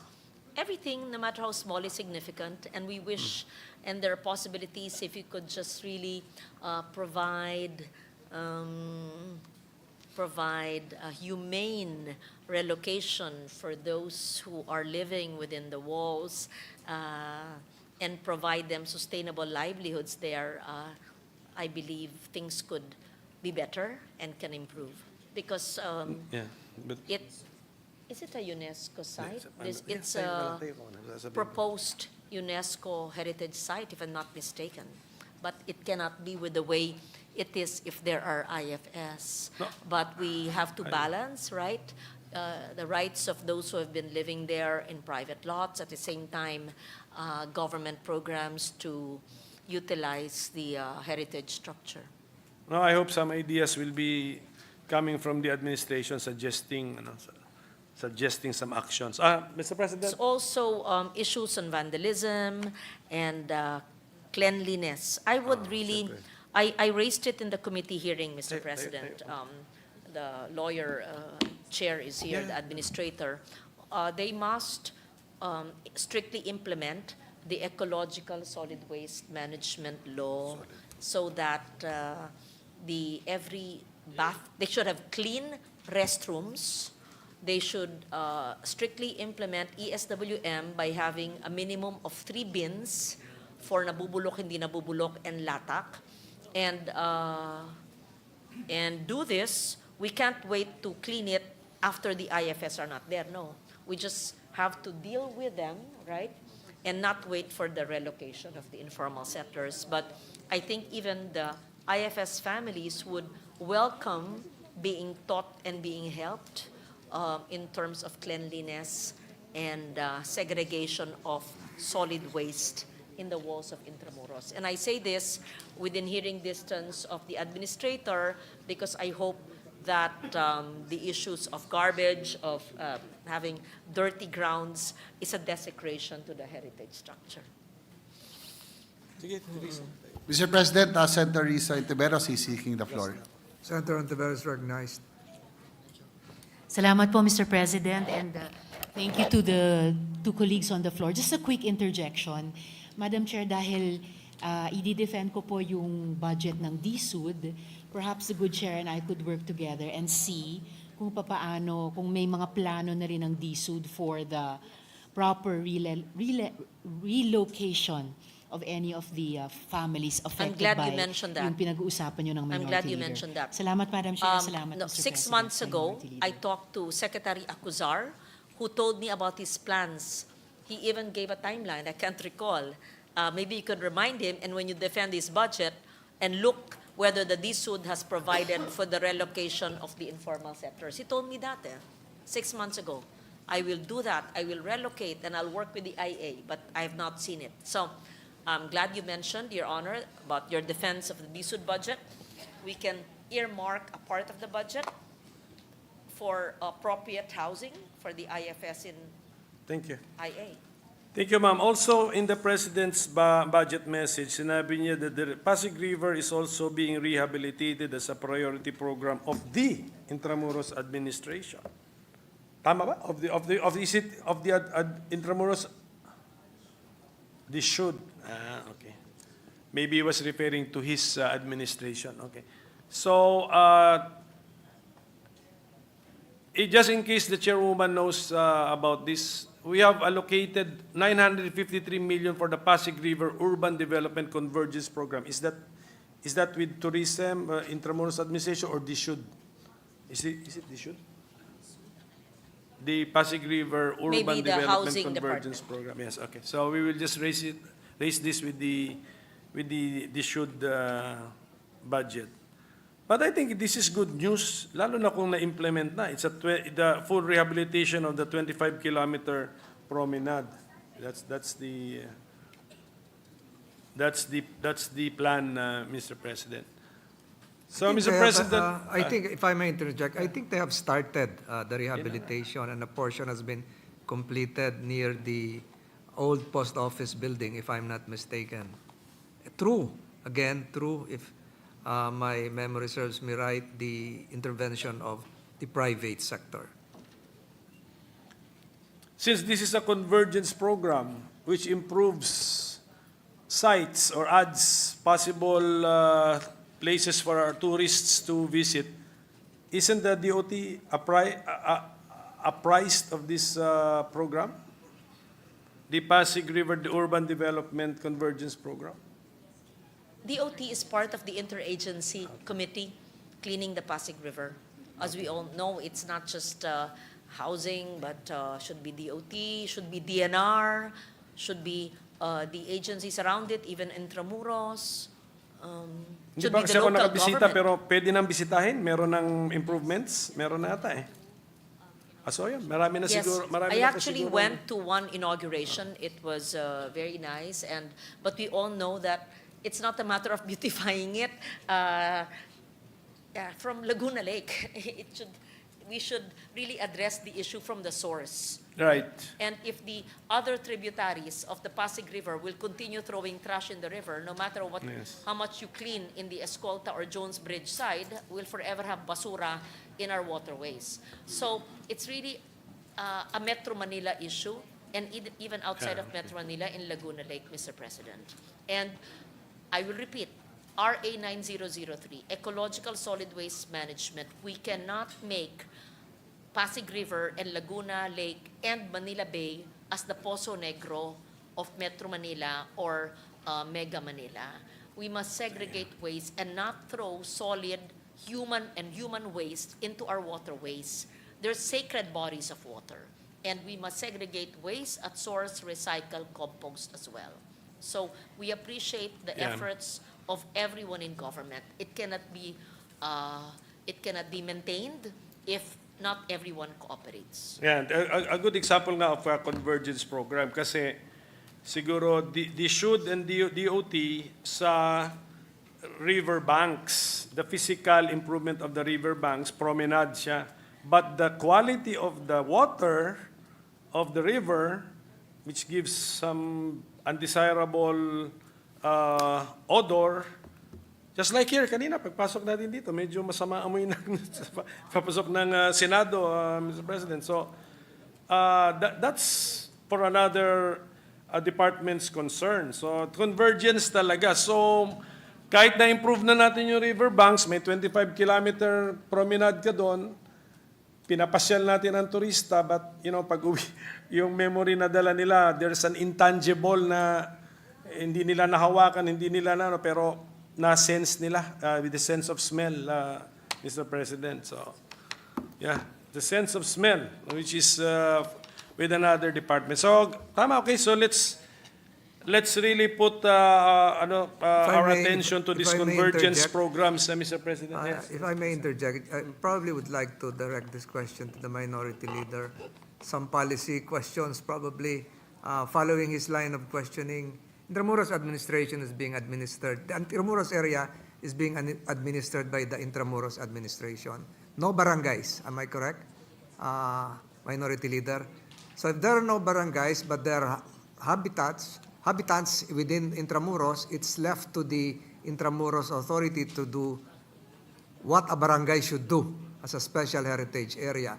And to compare this with the Rizal Park, Luneta. Luneta is likewise being administered by the National Parks Development Committee, but Luneta is part of a barangay, Barangay 666 of the City of Manila.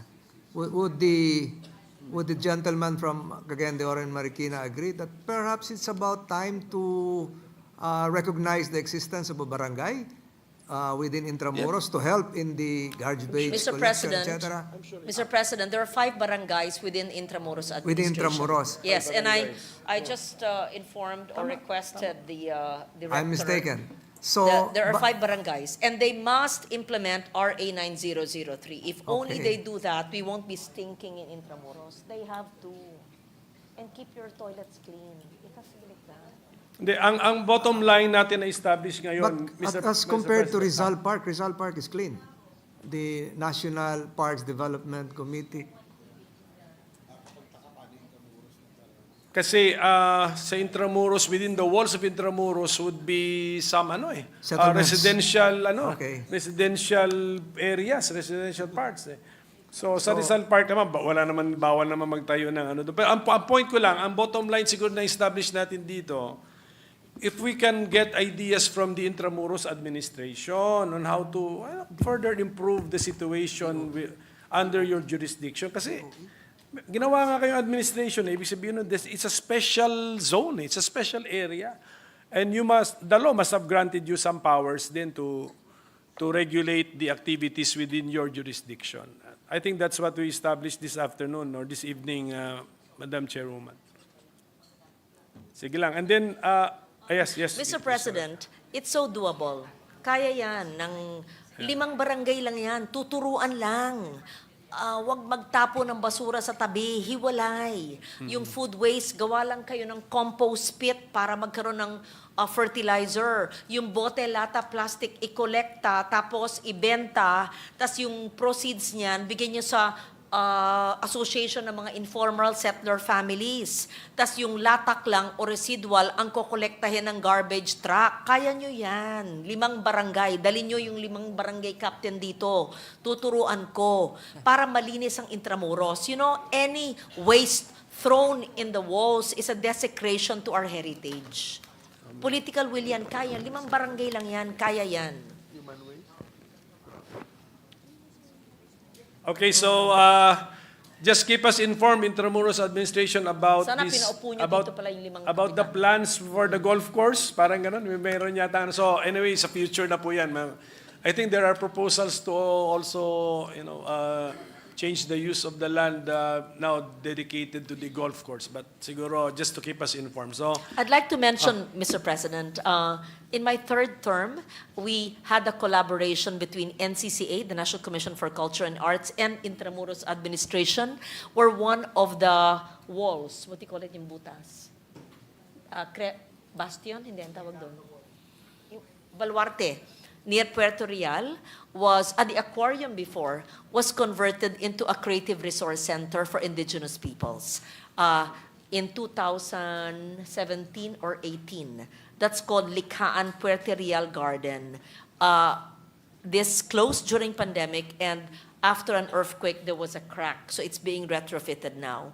But there's a possibility for the wise utilization of these bastions, walls, baluartes, to be revenue generating. Because at that time, we had weavers and artisans, and we had the Gamaba, the Manlilikanang Bayan awardees, even at the opening of the resource center called Likaan in 2017 or 18, right? Almost 7 years ago.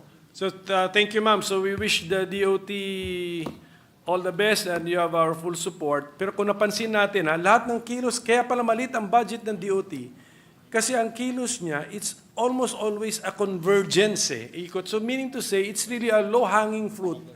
Now, when it's about tourism, it affects almost the entire society or the entire village, the entire place. So that is how the tourism sector is so critical and so important. Yes. So You that's know, so.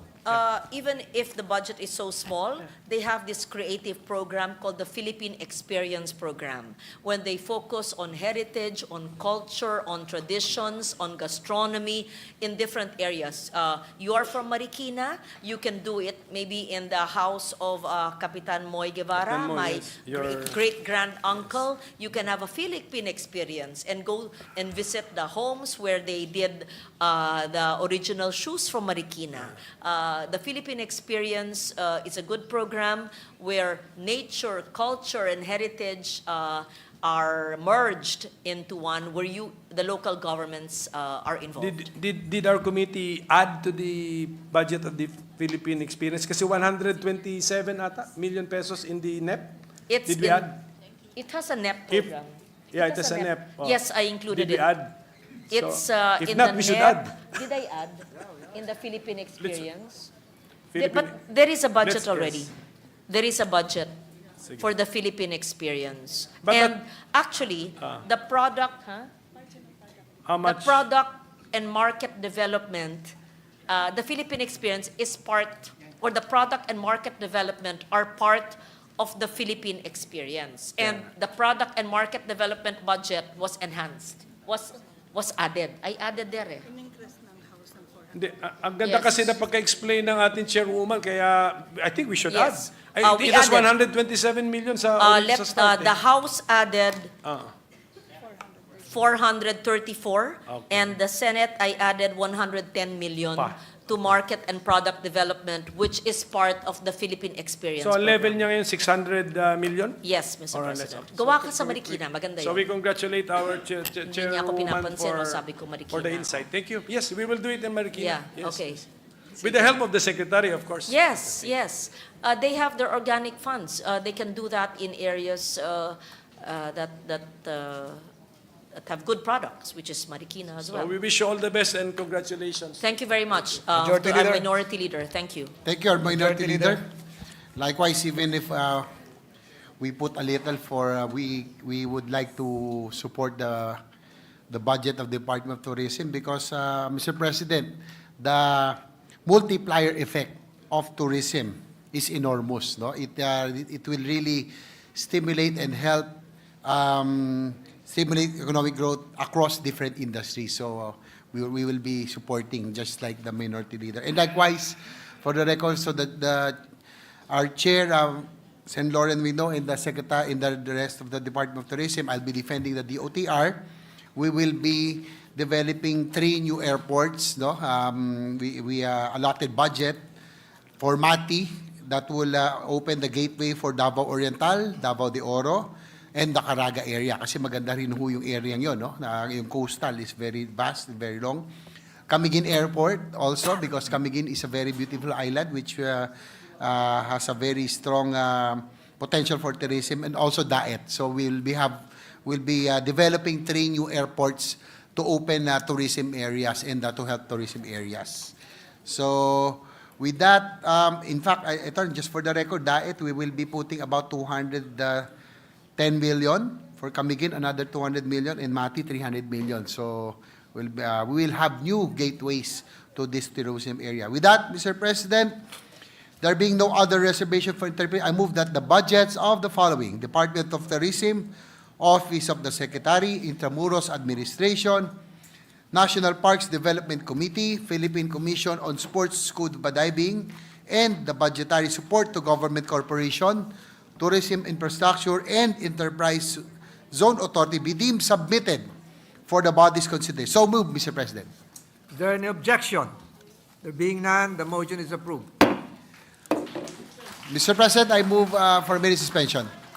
Session suspended. Majority Leader. Mr. President, I move that we consider the budgets of the following: Department of Energy, the Office of the Secretary, budget support to government corporations. Number 1, National Electrification Administration. Second is the National Power Corporation. Corporate operating budgets of the following: National Electrification Administration, National Power Corporation, Philippine National Oil Company, and other executive offices, particularly the Energy Regulation Commission, and recognize the sponsor, Senator Win Gatchalian, and to interpellate Senator Amy Marcos. Is there any objection? The chair hears none. The motion of the Majority Leader is approved. We recognize the distinguished sponsor of the Department of Energy and its attached agency, Senator Win Gatchalian, and to interpellate the distinguished lady from Ilocos, Senator Amy Marcos. Thank you very much, Mr. President. If our distinguished sponsor and my former chairman of the Committee on Energy will allow, I have a few questions regarding the budget of the Department of Energy and its attached agencies. You may do so. Yes, Mr. President, but before that, Mr. President, allow me to just read my opening statement. Please, Sponsor- Your Honor, and we'd like to acknowledge Secretary Lutilia of the Department of Energy.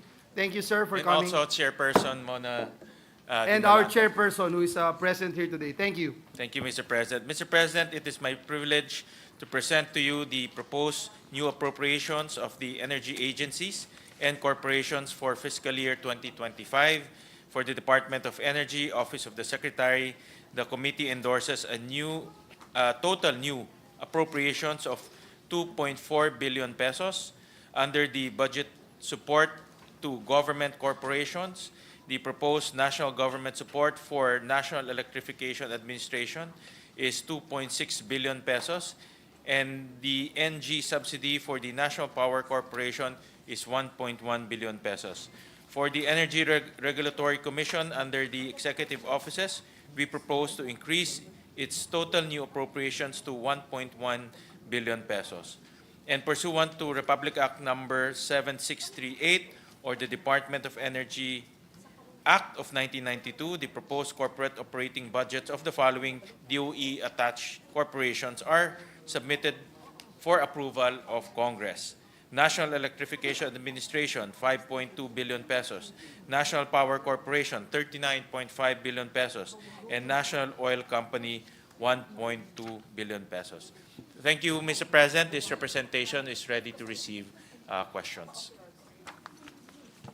Yes, thank you very much, Mr. Sponsor. The first question is an update, really. The latest data available on the DOE website indicates that as of 2023, coal continues to dominate the power production of our country, with coal accounting for 11,335 megawatts, or a total of 46% of capacity mix, and 73.75 million megawatt hours, or 62.5% of the generation mix. Are these numbers still representative or similar for 2024? Is the share of coal still the majority even today? And is it projected to increase even further in the following years? Thank you, Mr. President, for that question. Mr. President, as you precisely mentioned, for 2023, the generation mix, this is the actual generation, Mr. President, coal takes up about 63%, and renewable energy is about 22%. This is in terms of generation, meaning the amount of electricity generated, Mr. President. So, and the target, Mr. President, of the aspirational target of the DOE is by 2030, renewable will take up about 30%. And by 2040, renewable will take up about 50%. So that's the aspirational target, Mr. President, moving forward. Yes, with all due respect, it would appear that coal has continued to increase in this country even as the rest of the world has attempted to decarbonize. Why is it so? Well, Mr. President, just to inform the body, the Department of Energy issued a coal-fired power plant moratorium, meaning investors cannot put in or cannot build new coal-fired power plants. And I can safely say that we have already, with those pronouncements, the 30% RE for 2030, 50% RE for 2040, I can safely say that we already started our transition, Mr. President. And so the Department of Energy is looking at technologies that can replace coal, including natural gas and batteries, Mr. President. Yes, I'm a little bit concerned because our figures seem to differ. Can I have a clarification? In my records, the National Renewable Energy Program has a target of 35% RE by 2030. That's what we have on record. But it appears that the sponsor says it's now 2040. Is that correct? By 2040, it's 50%, Mr. President. Yes, so 2030. Sorry, by 2040, it's 50%, Mr. President. Okay, so 2030, it's 35%. By 2030, it's 30%. 35%. I stand to be corrected, Mr. President. All right. The old data I saw was 30%, but yes, they upgraded it to 35%. By 30%. So are we on track to meet that target, given that today we're only at 22%? Well, Mr. President, after conferring with the good secretary, he is confident that we are on track. Okay. And that's why they're also looking at other forms of clean technology, such as nuclear. And this type of technology can bring in big amounts of capacity immediately, Mr. President. So his view on achieving these targets is not linear, meaning as capacities come in, these capacities can immediately improve the renewable energy take-up in the grid, Mr. President. Yes, of course, the scale of nuclear energy is always seductive, and as a result, we always try to put it in the energy mix. But my question is, are there any other efforts to decarbonize, given that it seems to be the international direction, and we seem to be going the other way? Well, Mr. President, Aside from the coal moratorium that already was previously mentioned, are we trying to roll back from 62.5%? That's a very, very large quantum. Well, Mr. President, aside from the nuclear agenda that the department is studying very closely, and we funded that actually for the last few years to a tune of about 300 million pesos to study it very Right. carefully. But the department is also going very aggressive with offshore wind, Mr. President. In fact, they've issued several service contracts in various areas in our country to start the mobilization and the construction of offshore wind in our country. May we know where those are? What are the areas? If not now, perhaps later, the list can be submitted.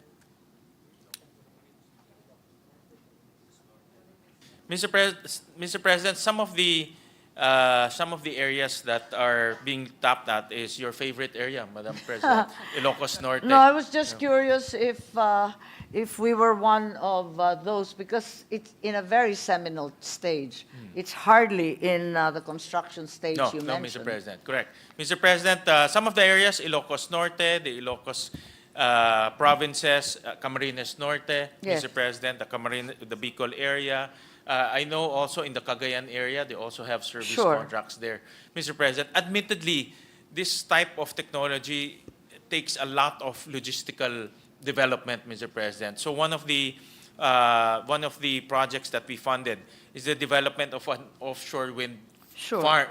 offshore wind port, Mr. But President. aren't we at the R&D stage with this? It's a little bit like the previous mention of DOE as well as the palace regarding small nuclear, which isn't ready at the moment and will probably not be ready for the next decade. Mr. President, offshore wind is actually not a new technology anymore. No, it's not. It's ancient, Yeah. tidal technologies, but certainly we don't want to go back to the Middle Ages with paddle turbines and so on. Yes, Mr. President, the challenge is logistics.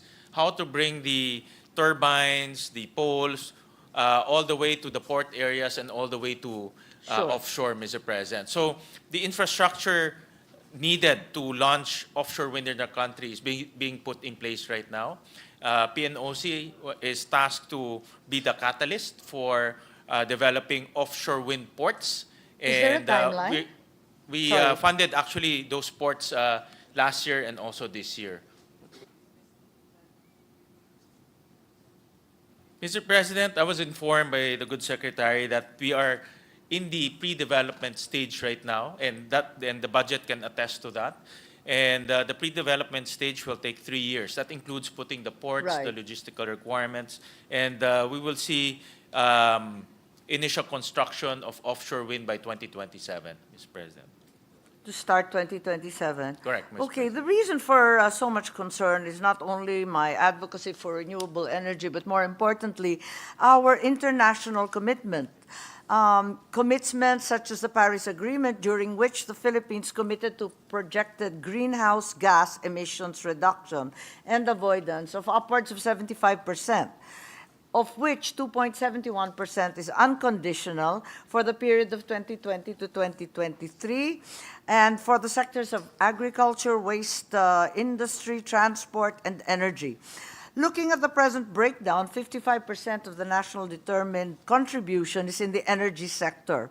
Are we still on track to meet this, given our NDC and our power mix today, and the aforementioned heavy dependence on coal? Mr. President, I was informed that the conditional will come in the form of energy efficiency and conservation. Okay. And I'm happy to report, Mr. President, that close to 100% of the provisions in the EE&C law has been implemented already. And we actually generated a whole new industry with the energy efficiency and conservation law. New jobs were created, for example, the energy efficiency managers, the ESCOs, the energy auditors. So the unconditional will come in the form of energy efficiency. The conditional, Mr. President, I was made to understand, is conditioned on the external financing Yeah. that will be available to the country. And that's a mechanism that the Climate Change Commission is working on for us to tap into, Mr. President. And are panicking, as a matter of fact, given the new U.S. administration and the declarations to refuse support to the Paris Agreement and to the new loss and damage and so on. So it's a real matter of concern. Now more than ever, we're on our own. According to the Philippine Energy Plan, to go to another subject, the country intends to achieve 100% household electrification by 2028. This subject was discussed exhaustively in your committee, Mr. Sponsor. What is the current status of the country as far as household electrification is concerned? Ayan, yan. Yeah. Mr. President, we already achieved 93% total electrification in the country.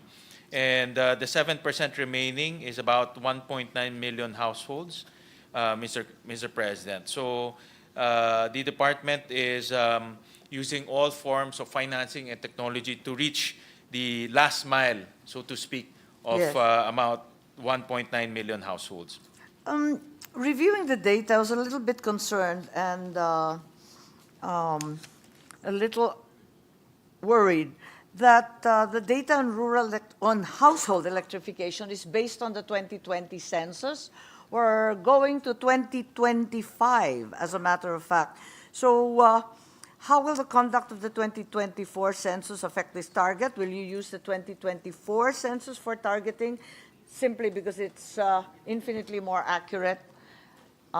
Because we are using data, apparently that's pre-COVID, is that correct? Yes, Mr. President, that is the last census, I That's understand. correct, that's right. So that's the data that they are using, but I was also made to understand that I was made to understand, Mr. President, that the next census will be next year. That's But in correct. the meantime, from 2020 to 2025, in between, the department is using projections, Right. Mr. President. So, but rest assured that the department will be using the latest available data or the latest census. Yes, because there's a great deal of concern about the 2020 census. We're all fully aware that it was life before COVID, and it's been upended since then. And certainly 5 years later, at the rate our population, our young population is growing, this no longer can be relied upon. What are the agencies and projects we have working towards 100%, towards that 1.9 million last mile household electrification? Mr. President, it's a combination of many forms of technologies. We also enacted the Microgrid Systems Law, Right. Mr. President, and that law aims to attract private capital to go into the microgrid technologies. And for islands and remote areas, microgrid technologies is the best technology because connecting them to the grid is more expensive than putting up all of those microgrid technologies. So microgrid is one. NEA is also using solar rooftops and expanding it in remote areas. Yes. So instead of connecting islands again to the grid and small sitios that are scattered all over the country, NEA is also using solar home systems in order to reach those. So Yes, but as we're well aware, solar is intermittent like the rest of RE, so... correct, Mr. President. They're also we, using batteries, Mr. President. Although right. it's a challenge because some of the batteries The batteries worldwide are a challenge. correct, Mr. President. Sponsor. But in short, the department is using modern technologies to reach the 1.9 million households left without electricity. Thank you, Mr. Sponsor. That being the case, maybe be updated, therefore, in the Microgrid Systems Act and its implementation. Perhaps at this juncture, I can request from the DOE a list of identified unserved and underserved areas, not this minute, but perhaps at the next opportunity.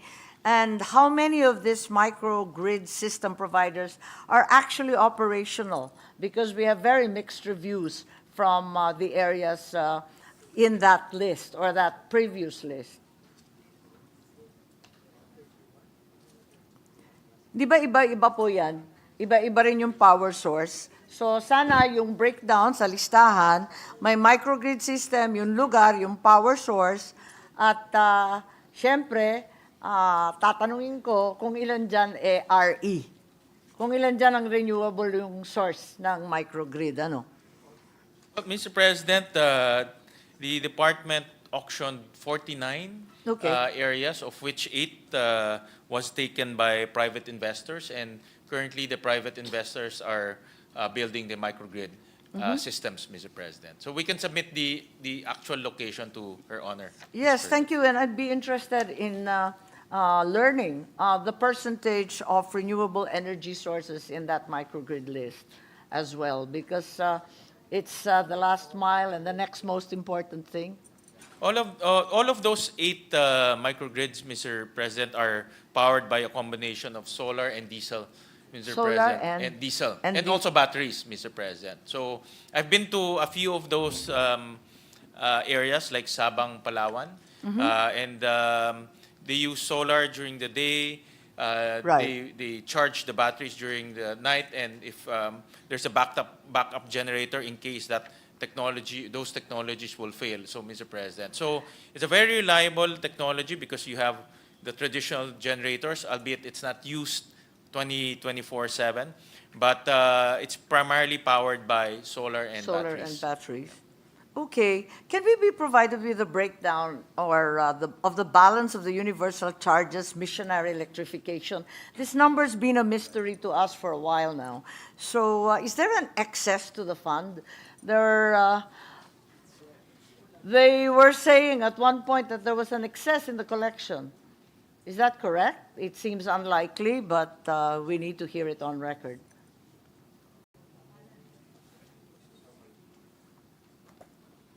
Kung wala ngayon, pwede naman na ibigay at aaralin natin ng maigi. Perhaps the question is, totoo bang may excess? But, Mr. President, the UCME is a charge that all of us on grid pays, and it's given to the off-grid areas. And my memory, the staff is checking, but if my memory serves me right, it's about 14 billion pesos, Mr. President. And wala pong sobra dyan, Mr. President. Everything goes to paying for diesel, Mr. President. And in fact, there's pending application to ERC to increase the UCME amounts. But ERC is, of course, balancing also those applications because those applications will be charged to us. No? Application to To increase? increase universal charge for missionary electrification, Ms. Brent. Okay.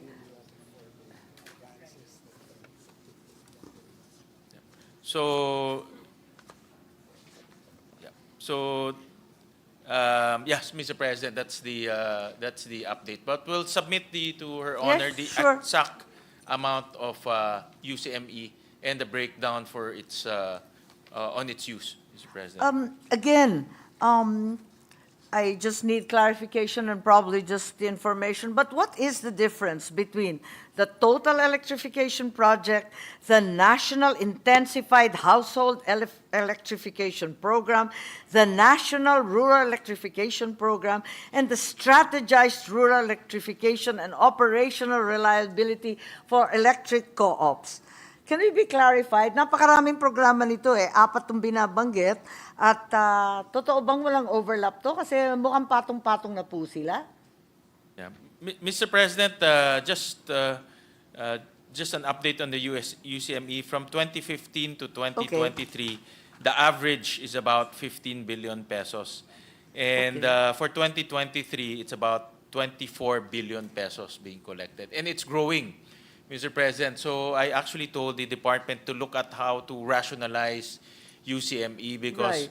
for example, islands like Mindoro and Palawan Sure. are being subsidized by us. Yes. But they are as urbanized as any city in Metro Manila, Mr. President. So we told the Department of Energy to find a rationalization mechanism so that we don't fund areas that are urbanized, no? Only areas that are really in dire need of I think it would be hard subsidies. put to describe Mindoro Island as urbanized, but there's certainly Calapan, Mr. President. there's certainly a cityfied area. Yes, Mr. President, let me clarify. Like, for example, areas like Calapan City or Puerto That's right. Princesa, Mr. Oo President. naman.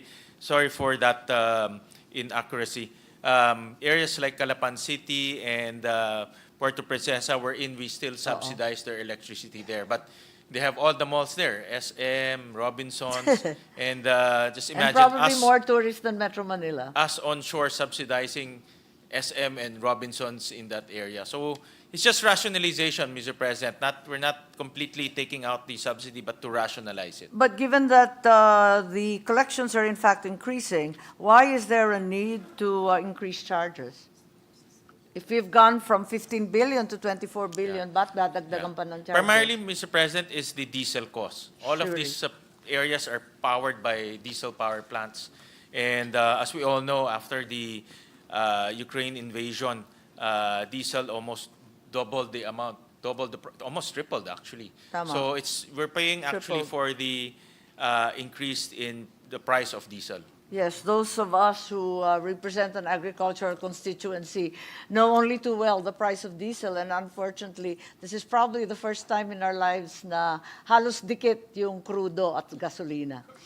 Mr. President, that's true. So the distinction, please, between total electrification project, national intensified household electrification, national rural electrification, and strategized rural electrification. Is it me, or do these programs differ from each other?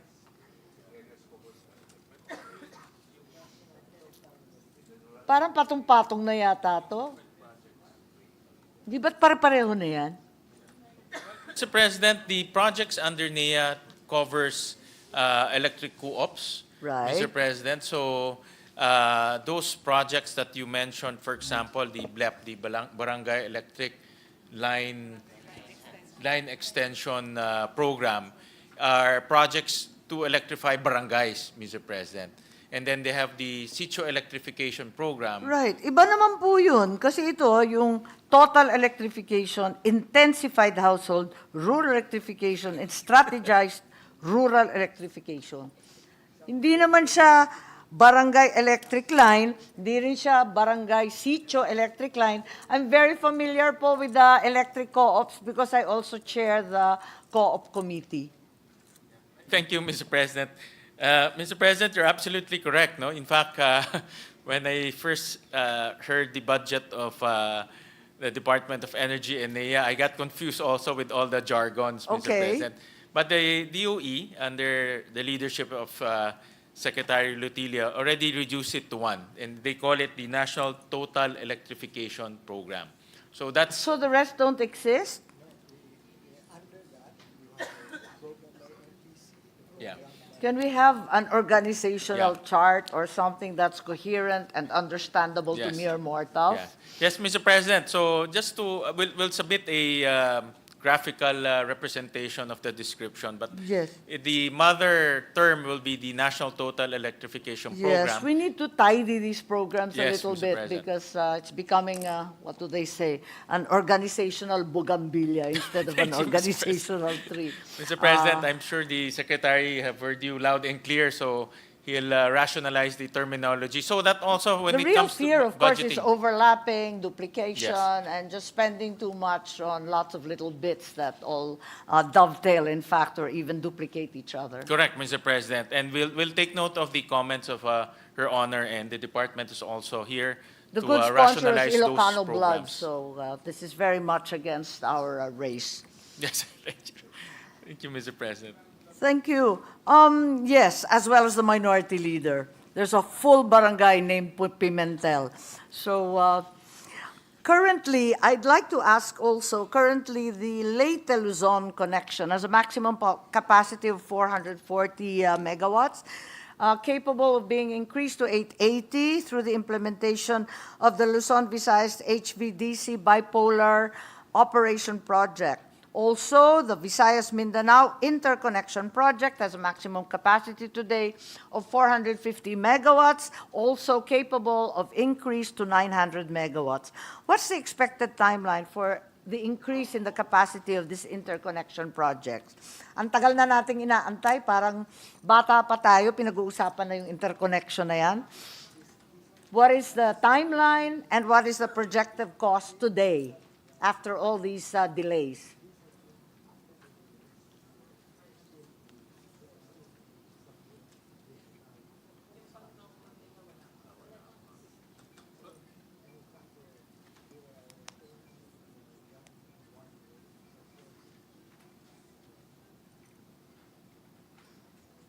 President,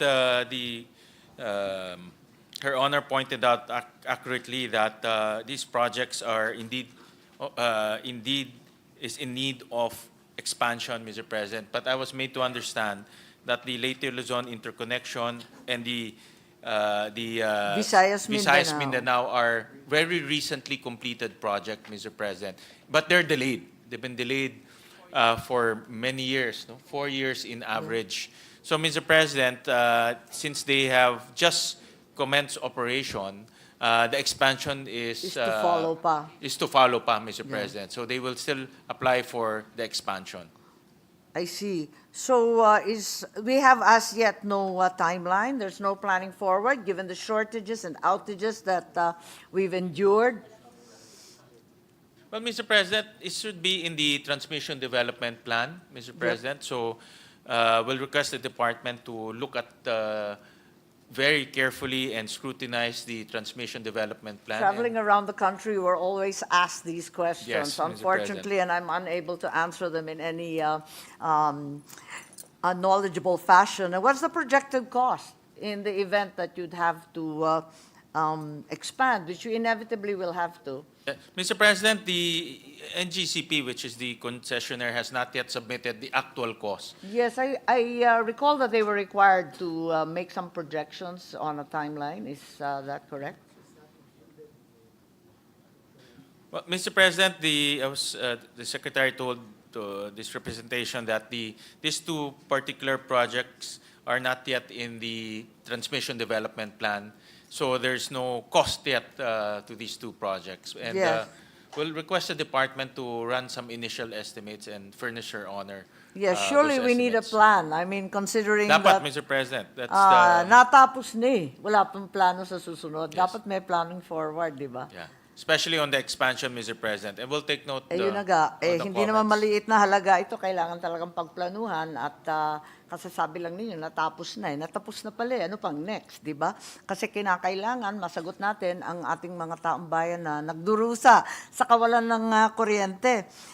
One of the major weaknesses of the grid is the vulnerability of having only one connection between Luzon and Visayas, linking the island provinces through Batangas Mindoro, Palawan Mindoro, Mindoro Panay, Samar Sorsogon. These interconnection projects will be very, very crucial. What is the timeline for the completion of these projects and their projected cost? Once again, I have been asked this while I travel throughout the country, and we're not able to promise any timeline.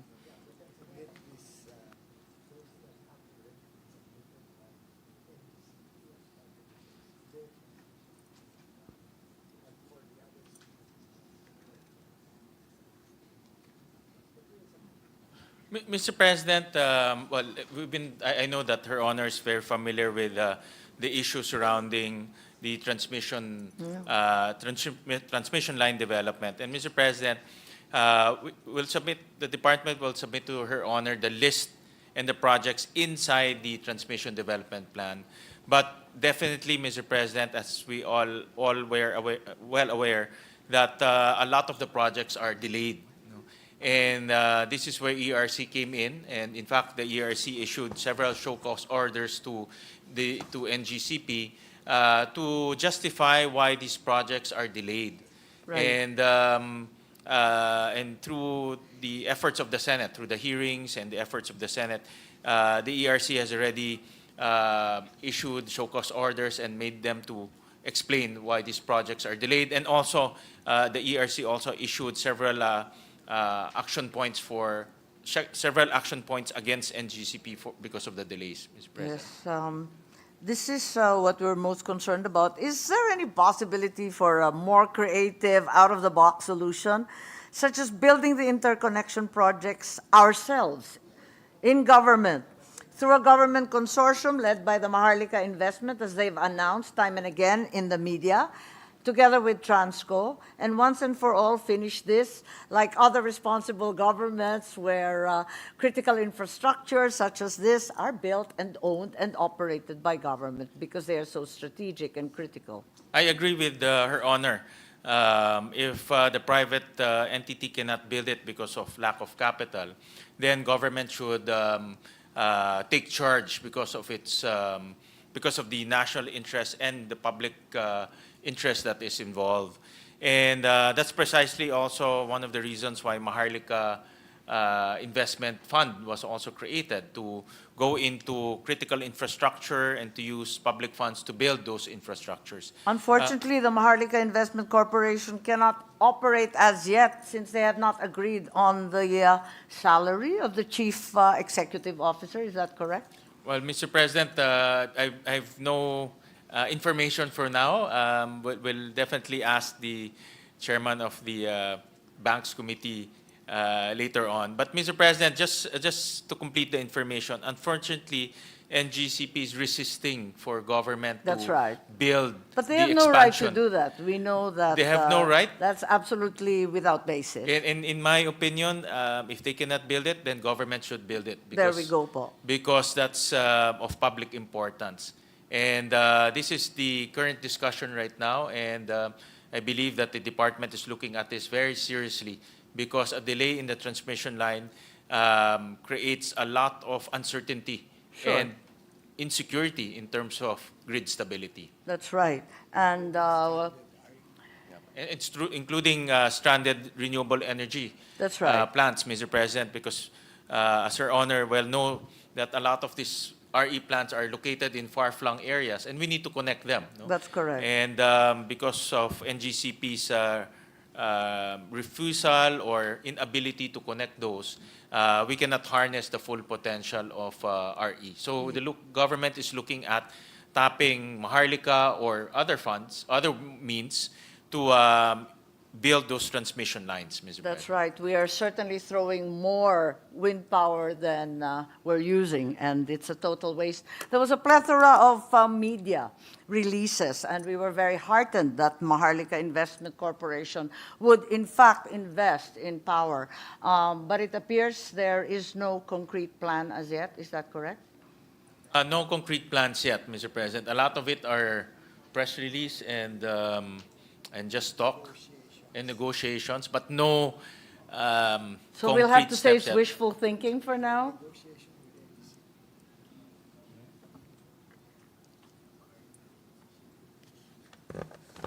Yeah, no, you're correct, Mr. President. It's still very in its initial stage, Mr. President. Okay. So there are a number of questions from COA, and I'm sure you're familiar with them, but the minority leader has many questions. And I believe there are several other agencies. There's NEA, and the question, I think the burning question at this point is a single one, and that is, how do we assist electric co-ops dealing with successive environmental disasters and extreme weather? That seems to be the burning issue. How much is the allocation to subsidize electric co-ops for today? Ano pang natitira at para sa susunod na taon? And how much of the budget has already been spent for 2024? Kasi sunod-sunod talaga. At alam ng NEA na yung aming electric co-op talagang barely able to cope sa norte at sunod-sunod na tinatamaan ng bagyo. Mr. President, we also enacted a law that will help the electric co-ops recover. And in that law, we also created the Electric Co-op Emergency Resilient Fund, Mr. President, that Yes. electric co-ops can tap into interest-free, Mr. President, because in the past, when electric co-ops are hit by calamities, they can borrow from the bank, they can borrow from NEA, but they're charged with interest, and that Interest. interest is eventually passed on to the victims That's of the right. calamity. So with this law, Mr. President, we created the fund, and they can tap into this fund, and it's not being charged with interest. So it's not passed on to our consumers. Where is the fund and how much is it as we speak? Yeah, it's launched under NEA, Mr. President, Yep. and the amount that will be allocated is about 200 million, Mr. President. You said will be allocated, wala pang pera? No, O meron na? Sorry, it's a yearly allocation of Yes. about 200 million pesos, Mr. President. Yearly. Yes. So nagastos na ba yung 2024? Ubus na ba yung 2024 o meron pang maaasahan? Mr. President, I was informed that meron pa naman because of the typhoon Christine and also Marce, they already spent 38 million pesos, Mr. President, for the province of Batanes alone. For Batanes alone. Yes, so But they've- Cagayan and several other provinces are in very poor shape. yes, they're also waiting for the report from the electric co-op so that they can tap into this fund, Mr. President. So in Right. other words, there's a fund for There is a electric fund, co-ops to use. and there's still money out, there's still money remaining. Correct, Mr. President. And So- Mr. President, even though if the amounts are depleted, in the law, they can tap into the quick response funds of the national government. Naku, Mr. may President. announcement na yung national government, sagad na yung QRF. Correct, Mr. President. From DPWH to DA Yes, to Mr. President. DSWD, So- nagagilap na ng pera, Correct. pigan eh. That's why Kaya it- nga ako nagtataka, bakit yung NEA, malaki pa yung pera, bakit may 162 pa kayong balance, samantalang sunod-sunod na? Eh kasi 38 million pa lang ang sinasabing nagastos, malaki pa yung tira. Kung 200 million po. Mr. President, just to clarify, the 38 million is just one province. Okay, that's And- right. So, and then the magkano yung balance? Tinatanong ko lang kasi nagagilap rin kami ng pera eh. We are proudly parochial. Yeah, Mr. President, so far the initial estimate right now is about 180 million for the provinces affected by the two typhoons, Mr. President. And you're right, Mr. President, we still have two typhoons coming in, and it seems to me that this fund, ESURF, will not be enough, assuming that those typhoons will Pero also tama ba create... to 162 ang balance? Ano yung balance? No, no more, as we Mr. speak? President. Yeah, it's almost, right now, they've wala ng estimated balance. 180 already. 180 na yung awa, so may Yes. utang pa.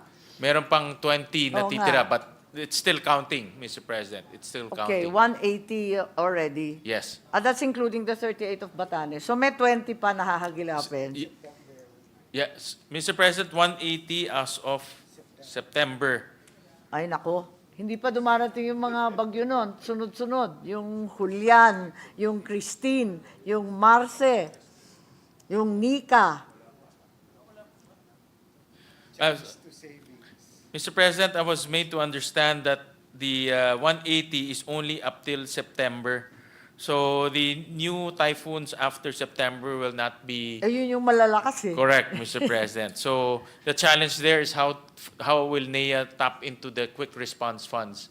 But of course, all of the departments are tapping into that funds already, the SWD, the PWH, and all that. So, but there's a mechanism, Mr. President, assuming that NEA would want to tap into the quick response fund. Mr. President. Thank you very much. I've taken up your dinner time, and I think I have to turn over to the Minority Leader. Of course, I have questions remaining regarding the ERC, the backlog of decisions that became very controversial, the NPC, and the update on the SPUGs, which are very, very familiar with our good sponsor, but I will leave that for the other interpellators. Maraming salamat po. Thank you, Mr. President. And if the good, Her Honor wishes, ERC can submit updates on the backlog of the number of cases, as well as NPC can submit information about the SPUG areas, Mr. President. Thank you.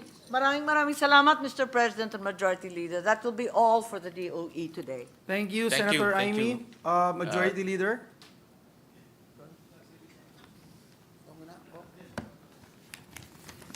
Yes, Mr. President, next to interpret is our Minority Leader, Senator Aquilino Cocomitel. I move that he be recognized.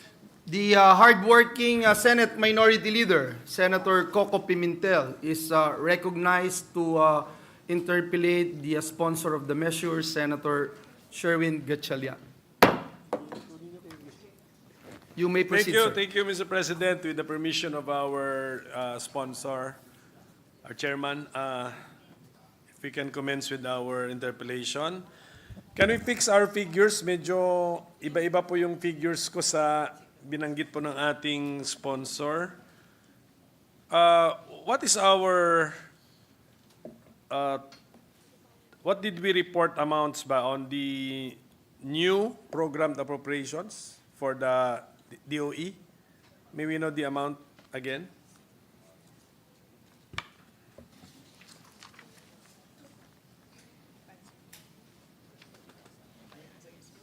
Ito yung binasa ko. 2.4? Yung ano, 2.4 billion. 2.4, sige po. Kahit yung rounded off na lang po na, 2.4 billion. So that's correct. Same with my figure. But for the budgetary support to government corporations like the NEA, how much is it, Mr. President? 2.6? 2.6, Mr. President. Okay. And how about for the NAPOCOR? 1.1, Mr. President. 1.1 billion.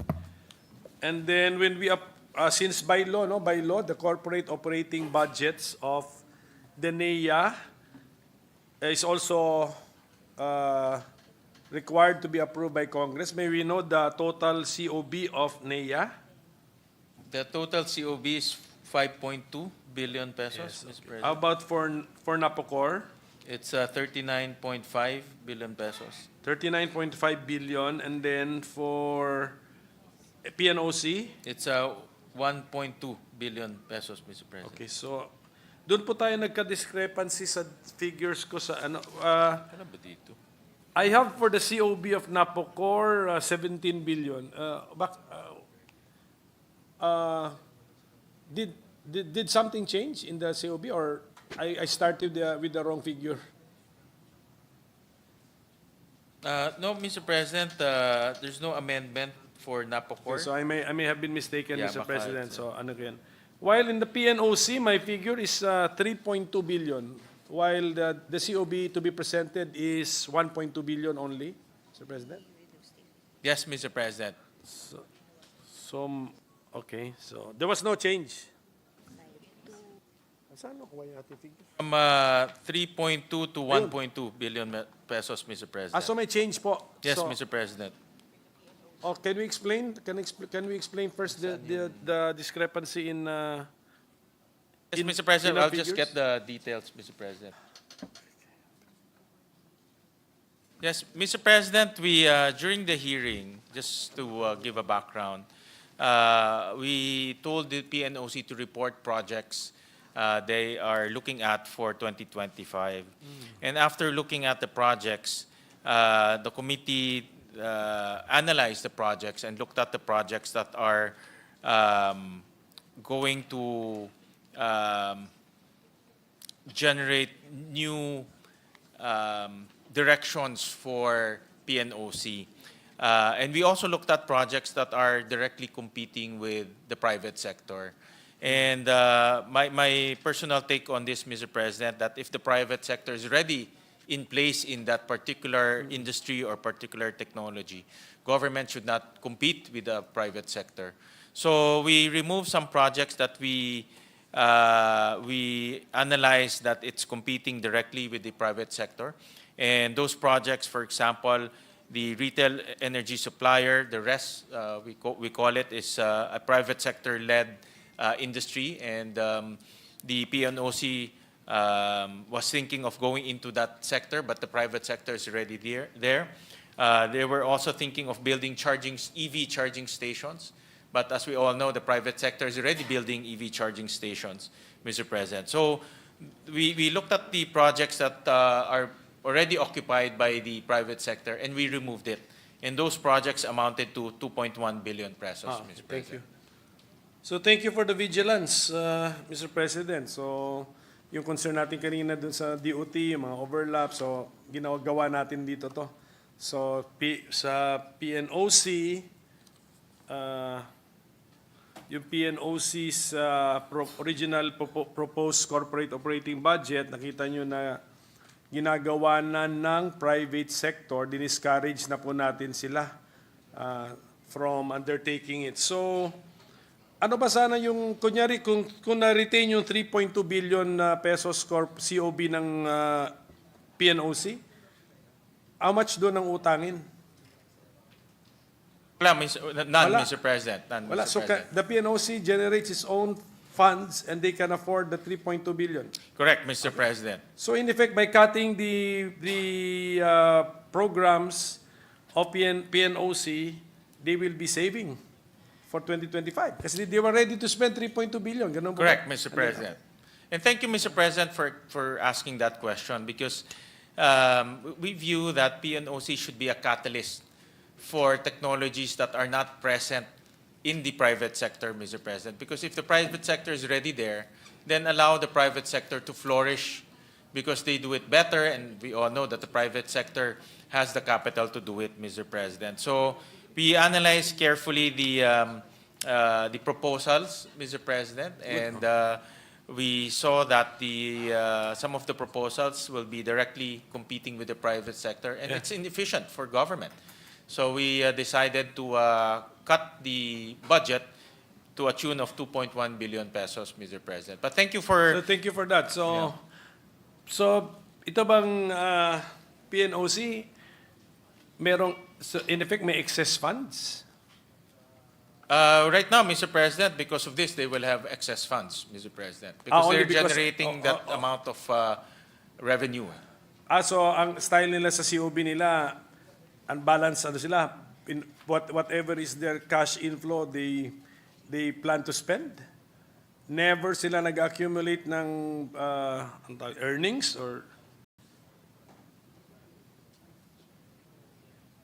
Mr. President, the simple computation is they have revenues and they will have amounts for specific projects, and the leftovers will be remitted as dividends, Mr. President. So it's that, not a... the 2 billion that your honor cut can potentially be remitted to the national government as dividends from PNOC. In theory, yes, Mr. President, it can be remitted as dividends if they will not use it anymore, Mr. President, because that's leftover. Yeah, pero sabi niyo po, by law, kailangan i-approve natin yung COB nila. So, they should not be able to use that. Tama ba ako sa pagkaintindi ko? 3.2 billion ang naisip nila, 1.2 in-approve po natin na Kongreso. Under the law, we must approve. Therefore, if it's not approved, Yes, they have the collection but they cannot use it. Hence, to be remitted to the national government at the end of the year siguro. End of the year 2025.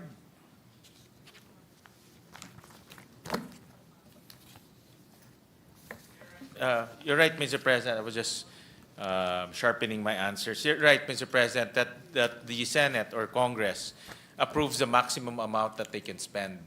And since we only approve 1 billion plus, they can only spend to that maximum amount. So, and the 2.1 billion, and in theory can become savings, and they can remit that as dividends, Mr. President. But if they want to spend that again, they have to come back to Congress to seek for approval. Yes, okay. Sige, thank you po. That's the same rule for NEA and for NEA and for NPC. Is that the same rule?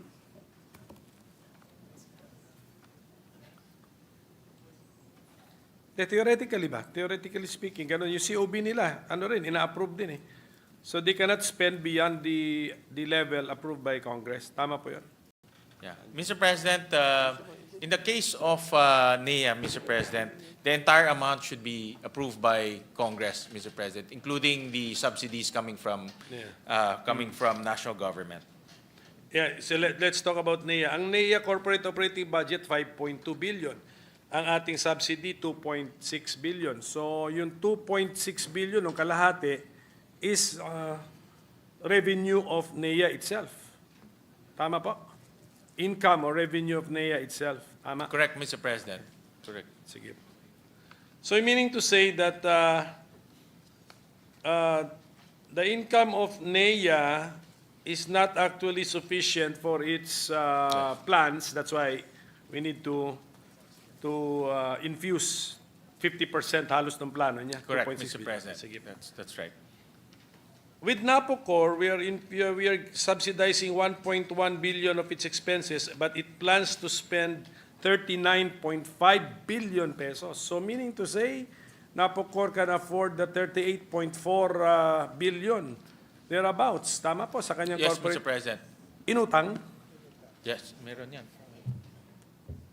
Uutangin ba ng NAPOCOR yun? Or magkano ba yung kanyang self-generated income?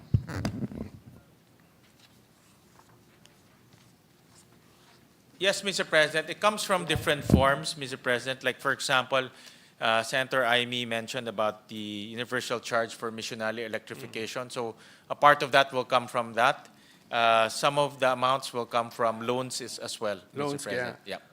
So, kunyari And nga lang, advances for also. 2025 lang, how much of the corporate operating budget of NAPOCOR, 39.5 billion, magkano po utangin? Yeah, we have it here.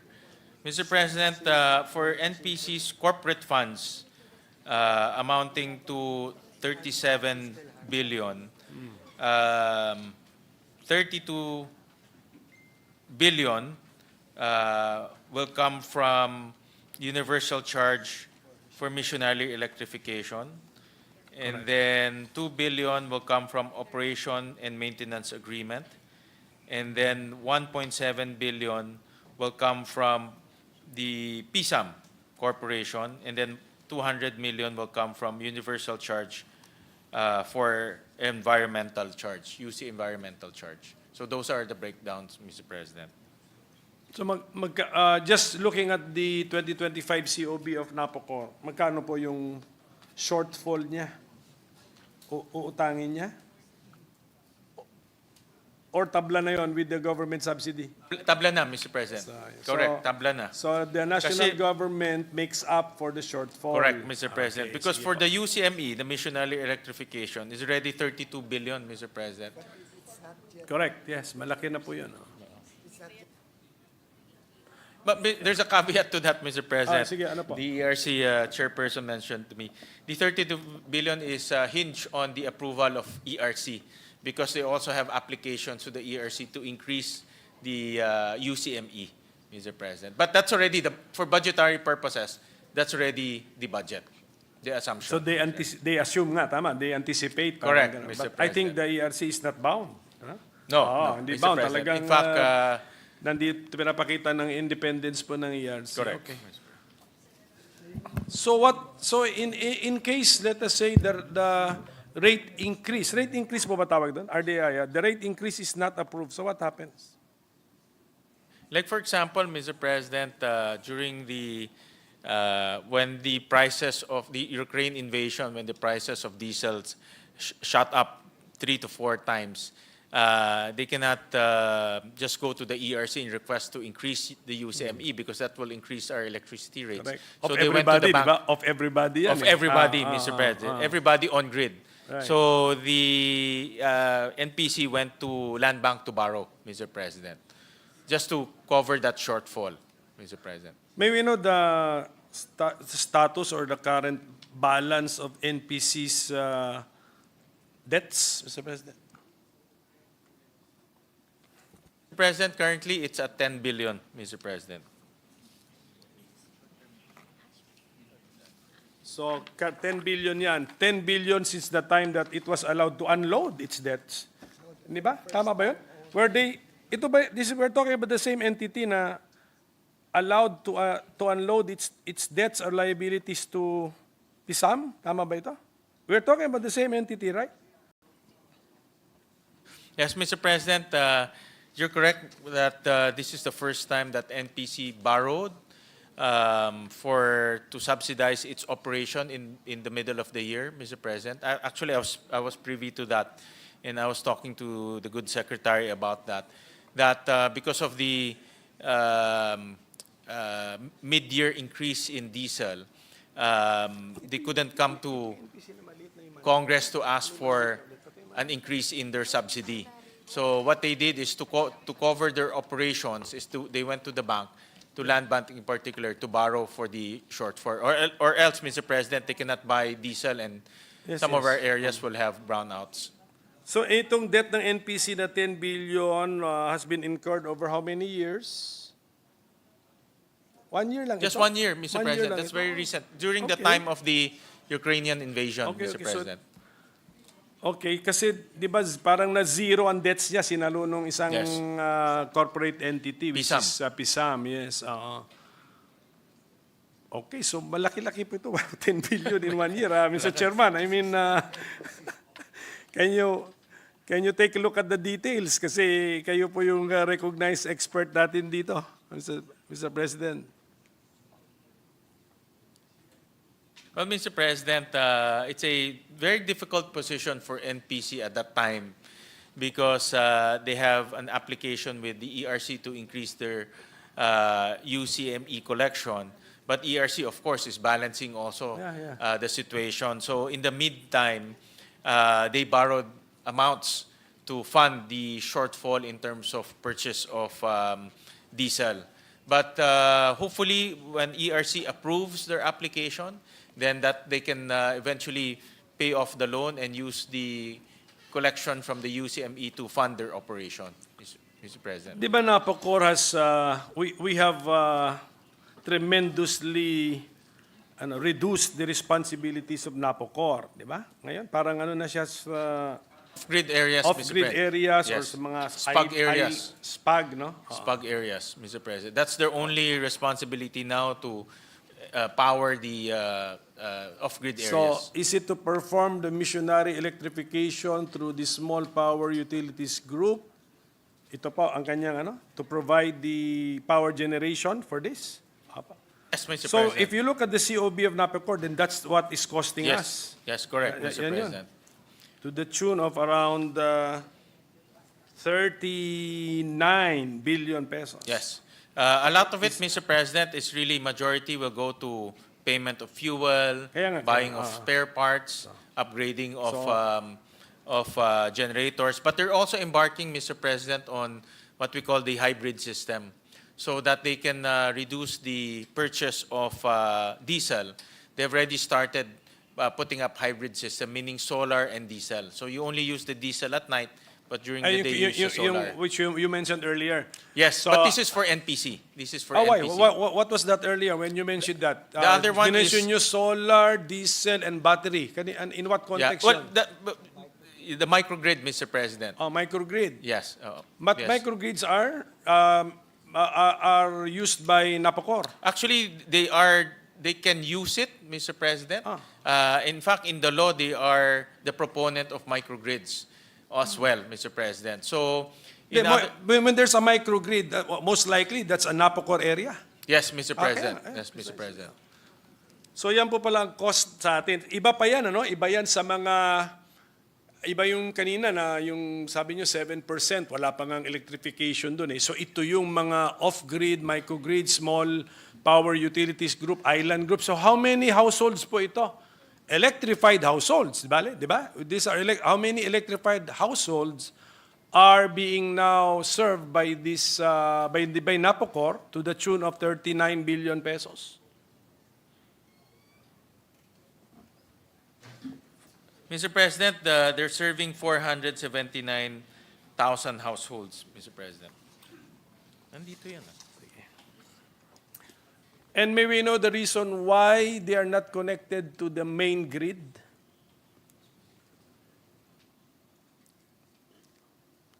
I'm sure we want them connected, di ba? But there must be some physical reason they cannot be connected or another reason. We just want to make it off record, Mr. President. So, sorry, Mr. President, the served areas is 1.2. Yeah, Mr. President, the served areas is 1.2 million households. The unserved areas is 479,000 households, Mr. President. Okay. Sorry, Mr. President, for that confusion. The served areas na 1.2 million households under the Missionary areas. missionary areas. Yes, na- missionary areas lang to, Mr. President. Okay, and then the Mga islands. No? Yeah. okay, and then the 479,000 households would be the 7% not yet electrified.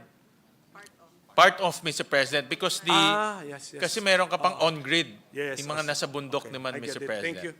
So this is only in the missionary, Yeah, which missionary. is islands, Mr. President. Sige, can we have the reason why they cannot be? Of course, the desire nga, ulitin ko, the desire is to connect them to the main grid. Actually, yung three main grids nga natin, kinoconnect nga natin, di ba, to each other. So sila, we want them to be, why? What are the reason why they could not be or could never be connected to the Like main Mr. grid? Mr. President, it's a question of economics, Mr. President. Like for example, Pag-asa Island.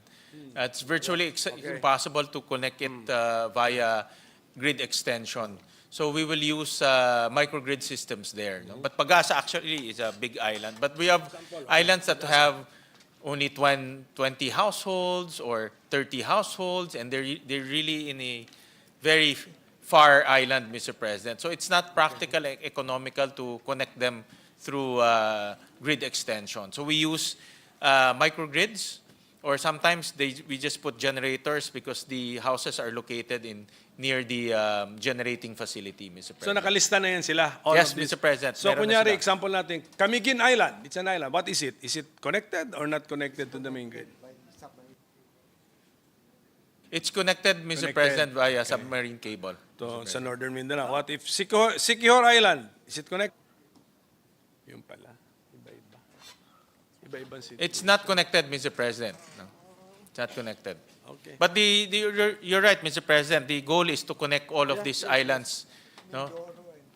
Like Mindoro, Mr. President, there's a plan to connect Mindoro to Batangas, Mr. President, and make it part of the Luzon grid, Mr. President. So some of the reasons they are not yet connected can be overcome. Yes, Mr. President, it's a matter of demand. No, like for example, Mindoro has Calapan City, I was explaining earlier, which is a highly urbanized area. And it makes it economical to expand the grid from the onshore to Mindoro, Mr. President. But some areas are really far and they have very few houses. So it doesn't make sense to connect them to the grid because the grid lines, the transmission lines itself is very costly. So possibly pa lang, you are not on the grid but you are on the same island as a certain populated area on the grid. Yes, Mr. You're President. just physically too far away. But Yes. it's overland. Hindi natin hindi natin Yes. siya kinoconnect although it's overland. Yes, Mr. President. So Correct. Mr. yes, President. we understand. Kasi at least kaya kinompare ko si Camiguin versus Siquijor, iba pala situation ng dalawa. Oo. So at least we understand, Mr. Iba, President. Mr. President. So yun ang Okay, so for this, I think you have 278 power plants under SPAG. Tama po ba yan? Napocor. Yes. Napocor power plants yun. Tama? Yes, Okay. Mr. President. So what is the technology used? Diesel. All of them. All of them, Mr. President. Except for the hybrid that I mentioned earlier. How many are the hybrid na po? 4 areas, Mr. President. But that's the goal because the goal is to reduce the consumption of diesel. And that's also one reason why the UCME is increasing because it pays for the diesel and the operating cost of diesel power plant. So the goal is to reduce the consumption of diesel, Mr. President, eventually. So makikita natin yung sa COB ng Napocor. Yun siya. The COB of Napocor, it's Napocor's decision, di ba? Tama, it's Napocor which will decide what technology to adopt in their SPAG generating plants. Correct, Mr. President. Do we see it? Kasi kayo pong nag-examine yan in detail. Yes. Do we see it in the COB na palayo? So there is really that effort to use an alternative source of energy other than diesel? Mr. President, aside from the 14, Napocor has 16 other areas to install hybrid power plants, Mr. President. I have the list here. So it's only recently that under the leadership of Secretary Lutilia that they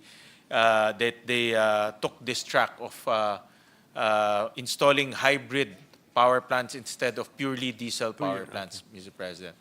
So ganito na lang po, yung total power generated by Napocor through their SPAG plants equals X, and diesel, ilan dun yung renewable energy. So yun, so makikita natin yung percentage. All the rest, diesel. Ganun na yan. Okay, so Are we ready to give the figures or pwede naman in writing na lang po kung di pa tayo ready? We'll submit it, Mr. President. I only have here but we need to compare it. Like, for example, in their planned rollout of that 16 hybrid power plants, the solar component is about 2,700 kilowatt peak, Mr. President. So, but we'll make sense of it by comparing it with the total, Mr. President. We will compare it with the Yes, total. yes. I know what you're getting is how much of this hybrid is compared to the total, Mr. President. We'll give you that number. Actually, yes, but the hybrid is also part diesel. Eh. Yes, Mr. President. Actually, the fund in question is how much is renewable. Of the SPAG generation of Napocor, how much percentage is renewable, which is solar. Tama? Solar na lang yun. Yeah. So- To date, Mr. President, only 4 of the total No, areas. percentage sa power percentage. sa capacity ba. So anyway, if the sponsor is not ready with the figure, pwede na lang po in writing na lang po, Mr. President. Mr. President, for solar, it's about 2% of the total generation, and hydro is renewable energy is about 8%, Mr. President, because in some areas they also use run-of-river hydro, yung maliliit na hydro. So they have hydro, they have wind, they have solar, a total of 8% of the total generation, Mr. President. So Pwede na, it's Mr. President. still small, Mr. President. But at least, pwede na. I mean, close to 10%, dandahan, pinapa-increase natin. Okay. The goal really, Mr. President, is to reduce the consumption of diesel so that we don't pay for diesel. And Napocor has already started converting some of its plants to a hybrid system. Siguro meron naman siguro timeline na yan na meron na silang plans, no? We just ask for just to test Napocor if they really have a plan. Can the plan be submitted? Yes, Mr. President. We'll request Napocor to submit the timeline on using hybrid systems, Mr. President. But just to share, Mr. President, 2 years ago, 3 years ago, there's no hybrid system.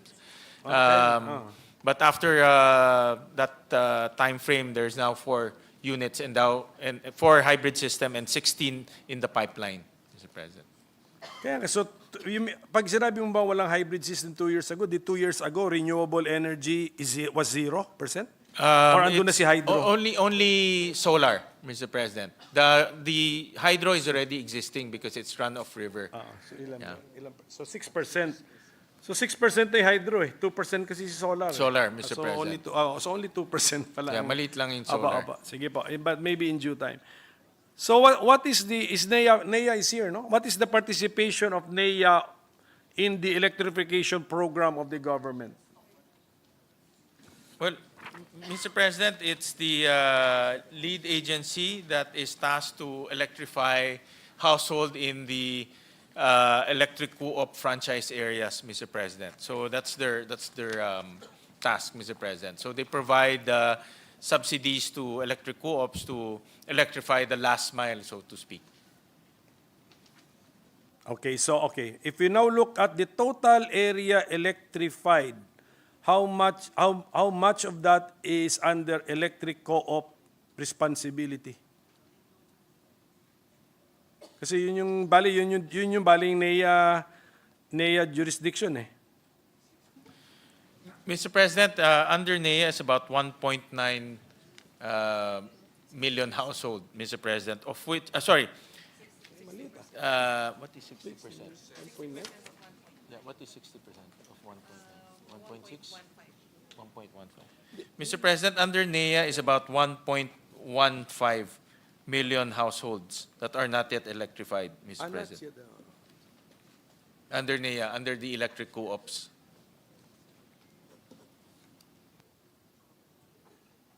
Yeah, but ang claim kasi natin, 93% of the Philippines is electrified. Of that 93, ilan ang under the jurisdiction of the NEA? Laki siguro. Kasi, Almost 90%, Mr. President, because that... ito lang Metro Manila is an example na hindi NEA. Correct. Right, Metro right. Manila, Cebu, Davao, Iloilo City, So most of the highly urbanized cities. That's a big role, Bali. Big role. Big role, Mr. Yes. President. Then last mile means to say that what Well, those what are the sponsor areas that mean when he are, for example, in the far-flung areas. For example, there's papautangin ni NEA sa electric co-op so that so they, magkaroon ng yes, so they can build the lines going to those far-flung areas, Mr. President. They give they give subsidies. Yes. Ano, is this utang, grant, or ano? Subsidy. Government subsidy. Yeah, government subsidy, Mr. President. So NEA gives subsidies to electric co-ops. Okay, yes.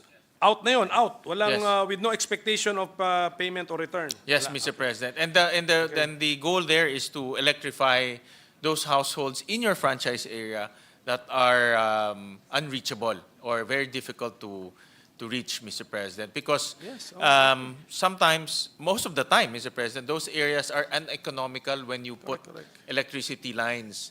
And for a private DU, it doesn't make sense for the private DU to put those lines. So government, exercising its social mandate, gives out the subsidies so they can build the lines to electrify those areas that are in unviable areas. So using NEA's 2025 COB na of 5.2 billion, how much would be grants?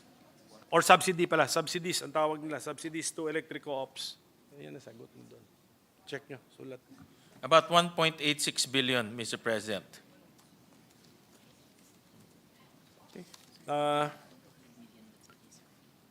So that subsidy, is that more or less the level as a recurring expense in the COB of NEA? Is that a recurring expense or amount in the COB of NEA? Is it in that vicinity, 1.8 billion? More or less, Mr. President. More or less. It's an amount that it's a constant amount, more or less, Mr. Are the President. recipients more or less the same also, year in, year out? No, Mr. President, they have a criteria that they exercise in order to select which electric co-ops can avail of the subsidy, Mr. President. Kayo na yun, self-limitation na yun, nilalagay nyo sa 1.8 billion. Correct, Mr. Kasi President. okay, what is the universe of the electric co-ops entitled to avail of the subsidy from NEA? How many? 121, Mr. President, electric co-ops.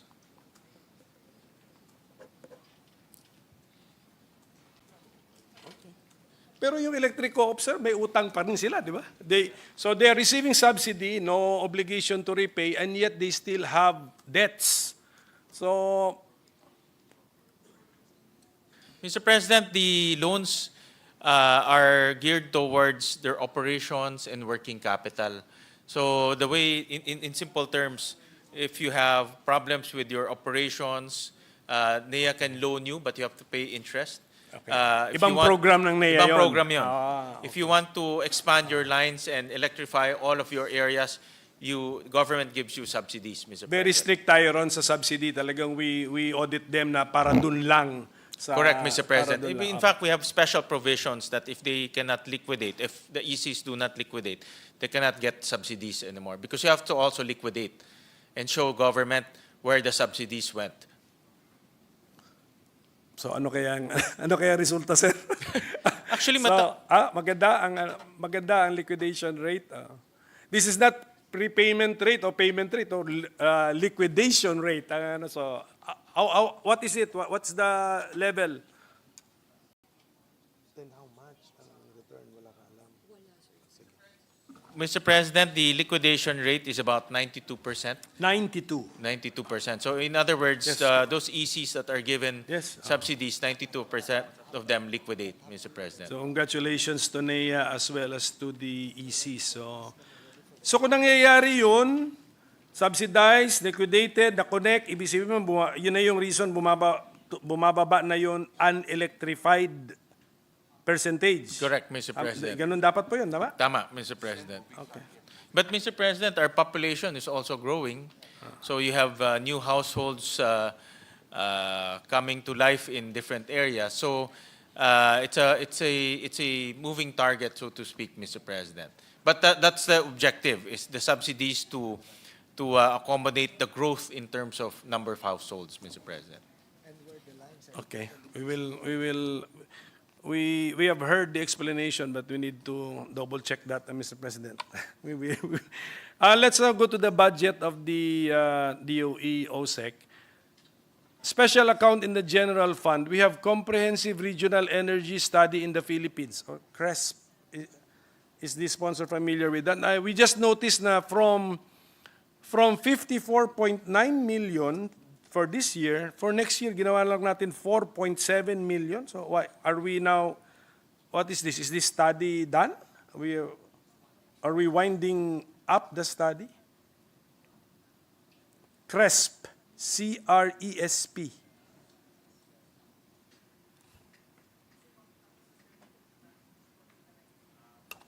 Mr. President, I was made to understand that this is a study, a household level study.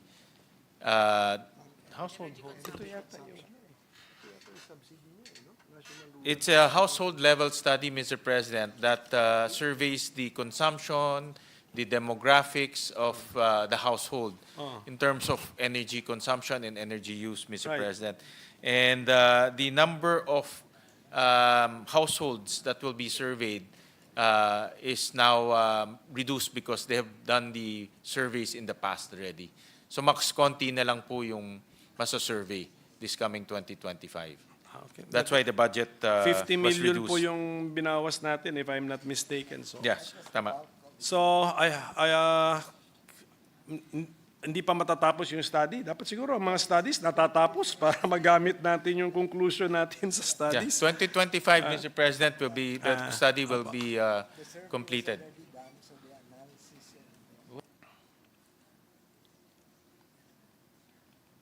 The survey started this year, Mr. President, and they target to finish it next year.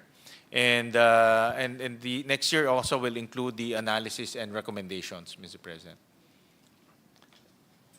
Okay, so I hope that will be shared with Congress para Yes, Mr. ano President, natin. the department will send a copy and their analysis to Congress. Can I ask the PNOC about its COB? Meron siya rito entry na 6.7 million sale and monetization of the banked gas. What is this, PNOC? Is this an expense that you need to incur 6.7 million pesos to sell and monetize the bank gas? Ito malampaya siguro to related concept. But Mr. Chairman, isa ba to sa tinanggal mo? No, Mr. President, no, hindi Na-retain kasama ba? siya, Mr. President. Is this an expense? This is an expense. This is to yes. this is to sell and monetize the bank gas. Kaya nga, in order to sell and In monetize order the to bank sell. gas, sige, when PNOC incurs 6.7 million, what is now the expected return of the sale and monetization of the bank gas?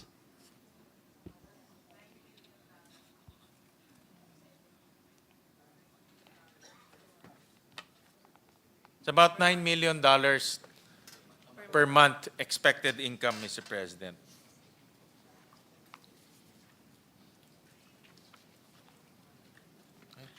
So, $9 million, kung i-times 650 natin ito, around half a billion, 500 million pesos, and we spend 6.7 million to do that.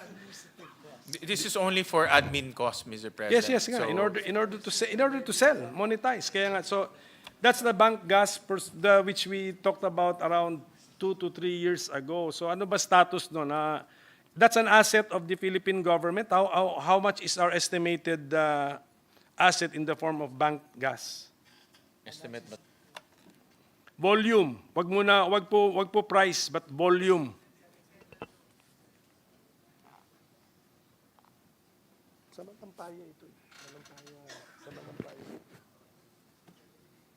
So the government owns about 70 petajoules, Mr. President, of bank gas left, Mr. President.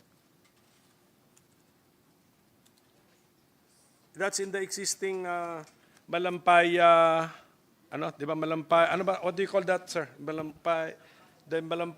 Reserve. May Reserve. yes, Mr. Gas President, reserve. you're correct. Okay. Yes. The Malampaya natural gas, Mr. President. 70 petajoules of bank gas. Correct. Okay. That's who confirms such a figure? Who tells us na ganyan pa yung laman sa baba?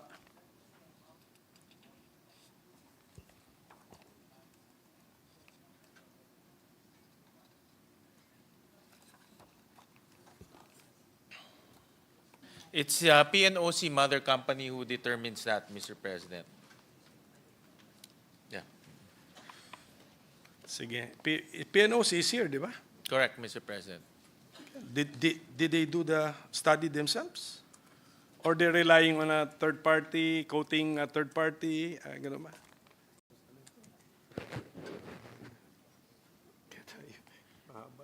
But, Mr. President, the consortium, the original consortium, it's a commitment that the original consortium made to the Philippine government to deliver 100 petajoules, Mr. President.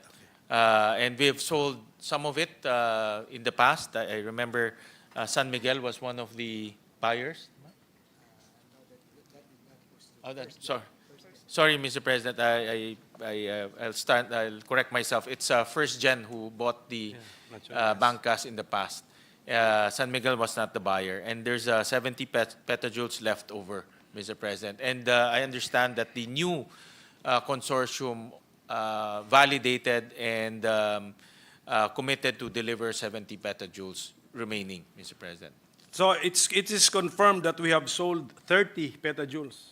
Yes, Mr. President. At, Over time, Mr. Yes, President. over time. And how much ang generated natin dyan? Billions. Oh, meron. Billions siguro. It's about $9 million per month, Mr. President. That's the... Since when? Since when? When do we start counting? For PNOC. 3 billion. So half billion per month. So 12 months. So 6 billion. 2017, Mr. President. Starting 2017. Around 48 to 50 billion, Mr. President, pesos ang kinita na natin over time.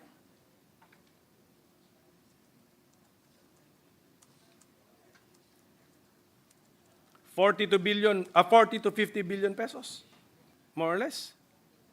Yes, Mr. In that President. vicinity? Yes, that vicinity, Mr. President. So thank you. So And we'll submit at least- an accounting of that, Mr. President, to his honor, Mr. President. pinapakita lang natin sa taong bayan yung kita rin natin Correct, dun sa sa bank Malampaya. gas. Yes, yes. Apo. Kasi this is pursuant to agreement siguro part Correct. part na ito dun sa 40 around 40. Hindi pa ito yon sa 45% sa income. Wala yun, pa, Mr. Sa President. income kukunin yun, sir, no? Kasi tinatanong ko yung professor ko kasi sa College of Law, kaya kaya ang tanong ko, ang pag-address ko kay Secretary Lotilla, sir, may professor in the College of Law. Well, Mr. President, when was that? Mr. President, in 2008, PNOC bought the bank gas, Mr. President. And they started monetizing it in 2017, Mr. President. And they're still monetizing it. That's why the admin cost is necessary because of the monetizing So it's a activity. separate transaction. It's a all- separate altogether. transaction, Mr. President. So then how much did it cost us when PNOC bought it? Do you remember? Yes, can you Yeah, Mr. President, we'll submit a report on that, Mr. President. I will be greatly disappointed kung masyado pong mahal natin pagbili, Mr. President. 14, Mr. President, the president of PNOC is here. He said we bought it for 14 billion pesos, Mr. President. 14 billion pesos In 2008. in 2008. Okay, so we will just do our own projection, Mr. President. Let's go to COA report, Mr. President, kasi medyo na-alarm lang po ako rito. If it's really still outstanding, DOE was not able to collect training commitment. Iba pa to, and development assistance, dalawang funds po ito. Training commitment, 907 million pesos, failure to collect, and then development assistance, 389 million pesos. Number one, is this accurate? Are the figures accurate? And then why? May we know why? Actually, I flagged the department about that, Mr. President, during the hearing, but we'll. And then I'll failure get to some collect updates. from who? I'll get some Sino yung, updates, Mr. sino yung President. hindi natin nakolektahan? May we know for the record, pangalanan na po natin.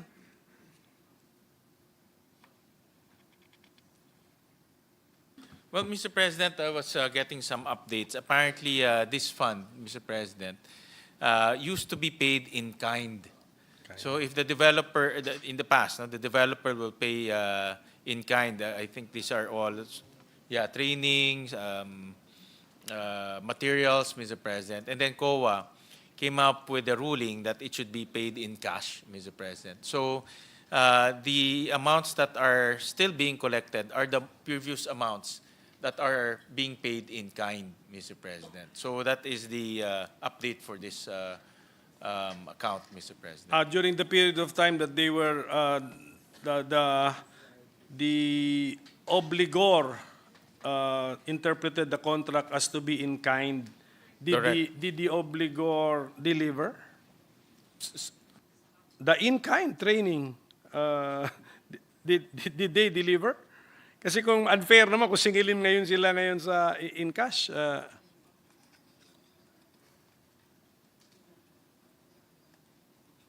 pero bakit hindi ma-settle? Ba't hindi matanggap ng COA yung explanation?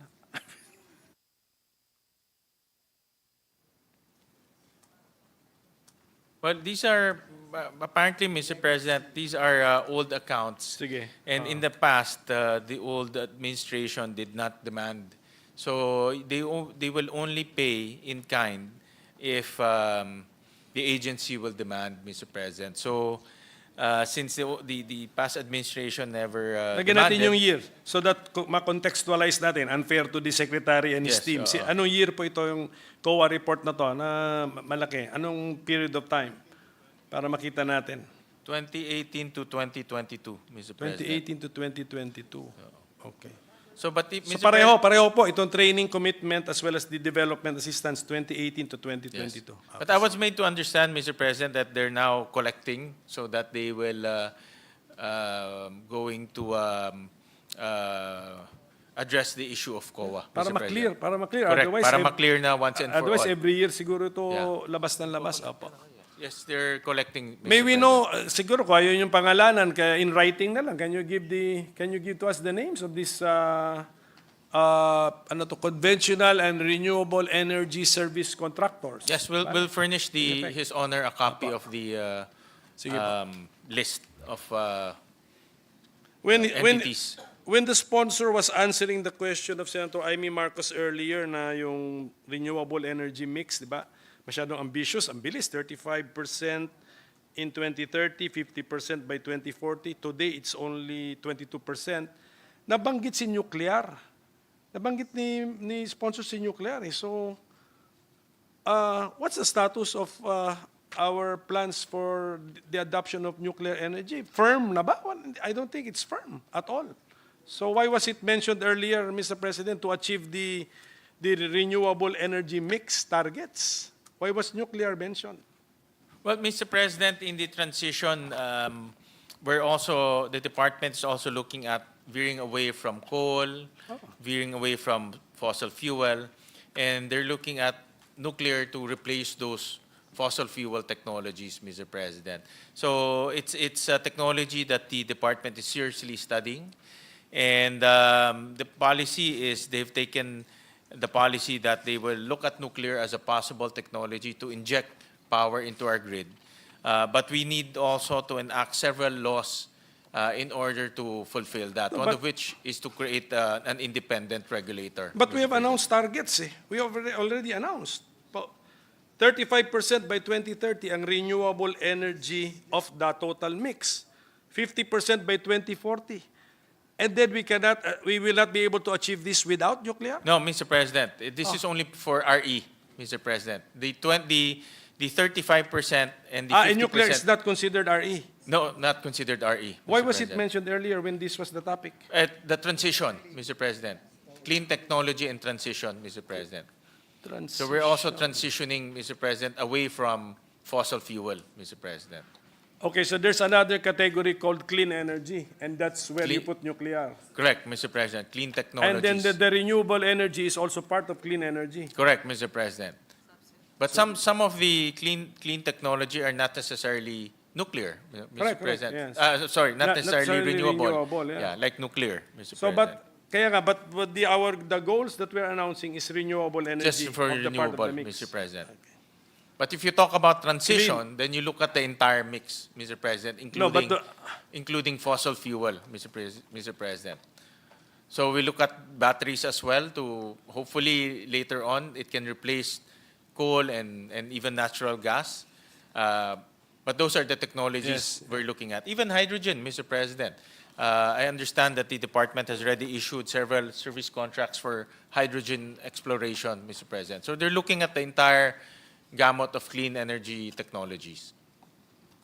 Sige po, but I share Senator Marcos's confusion about yung mga program names and titles niyo. Nalito rin po Ako ako. rin, Mr. President, Meron nalito rin kayong ako. eight programs, tapos meron pa kayong mga locally funded projects. Pagbasahin mo, parang pare-pareho po, Mr. President. Yes, Mr. President, but in fairness to the department, they have already started rationalizing it and just putting one term for the electrification program, and this is the National Total Electrification Program. And also the subset programs have already been rationalized, Thank Mr. you. President. Thank you for that. And then ito na lang siguro po yung in the President's SONA, he enumerated 5 measures to lower electricity rates. And I'm sure you are well aware of kasi bida kayo ron sa President's SONA. So, lifeline rate program, temporary suspension of feed-in tariff allowance, anti-bill shock program, suspension of wholesale electricity spot market during red alerts, and the refund of excess collections in franchise fees of NGCP. When was the SONA delivered? July. On November na ngayon. Any updates from the energy sector? Ano na pong na-deliver ba ito mga nabanggit po ng Presidente? Yes, Mr. President, all of these are regulations from ERC, and all 5 were implemented. Just as a caveat, Mr. President, these are just one-time policy implementation, Mr. President. Except for the franchise fee, Mr. President, because the franchise fee is as long as there's Refund. a payment Refund of excess franchise collection. fee. So how much has been refunded? Kung talagang nagawa na ito. Magkano? Refund of excess collections in franchise fees of NGCP. Ano ibig sabihin nito? Si NGCP ay nag-collect ng sobra at expected ibalik niya. Nagawa na po ito?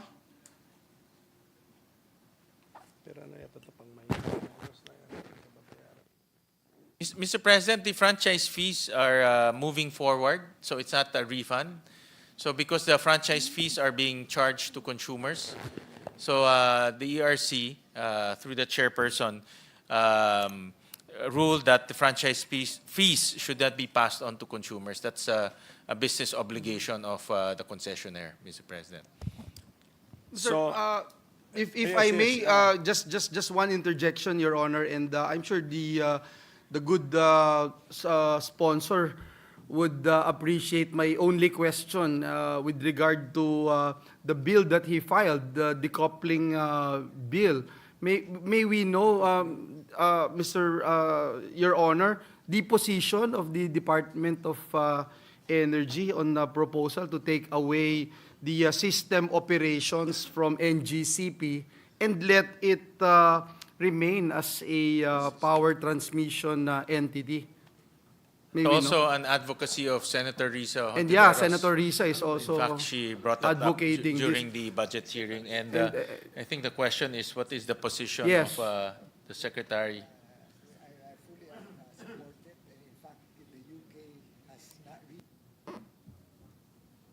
That's in connection with the... Mr. President, the good secretary mentioned that he fully supports that policy to separate the system operator from the asset owner. And he also mentioned that the United Kingdom, in fact, very recently took that route, Mr. President, and separated the system operator. So So you have the same position, Your Honor.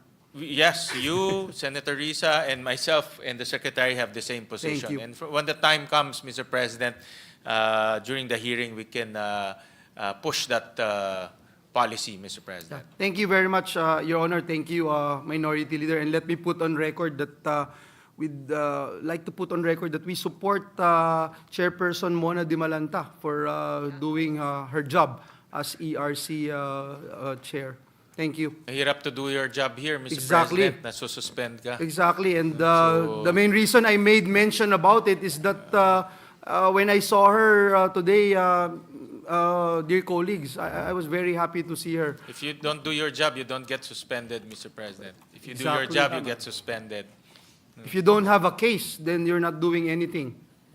That's a policy now in public service. Correct, Mr. President. Thank But you. we're happy to see her presence here Yes. on the floor, and she'll be more than happy to Yes. receive questions. Thank you very much. Thank you, Minority Leader. Baka for- gutom lang yung professor ko, kaya iklian ko na po. Iklian ko na po itong aking tanong. Yung na-enumerate ni President sa SONA niya are meant to lower electricity rates. Di ba? 5 yun eh. Pero sabi sa atin ng sponsor natin, karamihan dito para mga one time or... so may we know from the ERC what are the actual measures it is taken to address the high cost or price of electricity in our country? In the first place, is it high? Does the ERC find our rates high? Mr. President, there's a caveat to that. Sige. If you compare ourselves to the other Southeast Asian nations, we charge our consumers true cost of electricity. There's no subsidy, Mr. President, except for the missionary areas, Mr. President. Correct. For the other areas, for the other countries like Indonesia, Malaysia, they still have subsidy either through the fuel or through the electricity directly. So in other words, we're the same as Singapore in terms of charging our consumers true cost of electricity. But admittedly, it's high. In Southeast Asia, where Singapore and the Philippines are vying on the highest cost of electricity, Mr. President. So in terms of what ERC is Yes. doing,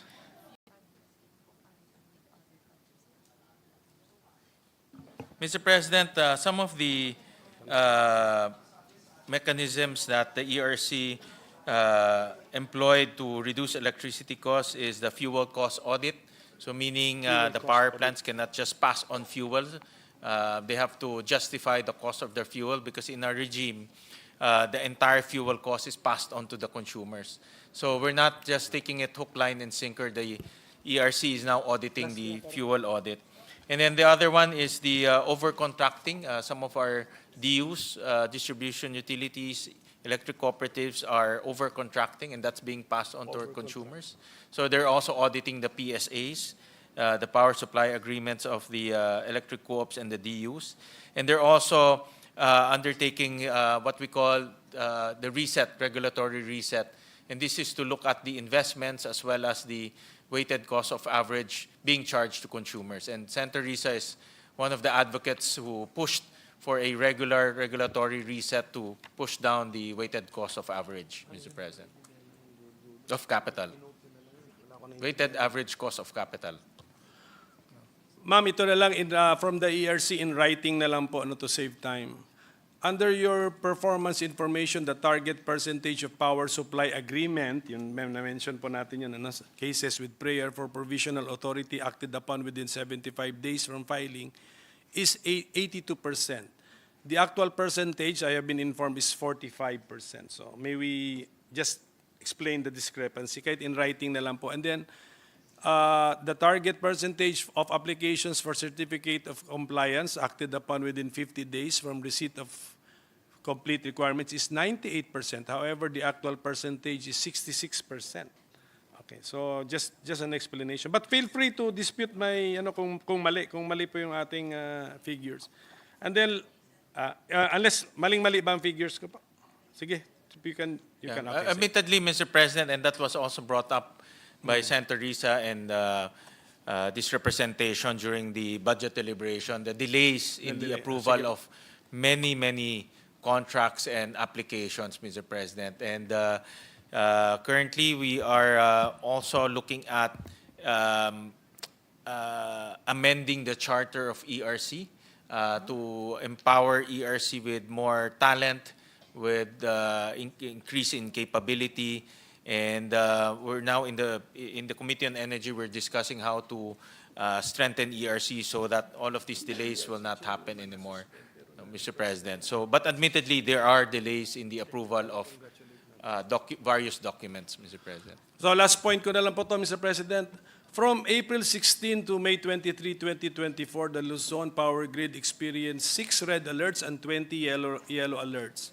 The Visayas Grid recorded 7 red alerts and 20 yellow alerts. Mindanao Grid had 2 yellow alerts on April 24 and 26, 2024. So, number one, please, you can dispute my figures kung mali, but may we know the causes of these alerts? This is important. Is this indicative of something is fundamentally worrisome, Mr. President? Well, Mr. President, admittedly, this year has been extremely hot. In fact, during the summer, Mr. President, one of the problems of our schools or our education system is the extreme weather or extreme hot weather, Mr. President. And the simple reason for that is demand suddenly spiked up, and some of the power plants shut down or conked down or went into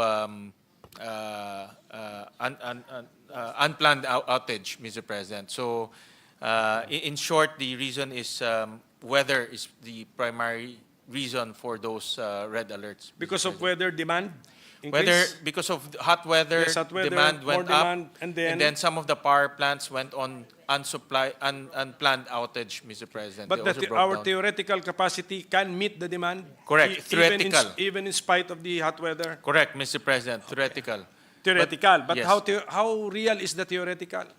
Well, Mr. President, in my experience in the past many years, it becomes unpredictable during summer, which is a policy that the Secretary should look at, admittedly. If you remember, over the past few years during summer, we would get red alerts. Sometimes we would get brownouts. And the reason for that is a lot of power plants go on unplanned outage. And this happens normally during summer because a lot of these Yes, thermal plants heat up and they go on unplanned outage. So I know it's no excuse. It's we cannot leave our power situation to uncertainty or to just fate. And the department is looking at ways to improve the situation, Mr. President. Parang theoretical installed capacity minus proven peak demand yung sa very hot weather, may allowance tayo. Mr. President. Ilang thousand megawatts yun? Ang allowance natin. Tapos siguro merong parang sa unemployment meron talagang frictional unemployment. So meron din ba tayo through historical data na from the theoretical meron talagang hindi magdi-deliver. So lamang pa rin po 'yon even if we subtract from the theoretical what is the ano kaya 'yon? Proven percentage which cannot deliver from the installed capacity minus si peak demand during hot summer, lamang pa rin ang supply? It's about 2,000 megawatts, Mr. President, the supply margin. So we still have a margin of 2,000 megawatts, meaning the installed capacity and the peak demand, they still have 2,000 Oh yeah, but his historical data remind us that not 100% of theoretical installed capacity deliver power. So kung i-minus natin yon, meron pa rin? May allowance pa rin? Mr. President, the problem is the power plants, no? And based on my experience monitoring this industry, during summer, a lot of power plants go on unplanned outage for various reasons, Mr. President. Normally thermal power plants. And on top of that, because of summer, we don't have rainfall. So a lot of our hydropower plants also do not operate. No? So, but the main culprit, if you ask me, Mr. President, will be the unplanned outage. Because a lot of these thermal power plants conk out, and that reduces the supply going into the system. Sige, and the 2,000 megawatts is best practice, it complies with the global best practice as far as the allowance is concerned. Mr. President, we now... Siyempre percentage yan, siguro Yes. percent yan. So, There are two policies that the DOE implemented. One policy from the DOE, one policy from the ERC. One is to implement the ancillary reserve. So the grid operator or the national grid is now mandated to contract ancillary reserves. So these are reserves, Mr. President. And the DOE is now monitoring the continuous buildup of ancillary reserve by NGCP. At the same time, the ERC also promulgated what we call the reliability index. So meaning the power plants are given X number of days to go on forced outage as well as maintenance. And if you surpass that, you get a penalty. So there'll be discipline in terms of maintaining your plants, Mr. President. sige pa. Sige So po. those are the few policy intervention that the department and the regulator implemented, Mr. President. And also the reserve market. Yeah. The reserve market just opened last August 6th. And the reserve market is a mechanism wherein the grid operator can now buy from the market reserves. So that those, for example, if I'm a power plant, I have excess capacity, I can sell it in the reserve market. So it becomes a competitive mechanism to purchase reserves. Sige po. But In it is short, may reserva na tayo. Pero yung success ninyo dyan sa effort na yan will be reflected in the alerts. If we reduce the number of alerts, that means Yes, Mr. your President. strategy is becoming successful. Correct, Tama. Mr. Sa President. alerts That- natin yes, titignan. Sige. yes. That is Okay, the so ultimate measure. Yes, with that, we will be able to compare the alerts of 2025 with the alerts of 2024 and the previous years. So sana nga mag-improve. Siguro, to end, let us, we have welcomed back actually the ERC Chief, Attorney Mona Lisa de Malanta. And I think pina-research ko itong sabi ng Ombudsman, after a thorough evaluation of the present records, this office finds that the ground which justifies the continued imposition of preventive suspension no longer exists. So I think parang ano na to, I mean I think she has been cleared of any liability for the record, Mr. President. So we welcome her back and congratulate her at least for this clearance, and then of course encourage her na just continue to do your job exemplarily, Madam Chair. Kanina nga nung sinabing forced ba si ERC na gano'n? Hindi, sabi niya. So that shows the independence of the ERC na yan naman talaga ang role ninyo to be the referee or the referee of disputes in the energy sector. So welcome back, congratulations, and to the energy family, pasensya ginutom ko kayo, but well, at least mas naintindihan. Very complicated kasi yung subject matter. I'm sorry sir, may complicated. Hindi mo to tinuro sa akin sa law school. Ngayon lang tayo natututo rito. So thank you for your patience. Also our Chairman, Senator Sherwin Gatchalian, thank you for the patience. Thank you very much. Mr. Chairman. Magbo-blow out raw si Chairperson Mona Lisa, Mr. President, dahil nakabalik na siya. Wala pa raw sweldo. Wala pa. Majority Leader. Mr. President, next to interpolate would be the Deputy Minority Leader, Senator Risa Ontiveros. Our Deputy Minority Leader, Senator Risa Ontiveros, is recognized.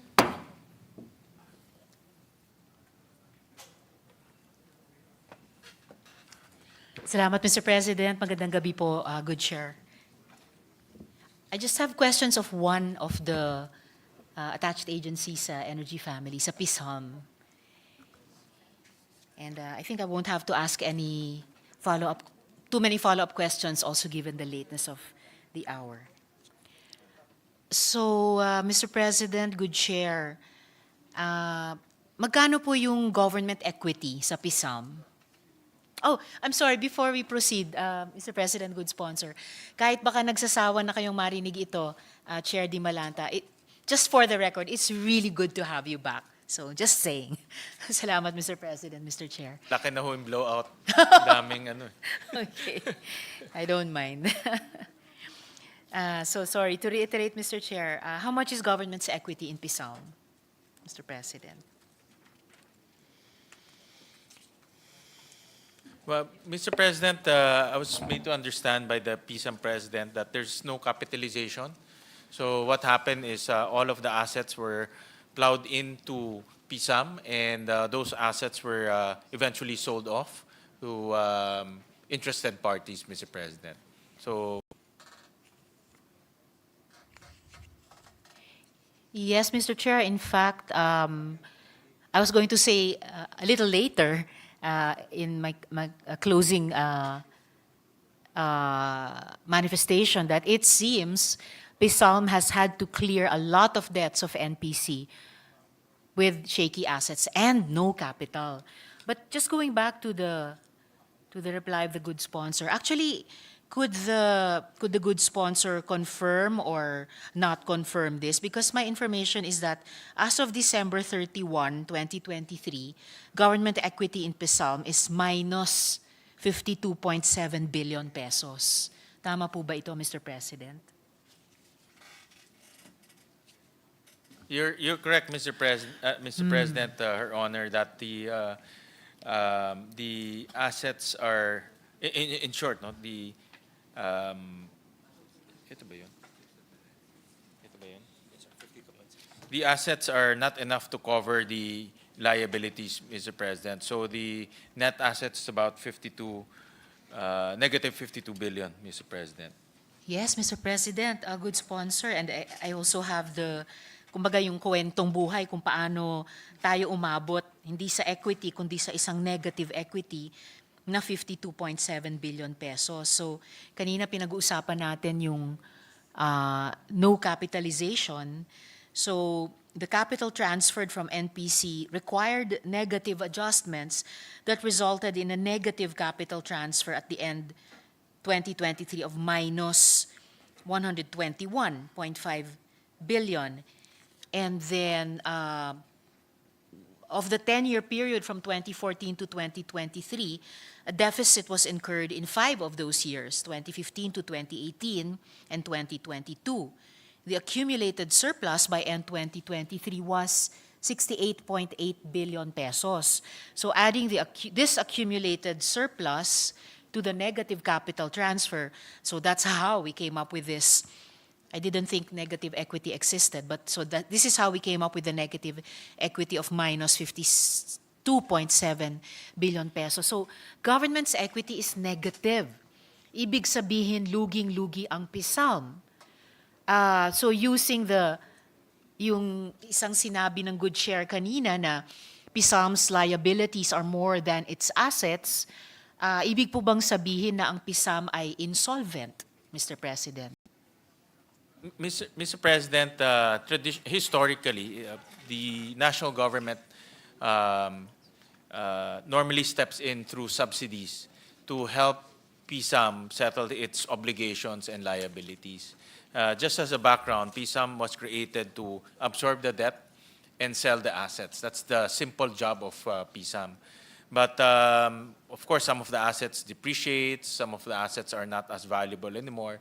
So in other words, the liabilities, if you compute it at face value, will be more than the assets.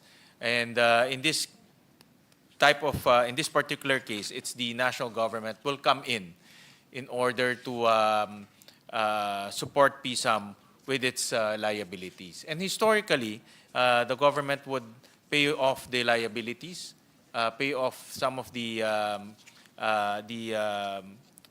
debts or the accrual of the debts, and it's the national government that will step in order to make sure that the liabilities are paid off. And in fact, Mr. President, good sponsor, kung hindi nagsa-step in ang national government sa subsidy niya, edi sana mas malaki pa yung negative equity ng PISAM. So, but therefore, how is PISAM surviving if its liabilities are bigger than its assets? If it is insolvent, paano po nagsusurvive ang PISAM? President, this is where the subsidies will come in. And at the end of, I think the most important scenario here will be at the end of life of PISAM, which is in 2026.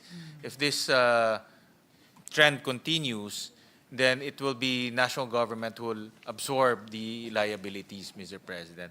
But the challenge here is to sell the assets, continue to sell the asset at a very good price. And hopefully the price that we will be fetching or PISAM will be fetching will be enough to cover the liabilities. But And in it- short, it's really the national government who steps in traditionally. Two follow-up points to that, Mr. President, good sponsor. Bukod po dun sa regular na subsidy ng national government sa PISAM, hindi ba covered pa ng full guarantee ng national government ang PISAM? And then the second point that the good sponsor's answer awakens in my mind ay, well, a little later, yung isang tanong ko pa ay, is PISAM getting a good price for the assets that it is selling? O kumbaga, the selling of the assets ba is actually making the most money for PISAM rather than some other operation of PISAM at the moment. Pero yun muna po siguro, Mr. President, good sponsor, yung full guarantee. Covered po ang PISAM ng full guarantee ng national government. Covered, Mr. President. And Mr. President, there's another revenue stream that that PISAM derives its revenue is through the universal charge for stranded costs and universal charge for stranded debt, Mr. President. And both of which should be applied with ERC. And of course, ERC will always balance the interests of the consumers and the applicant. And historically, these applications were either not approved or cut by the ERC. So that's also one reason why PISAM went into negative, we call it negative asset, because its application to charge the consumers through stranded costs and stranded debts were not approved on time or were either cut, Mr. President.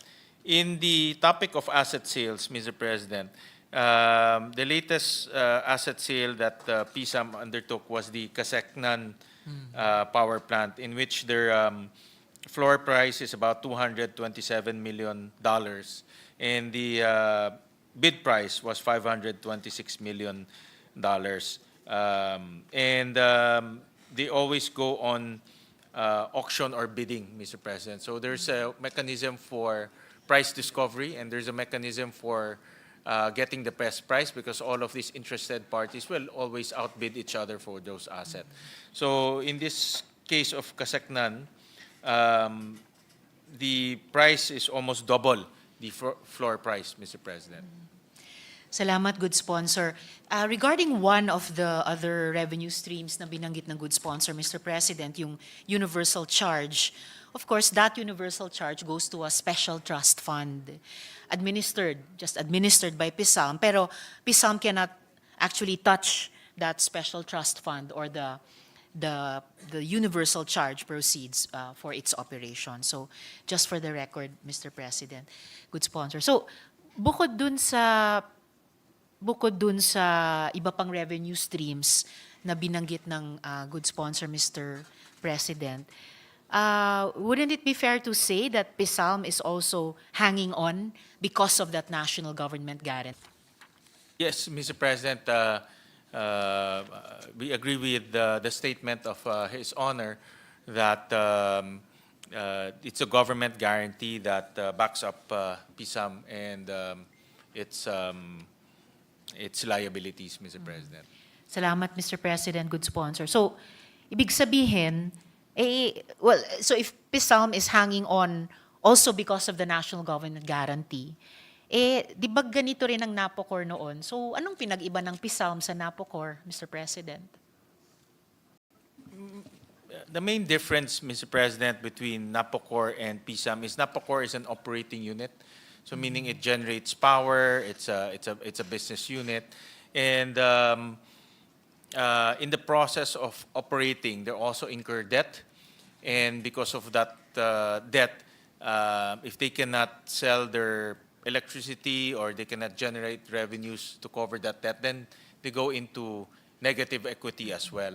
In the case of PSAM, PSAM is not an operating unit. Its main business or main operation is to sell assets to cover the liabilities that were incurred in the past.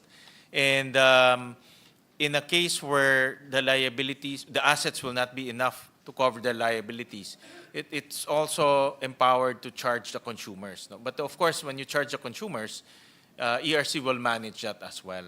So, but in the past, when I was looking at the documents, in the past, some of their applications were not approved or cut, Mr. President. So in other words, they have no revenues to derive from to pay off the debt.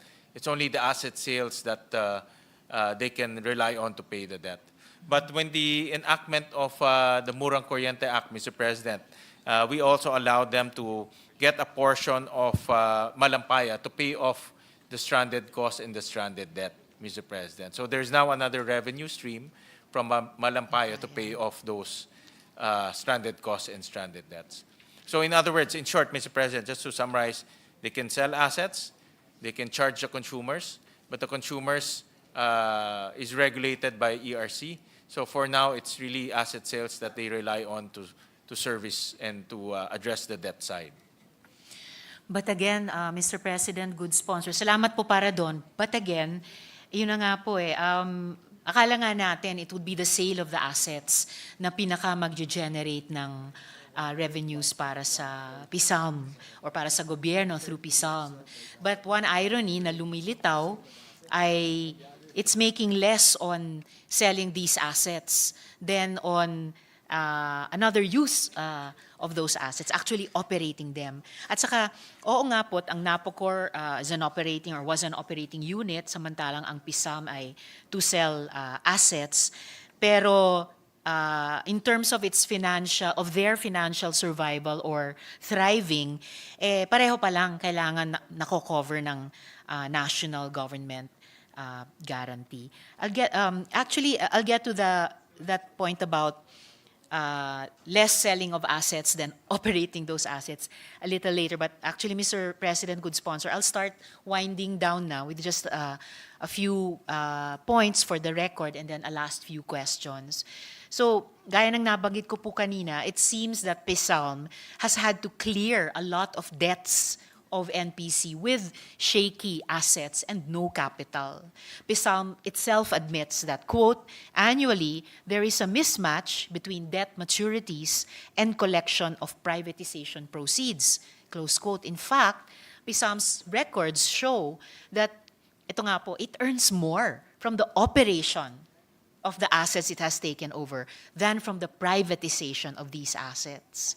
PISALM's service and business income from 2016 to 2023 was 47 times more than PISALM's gains from the sale of assets in these years.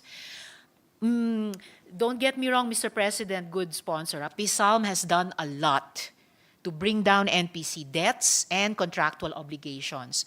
In 2000, which stood at 837.7 billion pesos, by 2003 was down to 1,000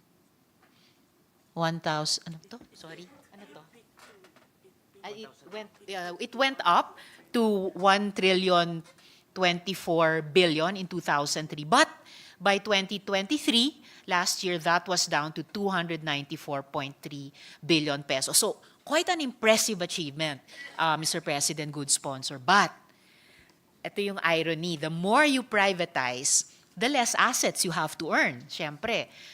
Which is why the records show that PISALM's revenues are weakening. So, I have to ask, as I wind down my interpellation, Mr. President, good sponsor, as earnings weaken, where will PISALM find the funds to continue to pay for the NPC debts and obligations, Mr. President, good sponsor.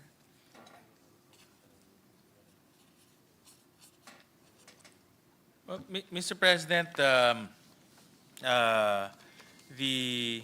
hold on, where's did I- the source of revenues for here for let me backtrack just to historically, Mr. President, and the Secretary was giving me some historical background. The original plan was PSAM, when PSAM absorbed the debt, is for government to absorb a third of it. One third of it will be paid off through asset sales, and one third of it will be paid off by consumers because obviously historically it's the consumers that consume the electricity. But the consumer side was not delivered on time because obviously ERC had to temper the increase of electricity. It's the asset sales and the absorption of government that will eventually come into play. And just to answer your question directly, Mr. President, I'm still pushing PSAM to privatize their assets. They have valuable assets in their inventory. If not privatize, rehabilitate and maximize the assets in their inventory. A case pinpoint will be the Agus Pulangi power plant, which is one of the biggest hydropower plants or the biggest hydropower plant in the country. And they're now undertaking to rehabilitate that to maximize its full potential. So, in other words, the income stream, the revenue stream will come in still primarily asset sales, and some of these assets that will be maximized by PSAM. They also have a lot of real estate, Mr. President. It's also a sort of a real estate company. They have about 6,000 lots, I think, if I'm all right. Yeah, they have about 6,000 more or less parcels, lots that they need to sell, Mr. President. Some of them they leased out to corporations, so they have leasing income coming in. So it will be a combination of asset sales, rehabilitation of existing assets, and also probably leasing of some of its land to generate leasing income, Mr. President. But we cannot avoid that. To be in reality and in truth, we cannot avoid that government will absorb some of the debts that will be left over, Mr. President. Salamat, good sponsor, Mr. President. And just one side, but I think important question also, speaking of debts. How much does PSALM owe to the Drivers and Mechanics Association or the DAMA? When is PSALM going to pay this, or how long does it intend to put this off? And does PSALM think this is fair to the former NPC employees, Mr. President?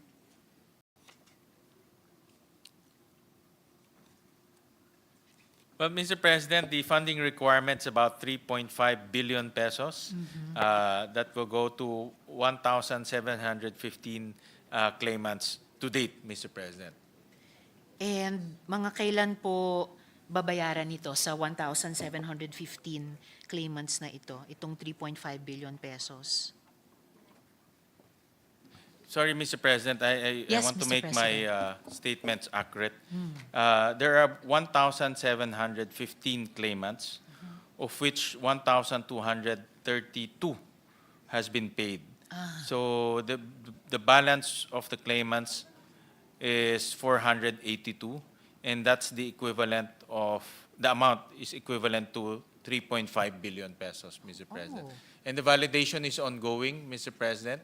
In fact, when we analyze this situation, Mr. President, there are several steps to validate the documents that are being submitted.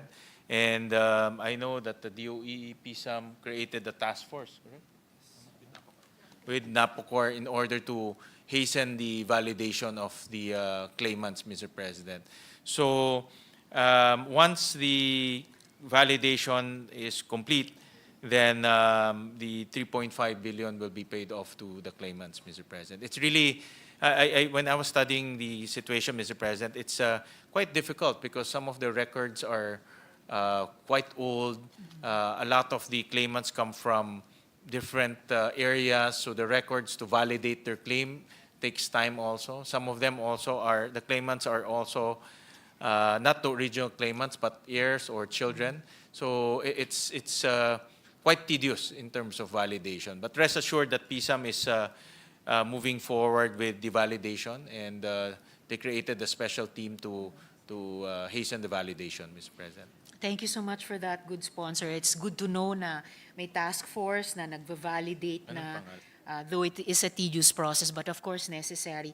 May timetable po ba ang PSAM, ang task force nito, when it can complete the validation and award the money dun sa mabavalidate nilang karapat-dapat talaga, Mr. President?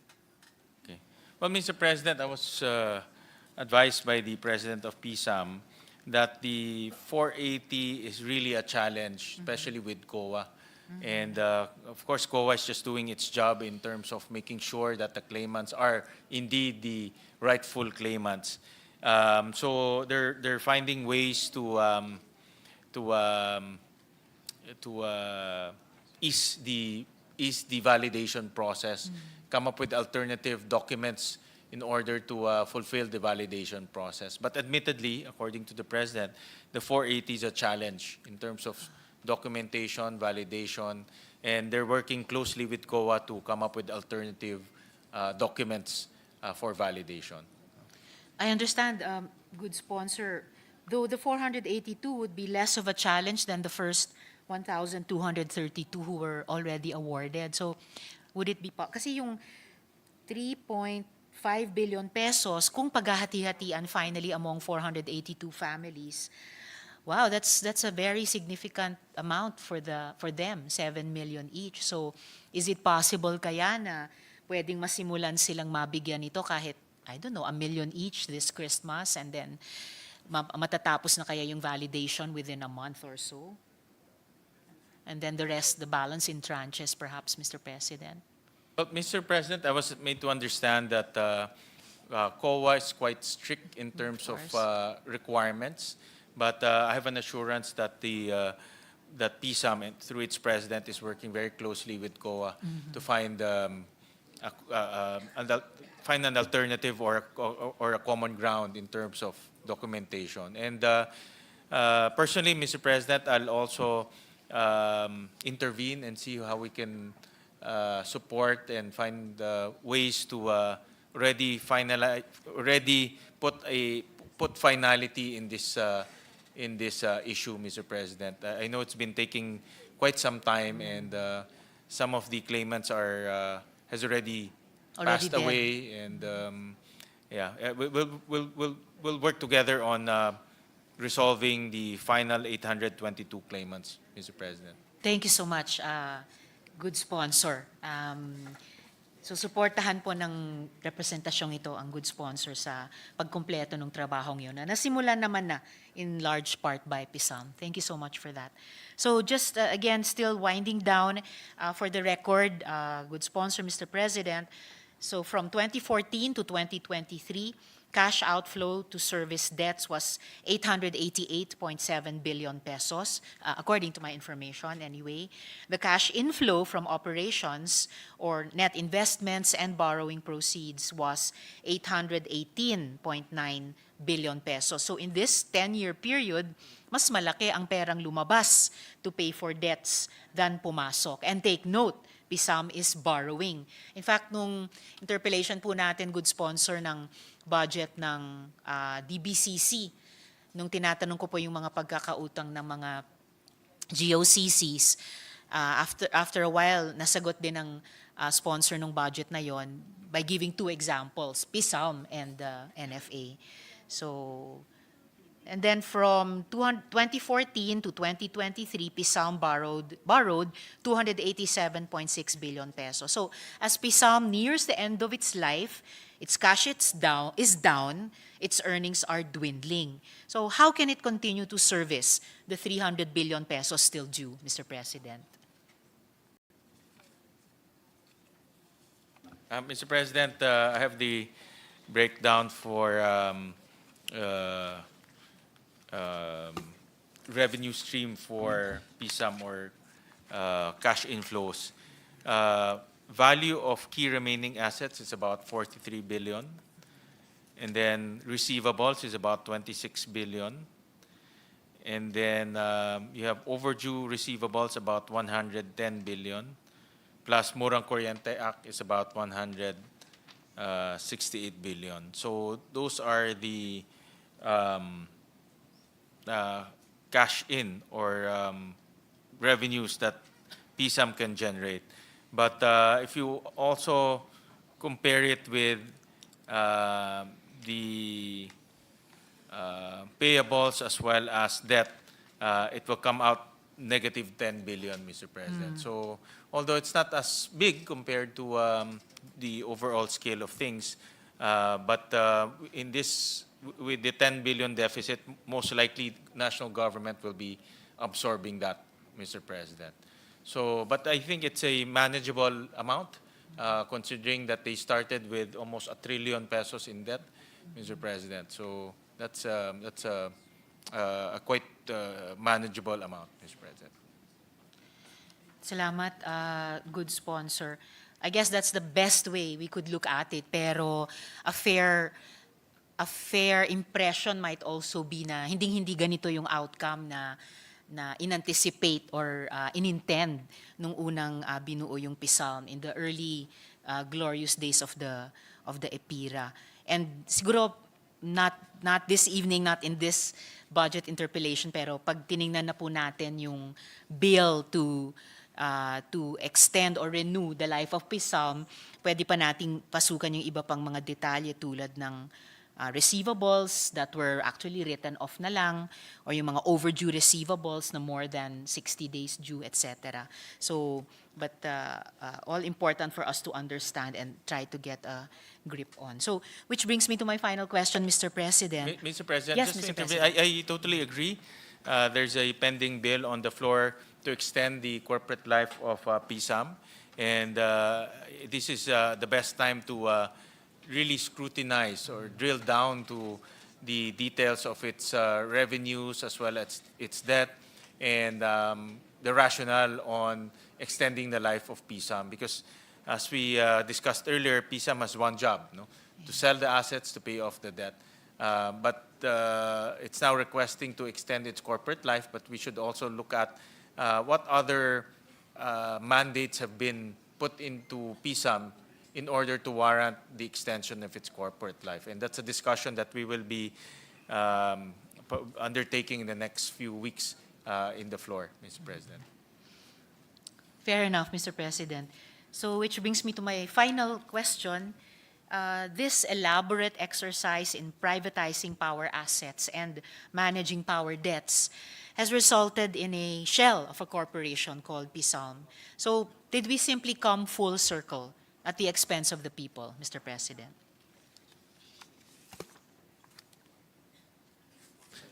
Well, Mr. President, if you look at the entire picture, Mr. President, at that time when we liberalized our electric power industry and privatized the assets, we started off with 1.2 trillion in debt incurred by Napocor, Mr. President. And at that time, Napocor was one giant, one behemoth, electric power, one behemoth that is regularly incurring debt, but at the same time, it also had some assets that it can maximize.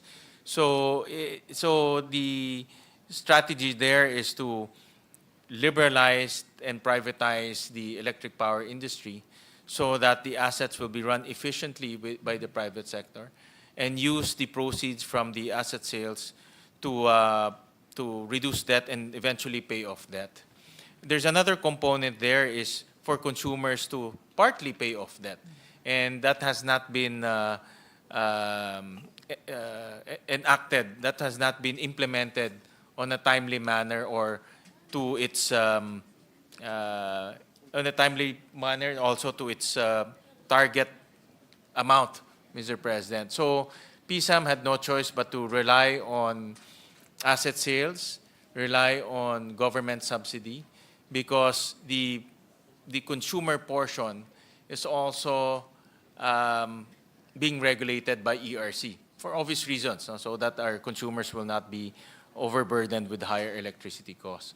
So if you ask me, my personal take, Mr. President, it coming from a 1.2 trillion pesos in debt, reducing it eventually to a negative 10 billion is quite a feat, no? Because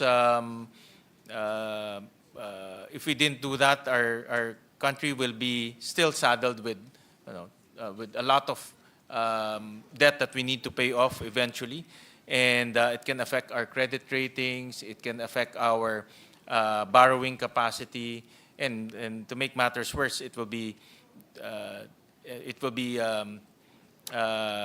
paid off by the next generation to come, no? So I think PSAM, with its mandate, did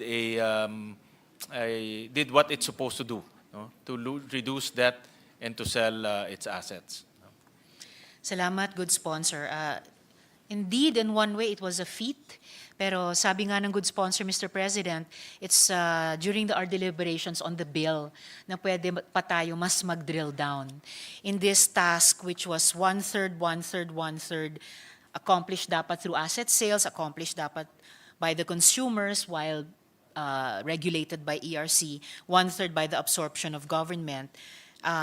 Did the asset sales actually pull the weight it should have pulled, or was more of the feat accomplished by consumers or probably by absorption of government? So the good sponsor did say we will do that during the deliberations on the bill, and I agree with him. So for now, hanggang dito na lamang muna po, at maraming salamat, good sponsor. Maraming salamat po, Mr. President. Thank you, Senator Risa, for the very important questions, especially, and very timely, because we'll be debating on the floor the bill to extend the corporate life of PSAM, whether it warrants to extend. But we'll give PSAM some assignments to update us on the debts and the assets, and furnish this committee as well as Senator Risa the relevant information so that we can debate on this bill productively. So thank you very much. Majority Leader. Mr. President, I was just informed that Senator Pia Cayetano would like to have her manifestation inserted in the records, her manifestation of support to the DOE budget. Mr. President, Yes, there being that's no duly other noted. reservation for interpellation, I move that the budgets of the following: Department of Energy, Office of the Secretary, Budgetary Support to Government Corporations, National Electrification Administration, National Power Corporation, Corporate Operating Budget of the National Electrification Administration, National Power Corporation, Philippine National Oil Company, and other executive offices, particularly the Energy Regulatory Commission, be deemed submitted for the Senate's consideration. I so move, Mr. President. Is there an objection? There being none, the motion is approved. Mr. President, I move for a minute suspension. Session is suspended. I move that we consider the budgets of the following: the Department of Trade and Industry, Office of the Secretary, the Board of Investments, the Construction Industry Authority of the Philippines, the Design Center of the Philippines, the Philippine Trade Training Center, budgetary support to government corporations, Center for International Trade Expositions and Missions, and Small Business Corporation. And to recognize the sponsor, Senator Mark Villar, the chairperson of the committee, and to interpellate the Honorable Joel Villanueva. I move that they be recognized, Mr. President. Hearing the objection, the consideration of the aforementioned budgets is now in order for interpellation. Senator Mark Villar, the chairperson, and Senator Joel Villanueva are now recognized.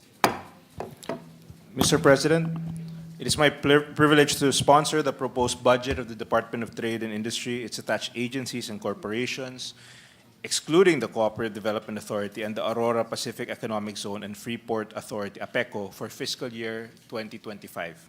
The Department of Trade and Industry is mandated to be the primary coordinating, promotive, facilitative, and regulatory arm of the government for the country's trade, industry, and investment activities. They play a central role in stimulating the participation of the private sector in the country's economy through integrative policies and programs. Being at the helm of the country's trade and industry, the DTI is supported by its attached agencies in realizing the government's goal of sustainable economic growth for every Filipino. The budgets of the attached agencies of the DTI under Subcommittee M, as reflected in the committee report, are as follows. Board of Investment, 613.342 million. Construction Industry Authority of the Philippines, 157.811 million. Design Center of the Philippines, 172.486 million. Philippine Trade Training Center, 78.818 million. Aside from the mentioned agencies, there are also two attached corporations to DTI, namely Center for International Trade Exposition and Mission, CITEM, with an allocated budget of 289.608 million, and the Small Business Corporation with a budget of 750 million. Finally, the DTI Office of the Secretary is given a budget of 6.31 billion pesos. In addition to these appropriated budgets, an additional budget is also proposed by Subcommittee M for the creation of the E-Commerce Bureau to comply with Republic Act number 11976 or the Internet Transactions Act. The ITA was actively lobbied for by this representation in this Congress, and I believe that our distinguished minority leader also has a version of the ITA during the previous Congress. The creation of the ECB will jumpstart the regulation of our digital commerce and provide the foundation for policies and plans that will ensure its dynamic development. An additional budget is also proposed for CITEM's two critical projects, the IFEX Philippines and Manila Fame, to intensify marketing and buyer engagement campaigns in order to reverse declining buyer attendance, maintain show competitiveness, and implement more effective buyer engagement campaigns. This intensive marketing will include the presence in foreign media, as well as physical roadshows within the ASEAN region that will bring our trade shows to the greater international arena. Mr. President and my dear colleagues, I am appealing for your extensive support in the approval of the DTI budget and its attached agencies and corporations. It's all in our best interest to see through the effective discussion of DTI's budget, as it will direct the trajectory of the Filipino trade and business. Thank you, Mr. President. I now welcome the questions of my dear colleagues for a fruitful discussion of DTI and its attached agencies' budget. Thank you.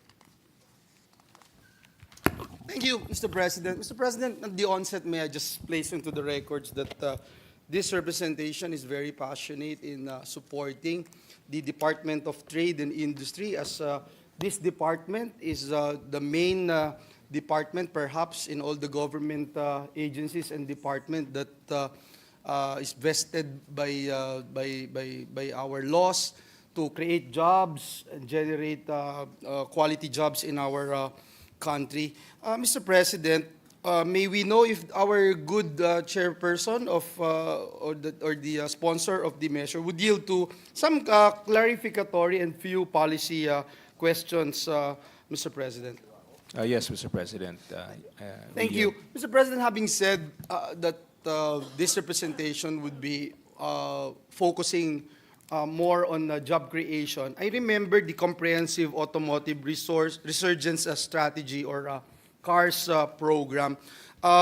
Under the CARS program, which was established by virtue of an Executive Order number 182, series of 2015, the government provides fiscal and non-fiscal incentives to participating car manufacturers in exchange for investments in the production of at least 200,000 units of their enrolled vehicle model within 6 years. In fact, Mr. President, vehicles enrolled under this program, like Mirage model of Mitsubishi and Vios model of Toyota, according to DTI po, Ginoong Pangulo, the combined production under the program is 207,165 units as of December of 2022, and with Toyota producing 134,242 units of Vios and Mitsubishi manufacturing 72,923 units of Mirage.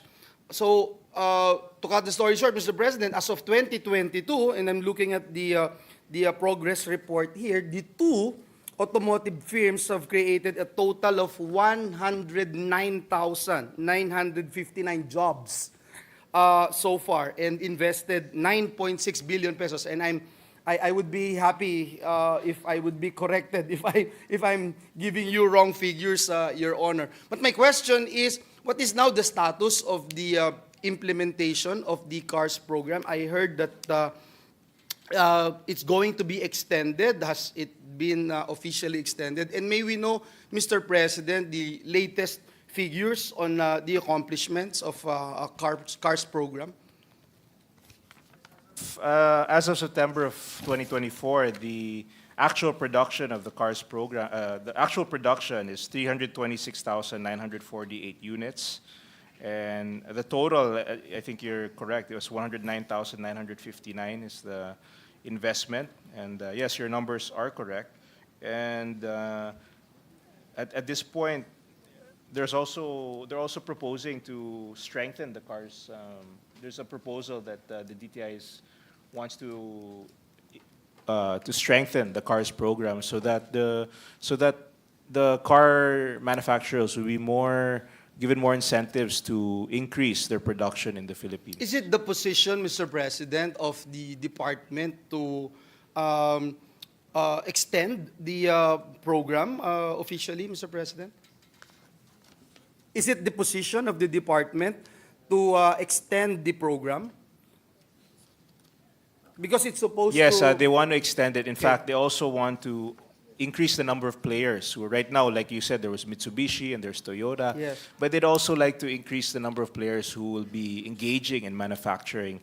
One of their proposals is to lessen the minimum required to 100,000 so that it would give another player incentive. Because if it's too high, obviously it might dissuade them from entering the market. If it's a number that's attainable, perhaps with the CARS program, we can attract one more player into the manufacturing and create even more jobs.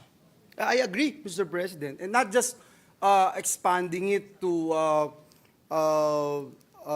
car companies, but also perhaps we wanted to find out from the department on possibly expanding the program to other vehicle models, particularly those used probably for mass transport like buses, jeepneys, and vans to contribute to easing traffic congestion. Would that be the position of the department, Mr. President?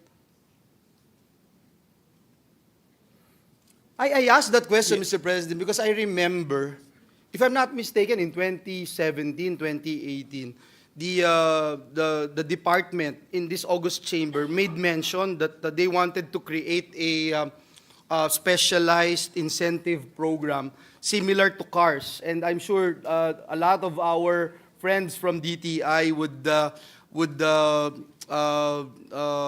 remember this particular statement made by then Secretary Lopez. But for buses and jeepneys, ito yung gusto nilang itignan, no? At may we know if there is or what happened to this plan, or if there's still a plan for this to materialize? Yes, Mr. President, that is their intention, is to extend it into other models, such as before it was just the Vios. Now they want to try it for the Tamarao, and I think that's why they're really requesting for this 100,000 minimum. In fact, there are even local players who might be enticed to engage in production here should they qualify for the 100,000. Because as of now, and an example is the Sarao Motors, which we're more familiar with, Yes. manufacturers of mass transit, of course, syempre ang ating mahal na jeepney.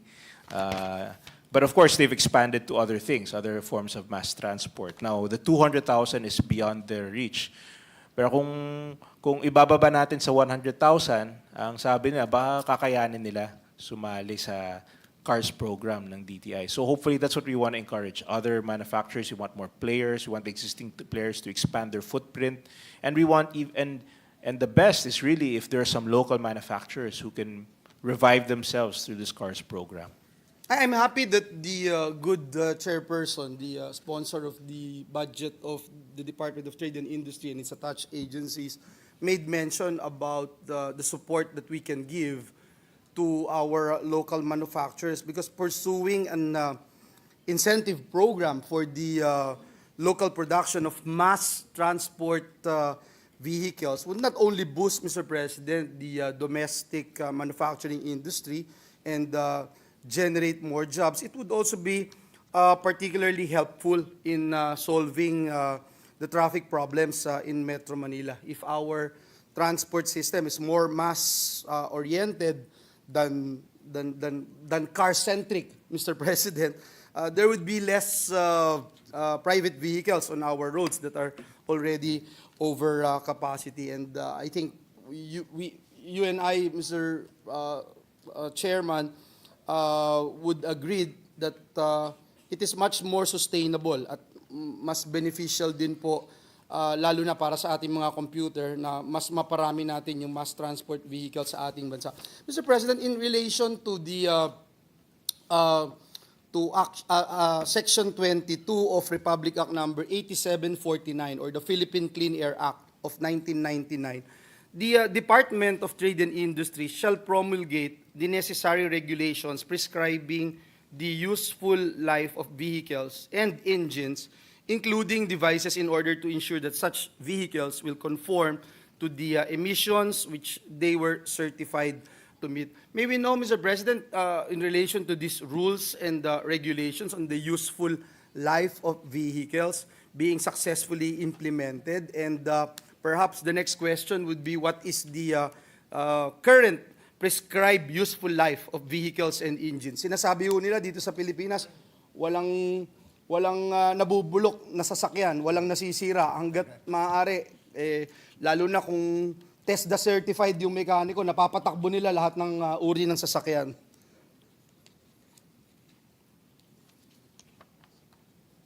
I know in other countries, there's, for instance, Japan, there's really a prescribed period where there's certain, at a certain age, and I'm not sure the exact age in Japan, but where they're not allowed to run it, to run that particular vehicle. But in the Philippines, as of now, there's no prescribed age. In fact, sometimes I've seen that even yung second hand na galing sa Japan, minsan binibili natin dito. So that is something that we should, that is a point that is well taken, Mr. President. Would you agree with me, Your Honor, Mr. President, na wala pong tinatapong sasakyan sa Pilipinas, wala pong nabubulok na sasakyan, lalo na kung may TESDA espesyalista mekaniko, lahat ng sasakyan napapatakbo at hindi na itatabi, Mr. President? Yes, it's And yes, perhaps, the point Mr. is well taken. President, maybe it's a good idea. I'm not sure if it is a good idea, but I'm more than willing to let go of that idea of prescribing, Mr. President. Diba? Kasi parang minsan sa daan, nakikita mo, hindi na nga mahuli yung hindi tumatalima dun sa tamang speed, doon sa NLEX, sa SLEX, etc. Lalo na kung hindi po nahuhuli yung mga smoke belchers sa daan. So I think this is something that the department should also look into, considering there's Section 22 of RA 8749, or the Philippine Clean Air Act of 1999. I'd just like to put that on record. Mr. President, going further, because the minority leader is here already, I know that you wanted to ask questions. Pang-fill in lang po ako, Mr. President. I'd like to talk about the Philippine Skills Framework Initiative and training programs. Mr. President, when crafting the Philippine Skills Framework, how does the Department of Trade and Industry coordinate with other agencies generating labor market insights to ensure po yung tinatawag na cohesion among different government initiatives and interventions? For example, Mr. President, yung Department of Labor and Employment's LIMIR program, yung Labor Market Information Report, Kasama po dyan yung TESDA's Labor Market Intelligence Report. Tapos meron ng Philippine Statistics Authority na monthly labor force survey. I just wanted to put on record, Mr. President, na may mga information po tayo na available, and in the course of budget deliberation, hindi ko na matandaan, Mr. President, how many budget deliberation naging naging parte po ako dahil 9 years sa House at dito po 8 taon na.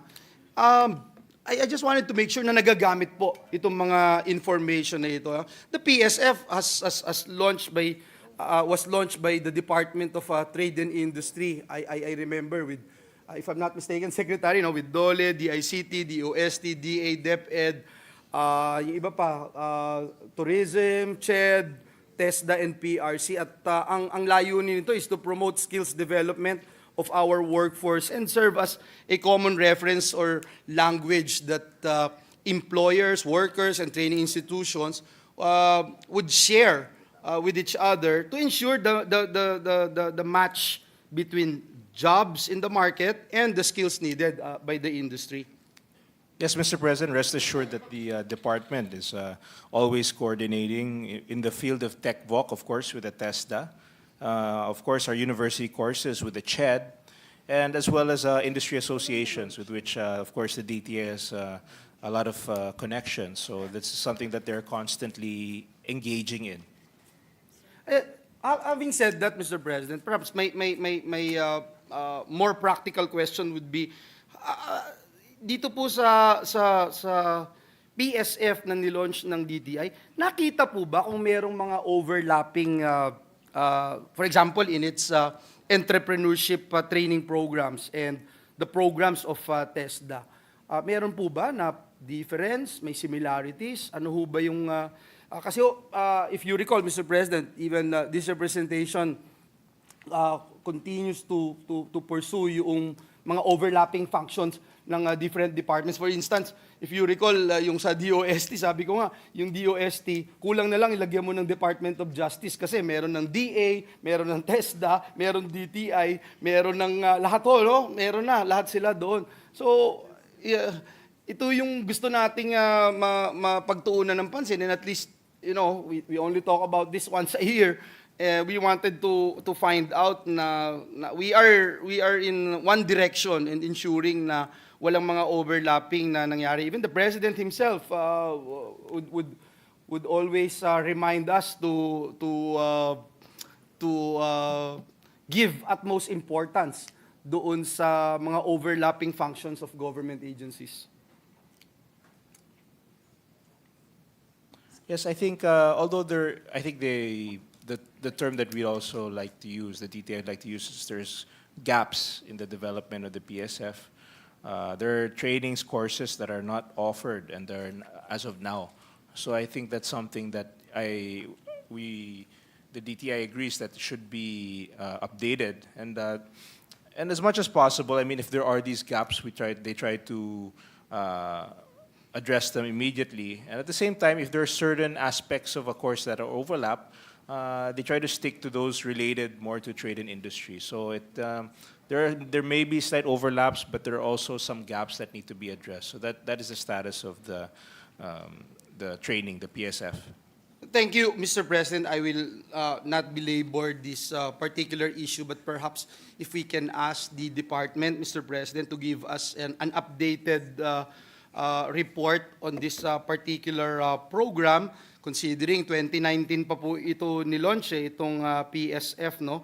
And we wanted to find out also how this will help address yung projected 4.8 to 5.1% unemployment rate in 2025. We'll just ask the sponsor to help us get some data so we can assess and give our views in order to ensure that there will be no overlappings, Mr. President. Mr. President? Yes, thank you. The DTI will supply the information at the soonest possible time. Thank you, Mr. President. Mr. President, Mr. President, on another note, Mr. President, I came across an article about this, the implementation of the Vaporized Nicotine Regulation Act, or 11900, since the passage of the law last July 25, 2022. May we know, Mr. President, from the Department of Trade and Industry, how many violation reports have been received by DTI, and perhaps give us the nature of these complaints and what actions were taken, Mr. President?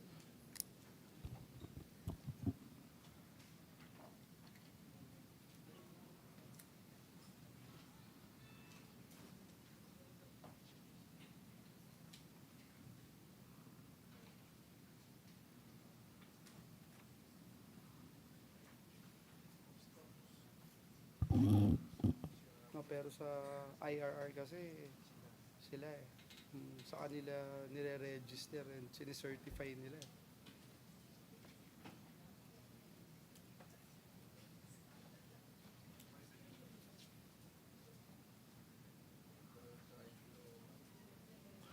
Yes, as of now, just to give some facts, just to make things clear.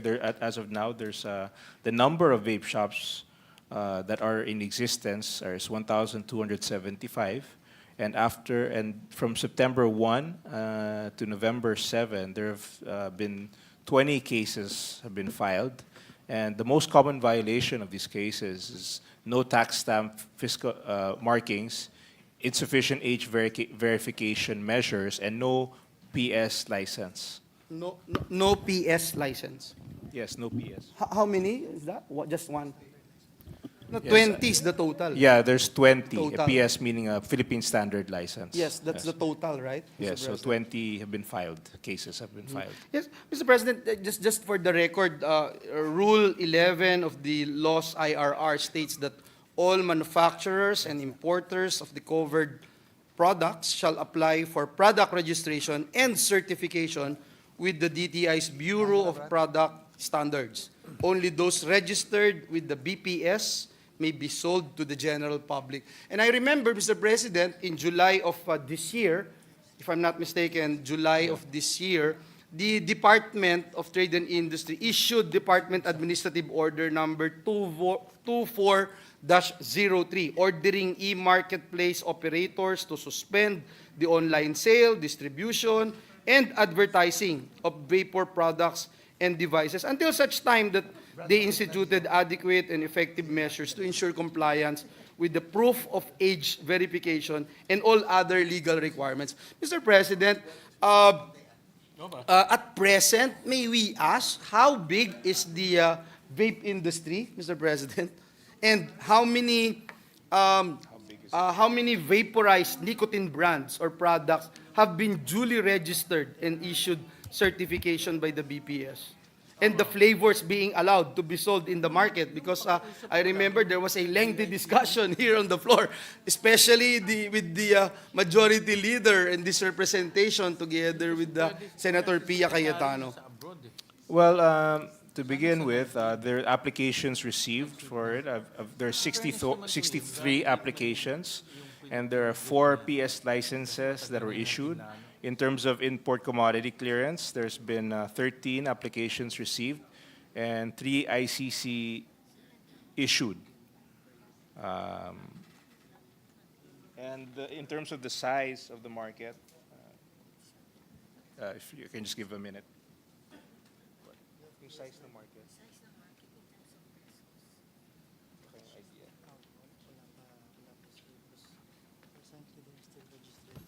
Yung tax collected ito.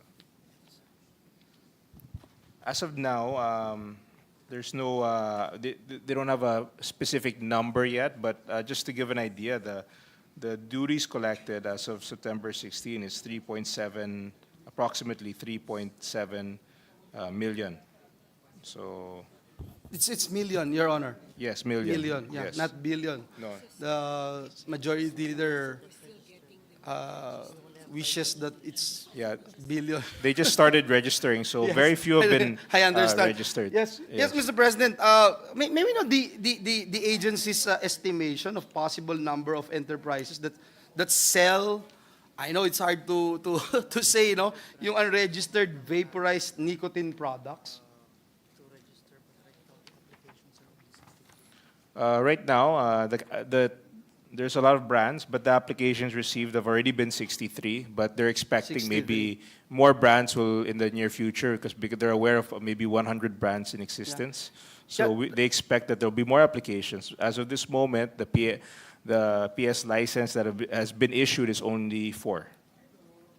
So it's quite impossible right now to have a particular figure. I think at this in point it's mind hard. Yeah, it's hard to gauge the. to find out Yes.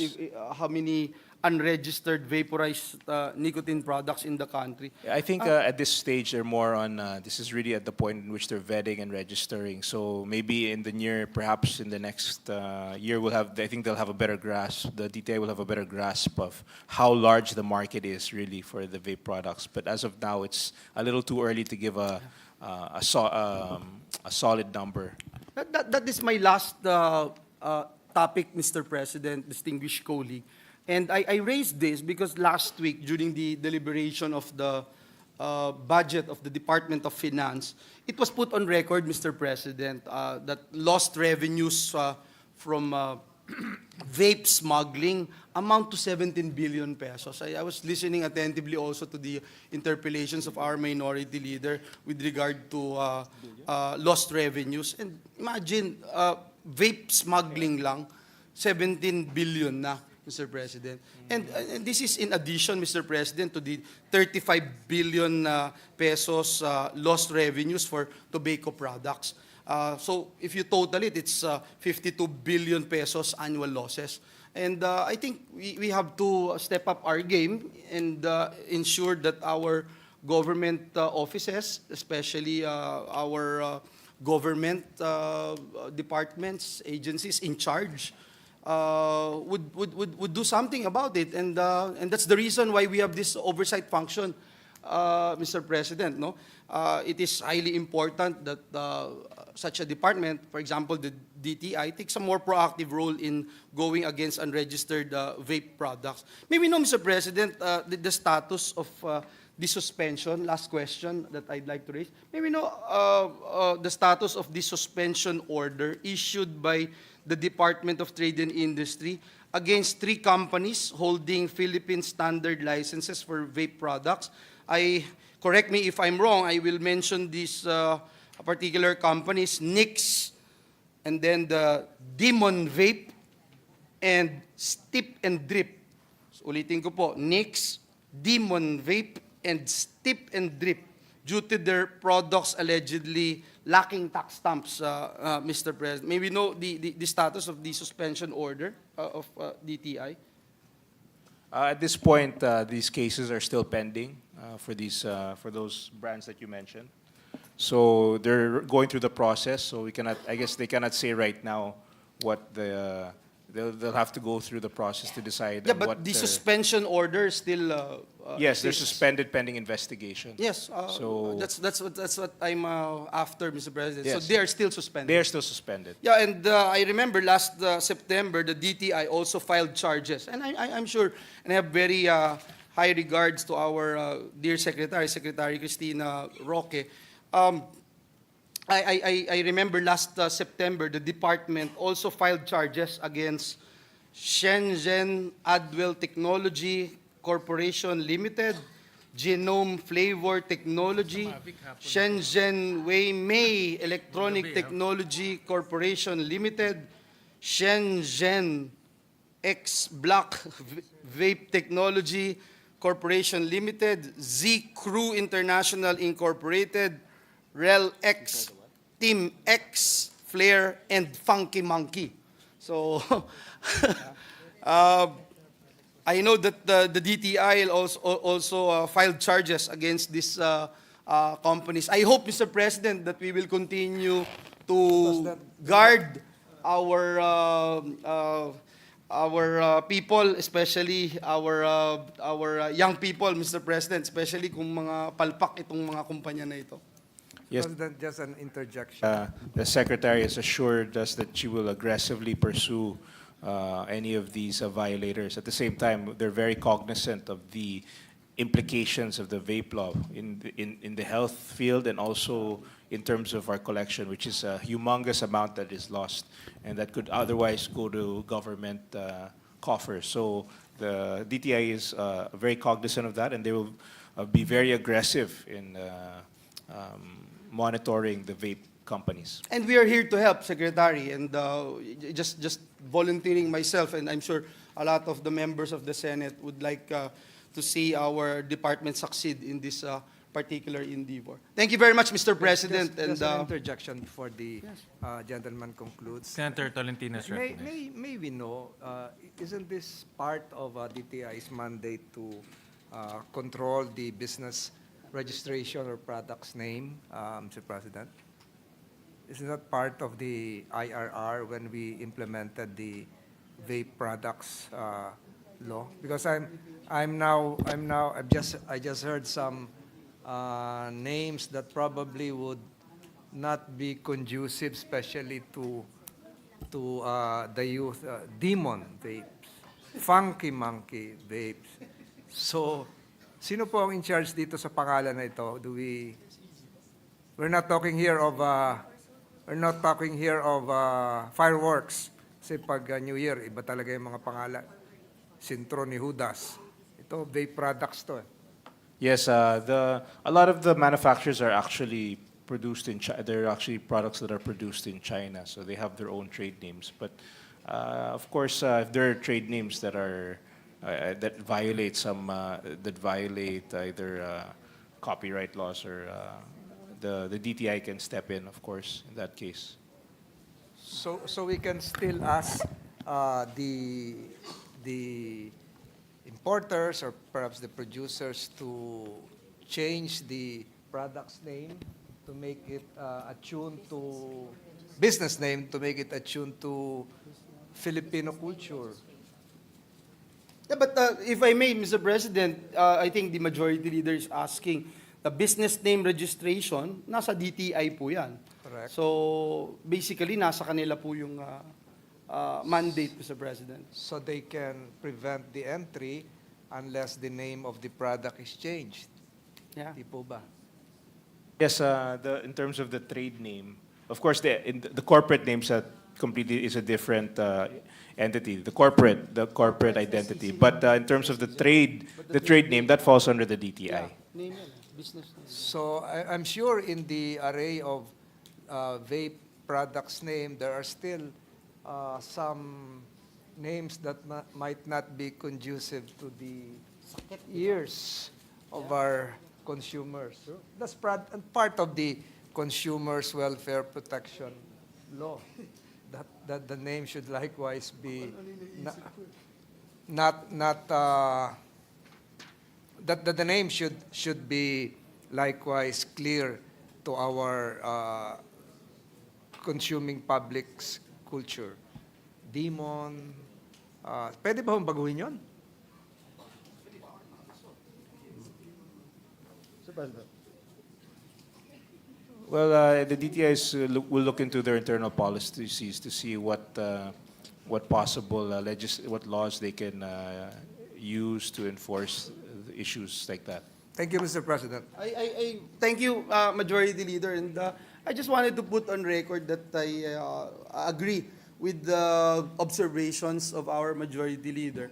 Kasi pagka ganun na papayagan lang natin na kahit anong pangalan na lang yung gamitin, it's tantamount to having someone na binigyan mo ng driver's license na hindi nakakakita or hindi nakakaalam kung paano mag-start ng sasakyan. Di ba? Parang ganun din po yun, Mr. President. So I hope, again, bottom line is we have to step up our game, Mr. President, and di bali na siguro mag-overlap na kung ang iba't ibang departamento at ahensya ng pamahalaan ay nagnanais na protektahan ang ating mga kababayan, higit sa lahat ang ating pamahalaan. Thank you, Mr. President. Thank you, dear colleagues, for answering these representations questions. Thank you. Thank you. Mr. President, next to interpolate would be our good Majority Leader, the Honorable Senator Coco Pimentel. I move that he be recognized. Senator Coco Pimentel, our minority leader, is recognized. Thank you, Mr. President. Although the majority leader called me the majority leader, so I was happy that I'm now considered part of the majority. Thank you, Mr. President. So we welcome the Secretary of the DTI to her very first budget defense. And I have information that she just arrived from the United Arab Emirates. How's my wife? I think you left her in UAE. I know you have a flight tomorrow for another, you have another international event to attend. Okay, so welcome, ma'am, and thank you for being with us tonight. Sige, we will try to keep to our self-imposed deadline, Mr. President. So with the permission of our sponsor. Please proceed, sir. Before I forget, so SITEM is here with us for a budgetary support for 289 million. Tama po ba? Is SITEM here? Halika, ma'am. Sinong head na Yes, SITEM is, yes, there. I can see them here.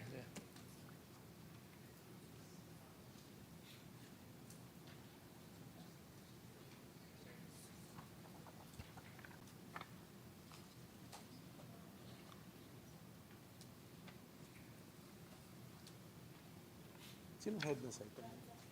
Binanggit mo dyan.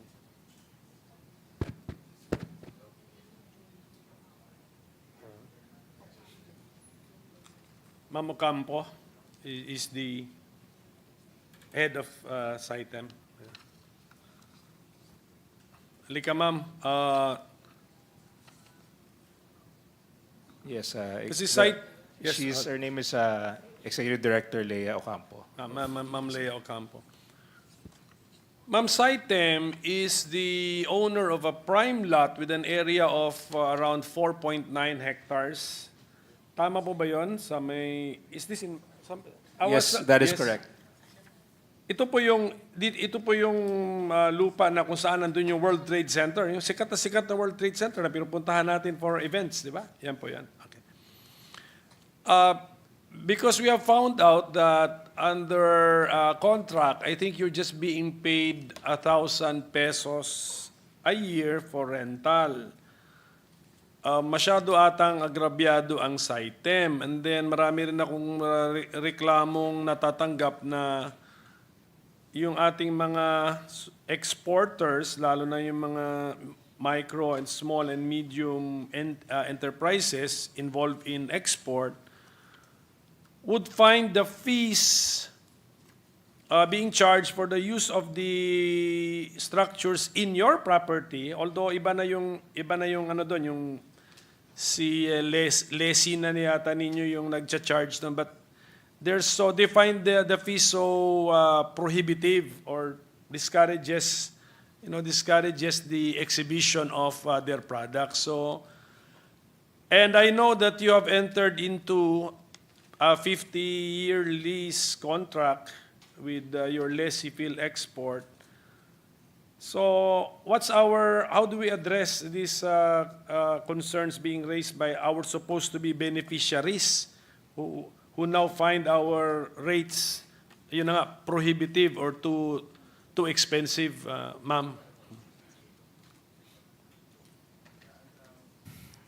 Just for everyone's clarification, the lease contract in question was entered into between the DTI, as at the time represented by DTI Secretary Navarro, as authorized by an executive order number 289.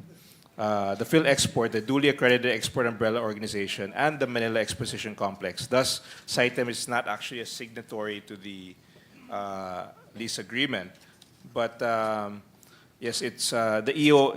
It was the EO 289 actually authorized Phil Export to enter into a sublease, provided that the revenue earned shall be solely used for the development and promotion of exports in accordance with the provisions of Republic Act Number 7844. And as mandated by that Republic Act, Phil Export maintains and regularly submits periodic and annual reports to the EDC, detailing the accounting of the rental income for the subject property and to ensure proper utilization. And this is something that we could furnish a copy of the audit report to the minority floor leader. But Saitem is the registered owner of that lot, no? Yun ang pinag-usapan natin. Yes, that is Okay, correct. but so the original lease contract, which was I think effective for 50 years, was signed by the then DTI secretary. So meaning to say, meron power ang DTI secretary over this lease contract. So is our current DTI secretary aware of this contract and the terms of this contract, and do we have plans to, quotation marks ko na lang, remedy the situation? Actually, just recently, the secretary is made aware of this issue. She's been there 3 months, so this is an issue yes, that's been brought up with the secretary, and it's something that she's concerned. She also shares concern. And then the DTI, of course, will undertake a review of this lease agreement and the utilization of the rental revenue. In fact, even in the past. Even in 2007, the DTI secretary created a TWG to study a possible amendment to the contract. So this is an issue that it's been studied, and Secretary Roque is also committing to study further to see how we can further improve on any arrangements or any agreements that were made in the past. But is SITEM and or the DTI, through the Secretary, even aware of the complaints about the prohibitive, excessive, or expensive rates being charged for the use of the structures built on your prime property? Meron ba o in-imagine ko lang ito?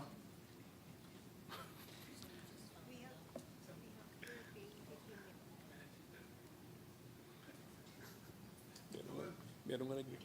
Yeah, they're actually even themselves. Actually, they both secretary and the executive director just recently sat, and and in fact they get charged themselves an exorbitant amount. So,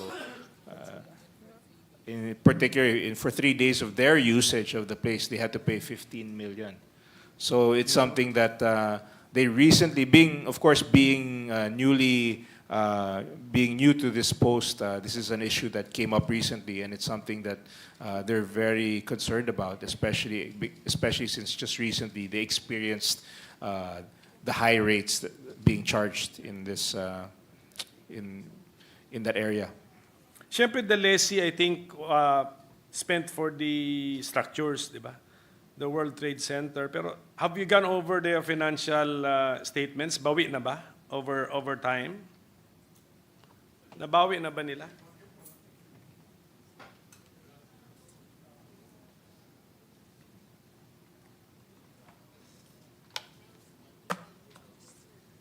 Yeah, 1995, so ilan na? 29 years. Nabawi na rin. Pero ang problema, meron pang ano eh. Yung ano yung hotel, ano pa isa. Yan meron, isang contract.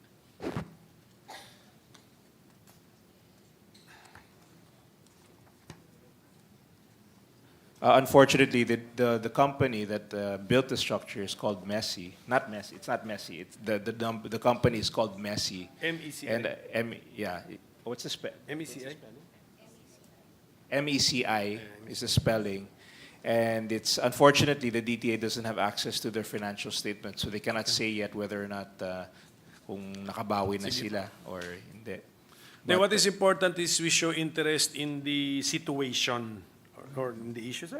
Siyempre, kasi SITEM has, what's the mandate or the sole or the main purpose for the existence of SITEM? Ano po, ma'am? Ma'am Ocampo.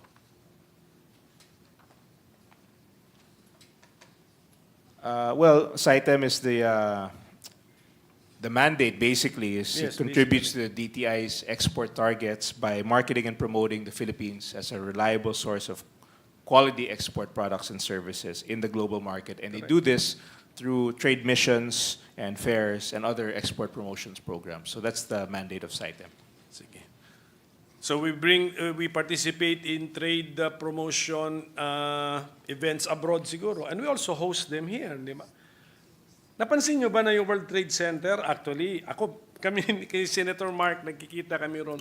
Pero napapansin ko yung mga exhibits doon or exhibitions doon are about products that they want to sell here in the Philippines. Di ba baliktad? Dapat what we want to sell, to export abroad. Ma'am, ano pa?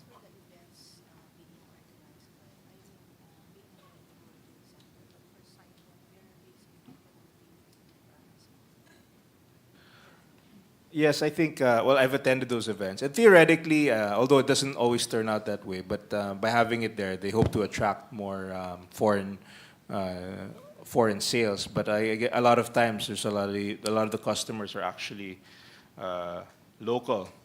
So, and the reality, yeah, and the reality is also, the reality of these manufacturers is that they have a very hard time competing abroad with these other products. So, you know, their market really is locally. So that's just the reality of the manufacturing here in the Philippines and a lot of these products that are being sold. So that's why the reason why they have it here is they want to strengthen the local market as well, and hoping that by doing that, eventually some of these companies will be able to compete more vigorously against foreign competitors. Sige, Saitem kasi is asking for a subsidy from the national government kasi. But actually, I received a text from a Cebu, from a Cebu MSME who wants to export his products. You also hold events in Cebu. That's no longer sa World Trade Center. Iba naman. Ang reklamo din niya, same thing. Mahal daw yung ating exhibition fees, ma'am. But that's now your direct rate. So have you encountered such a complaint? And I think that, you know, being aware of it now, I think the secretaries being a victim of these high rates as well because they rent. So this is something that definitely will be a priority. And thank you for bringing that up because it's a big concern because we need to. How can we support our manufacturers if the means to support it is very prohibitive and expensive? So that is a major concern, and the secretary is well aware of that and will address it. Continue to address it. The Export Development Council is still very much active.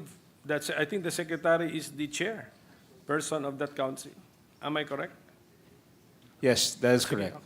Kasi ito yung everything, all the arrangements are reviewed by the EDC.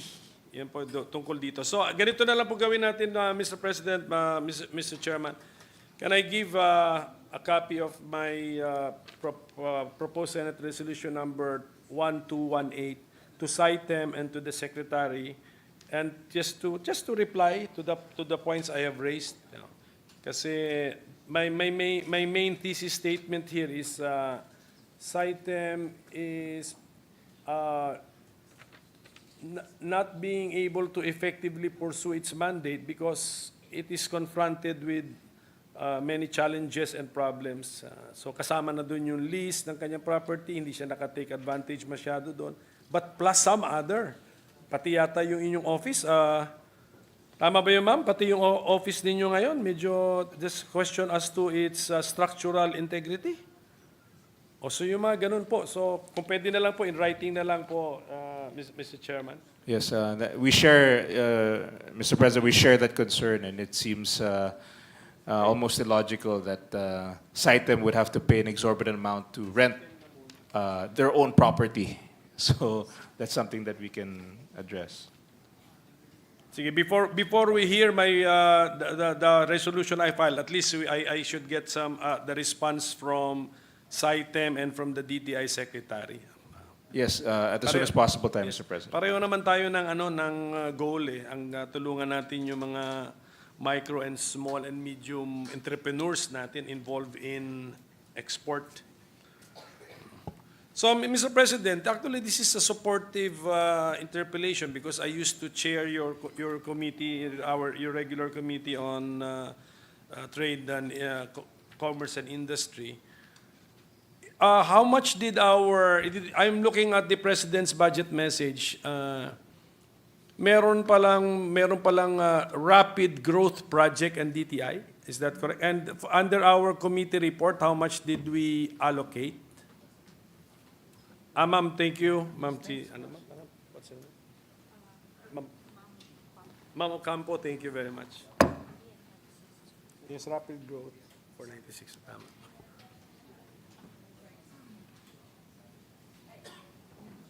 Did we retain the NEP level of 496 million pesos? Yes, it was retained. It's 496 million for the rapid loan pros. Maganda po ito na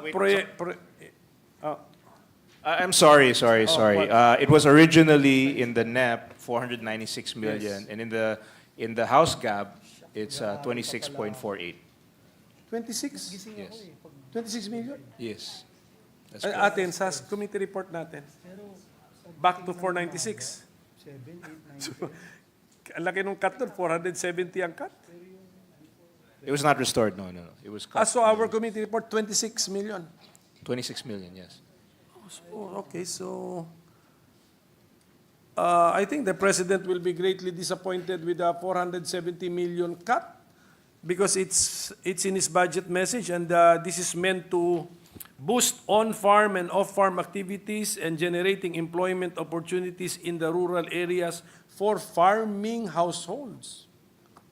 So, didn't DTI defend this itong project? It was It's one a- of many that were asked for, but part of what we did recommend was because of the recently passed Internet Transactions Act was funding for the bureau to implement the bill. So, unfortunately, we were not able to restore a lot of the items that were reduced. Yeah. Pero how old is this project, the Rapid Growth Project? Matagal na po ba ito? May track record na po. May track record na ba ito? It's 5 years. Was it well funded during the 4 other years? Or the 5 years? May track record po ba? May mga success stories ba tayo? At this moment, perhaps we can give that information. So as the USEC in charge, her mother is in the ICU, so she was unable to make this. Perhaps we can ask for her to submit the information to the plenary. Bakit nasa ICU siya? The mother, yes. Okay, we hope for the recovery of the relative of our USEC. Sige po, we will just move. At least na-establish natin yun na that is one of your projects which the President thought he was funding generously, which has been cut tremendously by, if the figures are correct, by 470 million pesos. Tama? Okay, na-cut po natin. Okay. That is correct. Sige po. You also have an MSME development program. Is the budget still 830 million pesos? Yes, it was retained, the MSME program of 800. Yes, it was still the same amount. Ano po laman nito, Mr. President? Paano to? Anong mga elements ito, MSME development program? Are we, meron bang parang, financial na assistance or all just for the formulation of policy? Yes, there are different trade shows and different concepts that are supported by the MSME Fund. This includes the OTOP, which was recently passed into law, the one-to-one product. We have the shared services facilities that we know in the provinces. These are used for livelihood training. National Food Fair, which is 245 exhibitors, 50,000 visitors, and 61 million sales generated. We also have the negosyo centers that's also being funded, and also the CARP, which has 11,709 farmer beneficiaries and small landowners who were trained, and 2,390 marketing and technical advisory services provided. So these are among the projects that are funded by the MSME. So the fund. negosyo centers, which are going to be funded to the tune of 450 million, part yan ng 830 million of the MSME Development Program. Kasama si OTOP program na 86 million. Iyon pa ba? Is that... And then shared services facilities is 599 million. So if I understand correctly the reply from our chairman, kasama yan sa 830 million? Separate ata eh. Yes, it's actually under locally funded, so it's actually not under the 838. These are the local governments are supporting.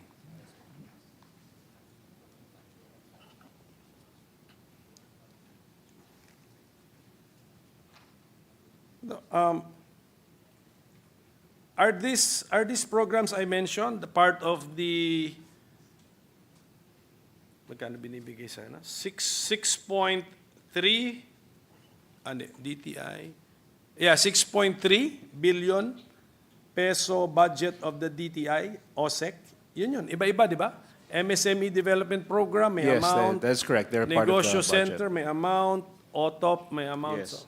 So in writing na lang, ma'am, Mr. Chairman, if what are the elements of the MSME Development Program? Kasi malaki to, 830 Yes. million.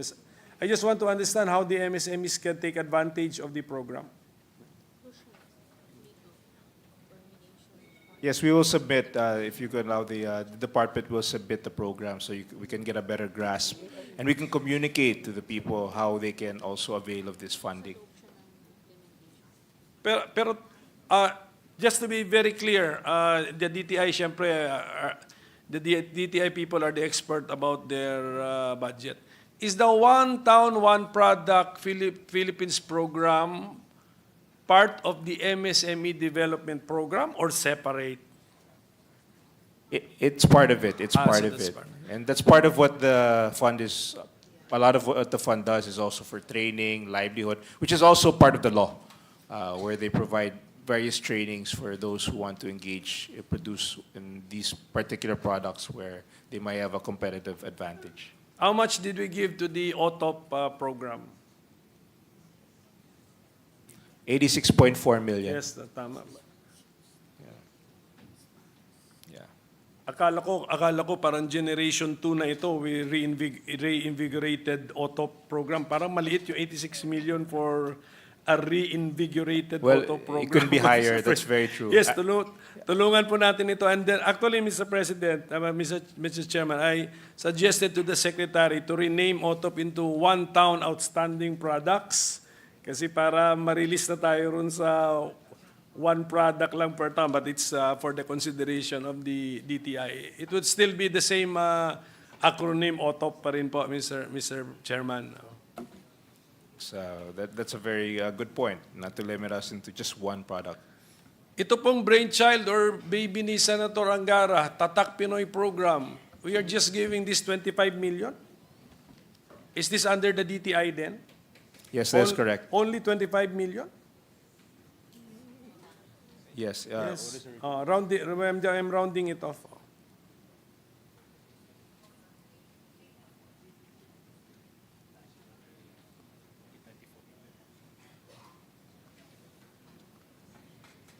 It used to be 350. Now it's 25. Hindi nagamit last year so hindi na ubos last year. Actually, nung discussion namin dito, ang laki ng hope, ang laki ng expectation na linagay namin dun sa Tatak Pinoy bill. Unfortunately, last year it was not totally utilized, the initial funding. Kasi Hence, it was, parang branding yun eh. Parang branding at saka, Yes. tsaka yung, ano ba yung sinabi ni... Yes, so yung parang... Actually, out of the 350, it only obligated was 49 million was obligated, and dispersed was less, 20. Obligated was only 49 million out of the 350. Sige po, so... Pero overall, did the DTI as a department as well as the DTI family suffer a cut in the GAB and as well as in our committee report compared to NEP levels? If yes, magkano ang cut po nila? So from their budget this year, 7% was cut. 7%. Sa entire bottom line of the DTI family? 7% cut? Yes. Are we talking about the whole DTI or Sige. the whole DTI? Yes. The Are we asking about particularly the Tatak Pinoy? No. The DTI department DTI department, suffered- 7% cut. suffered a 7% Yes, cut. Yes, that is correct. Okay, sige. Yun na lang muna. Hindi ko na kinocomplicate sa ano. Ito po yung Tatak Pinoy strategy. The Tatak Pinoy strategy is a multi-year and multi-stakeholder strategy for empowering Tatak Pinoy industries to offer diverse and sophisticated products and services to global markets. So napakalaki po na expectation namin when we were discussing that here in the floor. And then we will be giving it 25 million. Pero because hindi nga nagamit. Pero yung hindi naman nagamit is continuing appropriations, right? So pwede pa. Okay. So how much would be the continuing appropriations available for the program?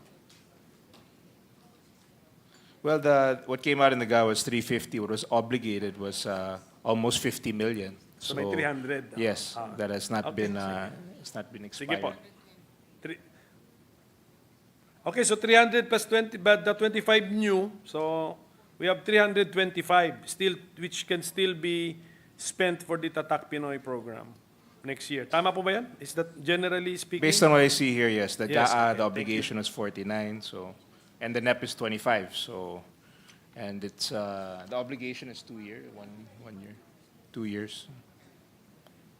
Yeah. You also have as one of your flag, may sasabihin pa si Secretary. Ano? One of the flagship programs would be the Malikhaing Pinoy program. How much are we giving it under our committee report, Mr. Chairman?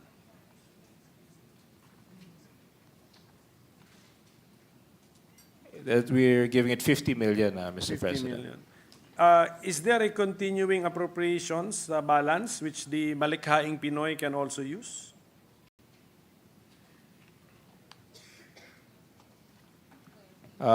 There's about 20 million continuing appropriation from the previous year that can still be utilized this year. Okay, kasi ang sabi ko when I was sponsoring that bill, sabi ko I'm placing my bets on the creatives industry. Pero we're giving it 50 million only. Pero there's a new law, sa BICAM namin ni Senator Sherwin Gatchalian, from the bibigyan natin ng from the digital services tax, VAT on digital services. I think we have earmarked a certain portion of the collection to be given for the next 5 years to the creatives industry. So magiging automatic appropriation to, Mr. Chairman. And then may estimate yata doon na at least or close to 1 billion, I think. 120 yet, no? 20 billion is the projected, you know? So I'm just asking our chairman. That's a huge sum if that should be should become a reality. So is that the reason why we are keeping the levels in the GAA low? Kasi we already anticipated na may 1 billion tayo from the earmarked VAT ba yun? VAT? No, that's not. Actually, they asked for a larger budget, but this is what was what was given. They asked for about 400 million, but they gave 50. So not in anticipation of Yes, a windfall from this new Sige. tax. Sige po. I will try to help the chairman kung pwede pa, if the chairman will accept some amendments. Taasan natin ito. Yes, we will be more than open to that, Mr. President. The Malikhaing Pinoy program, because I authored and defended the creatives industry law here. And then siguro yung Tatak Pinoy program, para hindi magalit sa atin si Senator Angara. Kasi baby niya po dito to. Pero maganda naman po, you have a consumer protection program. Magkano po binigay natin doon sa committee report natin? More than half a billion. 560, yes. Correct. That's correct. 560 million is the amount. Yes, that's for the consumer protection. Yung topic ni Senator Joel, yung ating monitoring of the vaporized nicotine and non-nicotine products, 84 million lang pala. Tama po ba yun? Given to DTI? Hindi lang. Yes, actually, medyo kulang because they still have to invest more in the testing center, and these are machines are necessary in order to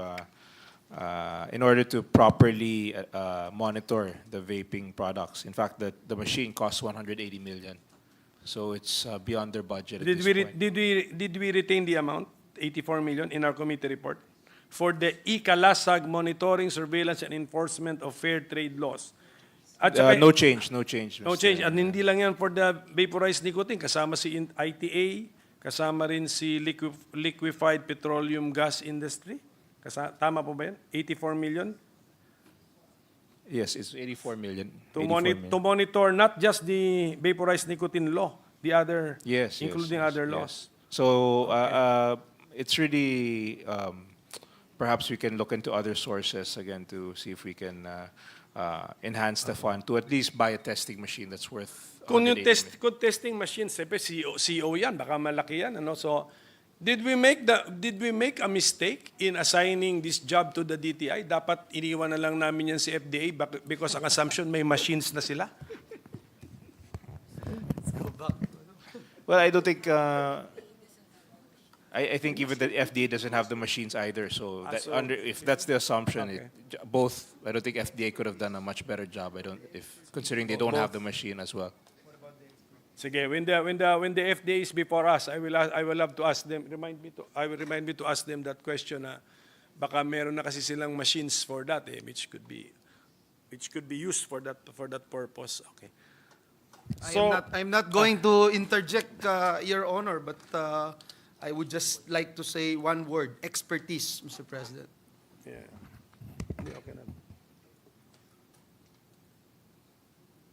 Sige po. There's a report na na-encounter po namin that the BOI is here, no? Reported a surge in agricultural investments. If the BOI will confirm their press release, can we have more details? Ano pong laman nito?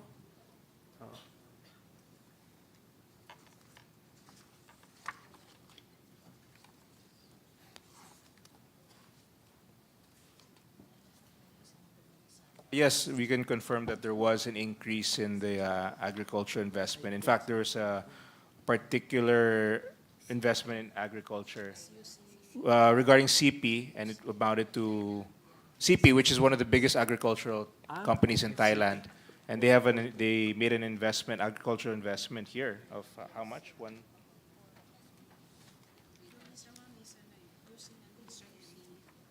We'll get the exact amount, but it is significant in the billions. And they confirmed their announcement. Siguro, and then in the billions, and then directly connected with food production. Yun siguro ang pinaka-importante sa lahat. Yes. Does the BOI confirm? Do you confirm? Is it directly connected with food production? Yes, you confirm? Food production? Yes, we confirm it. It's food production using Israeli technology. And CP is really, in terms of agriculture, it's really an agricultural company. Everything they do, they do livestock, aquaculture. Their investments are very extensive. And in fact, I've visited, I've met with their executives when I was in one of the trips, when I was chairman of the DTI committee. So basically one company. Yes, That's it's a CP. very large okay. Thai company. In fact, it's a conglomerate. So thank you po. So at least we've explored the cuts in the DTI budget, and then siguro may time pa naman, Mr. Chairman, may time pa naman to look for possible sources of funding to augment some of their Yes, we still have the programs. BICAM, Mr. President. So there's still time to Yes. plug some gaps if they're needed. Pero mukhang the DTI is not complaining ata. I mean, Wala naman yata, meron ba silang special, may special request ba? They're not Parang as wala, expressive. wala. They're not as expressive as The secretary at is this moment. so nice, is so At gentle. this late hour, but inside she's very aggressive and looking to enhance her budget. She's, Kasi sometimes, Madam Secretary, sometimes nagsasabit ng wish list yung mga agencies, kung ano pa yung gusto nilang ma-fund pa sana because may time pa. Pero parang no complaints kayo sa mga budget levels ng mga flagship programs nyo yata ito mga ito. Malikhaing Pinoy, si OTOP, di ba? Flagship. Tapusin na natin. Give me 4 minutes. fairness, she has a wish list. And, they Ayun, submitted okay, it they're to ready, APO. they're ready. Okay, what's the bottom line amount, Mr. Chairman, of the wish list of the DTI? It's really it's a fantasy wish list, but Fantasy, because trillion ba, umabot na sa trillion. hindi naman, but it's quite an extensive wish list that. Sige pa, can we just ask for a copy then? Yes, we will furnish you a copy. So the CIAP is also before us, because I think CIAP is also asking for, ano bang CIAP? CIAP is asking for a budget because it's a government agency. 157 million, tama po ba yun? Rounded. Yes, that's correct, Mr. President. CIAP, you're in charge of accreditation of contractors, hindi ba? That's correct. Through your PICAB. arm. You have an arm, the PICAB. PICAB. Oo nga. So yung mga contractors ba na involved sa mga flood control projects, may accredited ng ano yun, unrated yun by the PICAB. CIAP through PICAB? Yes, that's correct. So mga ano din yun? Mga, Based on your capacity, you have a certain. They assign a certain based if you're AA, AAA. You have a certain volume. You have a certain amount of projects that you can engage in. That you're allowed. Your license will allow you to engage in a certain level of projects. Ano yung contractor? Ano yung pinakamataas po? Yung mga AAA, mga ganyan, ano? So, There's a quadruple A actually. quadruple A, sige po. Kasi yung mga flood control projects natin, yung binigyan na report sa akin ni Senator Padilla, nag-ocular daw siya doon sa dinaanan ng Typhoon Christine. Sira-sira na. Yung bumigay na yung mga, kung dike man yun or river banks man yun, bumigay na, and clogging the waterway, contributing to the flooding. So, yung mga contractors po ba doon ay yun yung mga accredited by PICAB, pumasa yan sa accreditation ng I think PICAB. all contractors that work in government all contractors who have projects have to get approval from PICAB to operate. So definitely those contractors are also have a license from PICAB. Yes, but they're not necessarily the highest rated, no? No, it really depends. It depends on there are the many factors, financial capacity. On the project. It depends on the project, no? What they can contract. The level of their rating dictates how much projects they can contract. And that level is based on past projects, their financial capability, and also their assets. But PICAB's accreditation process is always at stake, no? When they accredit a contractor. Siyempre, di ba? Pumasa sa Yes. process nila. And if there is a substandard, the DPWH can blacklist these contractors, and they should blacklist these contractors if their construction is found to be not passable. So that's the blacklisting of the DPWH as well as, let's say, direct complaints from the people about allegations of substandard construction of projects. Can this affect the accreditation process of the PICAB and lead to the denial of the license to a contractor? If the DPWH if complains, PICAB can revoke the license, depending on a case-to-case basis. How about from the people? Will PICAB pay attention to complaints from the people? The complaints directly from people don't happen as often, but they can act on it. Maybe now, kaya nga pino-point out ko. If you were to complain, I'm trying to point out another remedy. Ang laki na reklamo natin sa flood control projects. Maybe this is another remedy or an avenue for people to complain. Of course, to raise their complaints. I think perhaps that's something that we should make people more aware of, that they can complain to the PICAB. Although what happens in reality is that mostly it's the DPWH or an institution that will complain, but it doesn't prevent anyone from filing a complaint and them acting on it. Okay, so at least we have established that tonight, Mr. President. So we have achieved something. So we are exceeding our self-imposed deadline by 16 minutes. Pero I'd like to call the attention of the majority.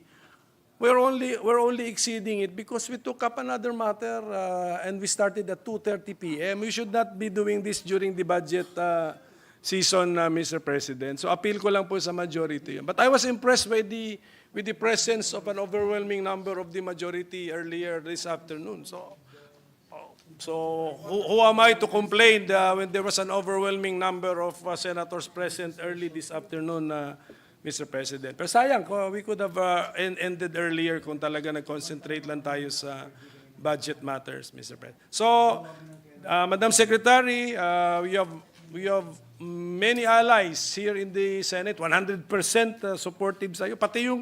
Pati ngayong wala na rito, supportive pa sa'yo. Kasama mo sa cabinet, yung Tatak Pinoy author. So we are here to support you and we have time. I think we still have time to look for where to get the funds that we want to augment to your programs and to your department. So I'd like to thank the DTI family. Thank you for your patience, as well as our chairman. Mr. Chairman, thank you very much for the time. Mr. President, I'd just like to thank our colleagues for their insightful questions and our fruitful discussion of the budget of the DTI, the Board of Investments, the CIAP, the Design Center, the Philippine Trade Training Center, and the two corporations, CITEM and SB Corp. Rest assured that your comments, questions, and suggestions will be factored into by the DTI and its attached agencies and corporations in the implementation of their projects and programs. I would like to thank the body and our friends from DTI and its attached agencies and corporations for your hard work in ensuring that the budget will be properly allocated, wherein it can be utilized to the maximum for the welfare and development of the country's trade. Thank you very much. Mr. President. Thank you, Senator Coco, Senator the gentleman from Bukidnon, the Zubiri good gentleman from Bukidnon, Senator Zubiri is recognized. Thank you very much, Mr. President. I know you didn't want to recognize me anymore. Actually, I'm just here to give a short manifestation of support to the Department of Trade and Industry. Is it full support, Your Honor? 1,000%. Full. Full support. Thank you, Your Honor. 1,000%. And you know, not only is in the able hands of the chairperson, but the secretary itself is a family friend of mine. I just found out the other day when I saw her, because she's up for commission appointments, of course, hearings, and I realized that she is a family friend. She's Are you moving for additional funding, Your Honor? No, not at all. I want to help them with funds, not for me. Because I'm going to support We're you. going to support them with additional funds. But their family, sikat na pamilya po yan, Mr. Minority Leader. Aldeguer sisters, yung tita niyan. Alam mo yung galing sumayaw noon, mga... Paano? Galing noon, oo. Paano ulit? Maybe say it again, Your Paano ni Honor. JB Ayers ito? This was the Aldeguer sisters. Na sa Janyang Paspinawin, sumasayaw yun. Saka Penthouse Live. Were you born then, Senator JV? No, Mr. President, I was, I don't know, I was still in short pants right time. But Senator Mix was already in College. when pants already. He was Isang already taon in ng high agot school. natin, ha? One day. Isang taon, pagkaedad tayo. But no, really, the department's in good hands with Secretary Chris. We're fully supportive of you, Madam. You know, my only request is, tutukan nyo lang po yung ease of doing business. Try to talk to the LGUs. You were very active under Secmon Lopez before.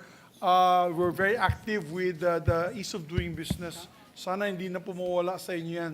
Dapat maging tatak ng DTI din yan. Kasi they medyo they left it to the ARTA. But of course, it's a whole government approach. You have ARTA, you have DILG, you have, of course, the lead agency should be DTI. Because it's all these businessmen applying for permits, and the ease of doing business really is the law that will guide them to it. So yun lamang, Sak, you have our full support, And I will support the minority floor leader to find budgets to add to your programs. Kasi the DTI is one of the favorite agencies of government. And really, in all the surveys, DTI is one of the favorite agencies of government. You're doing a great job. Particularly PESA, magagaling. Yung sa PESA, yung kanilang Economic Affairs Bureau, yung kanilang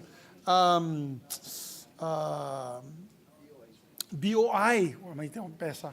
BOI, by the way, BOI. And I saw they had the BOI there. Yeah, they're very good government workers. And walang question on corruption, Mr. President, I must say. They're great, clean record.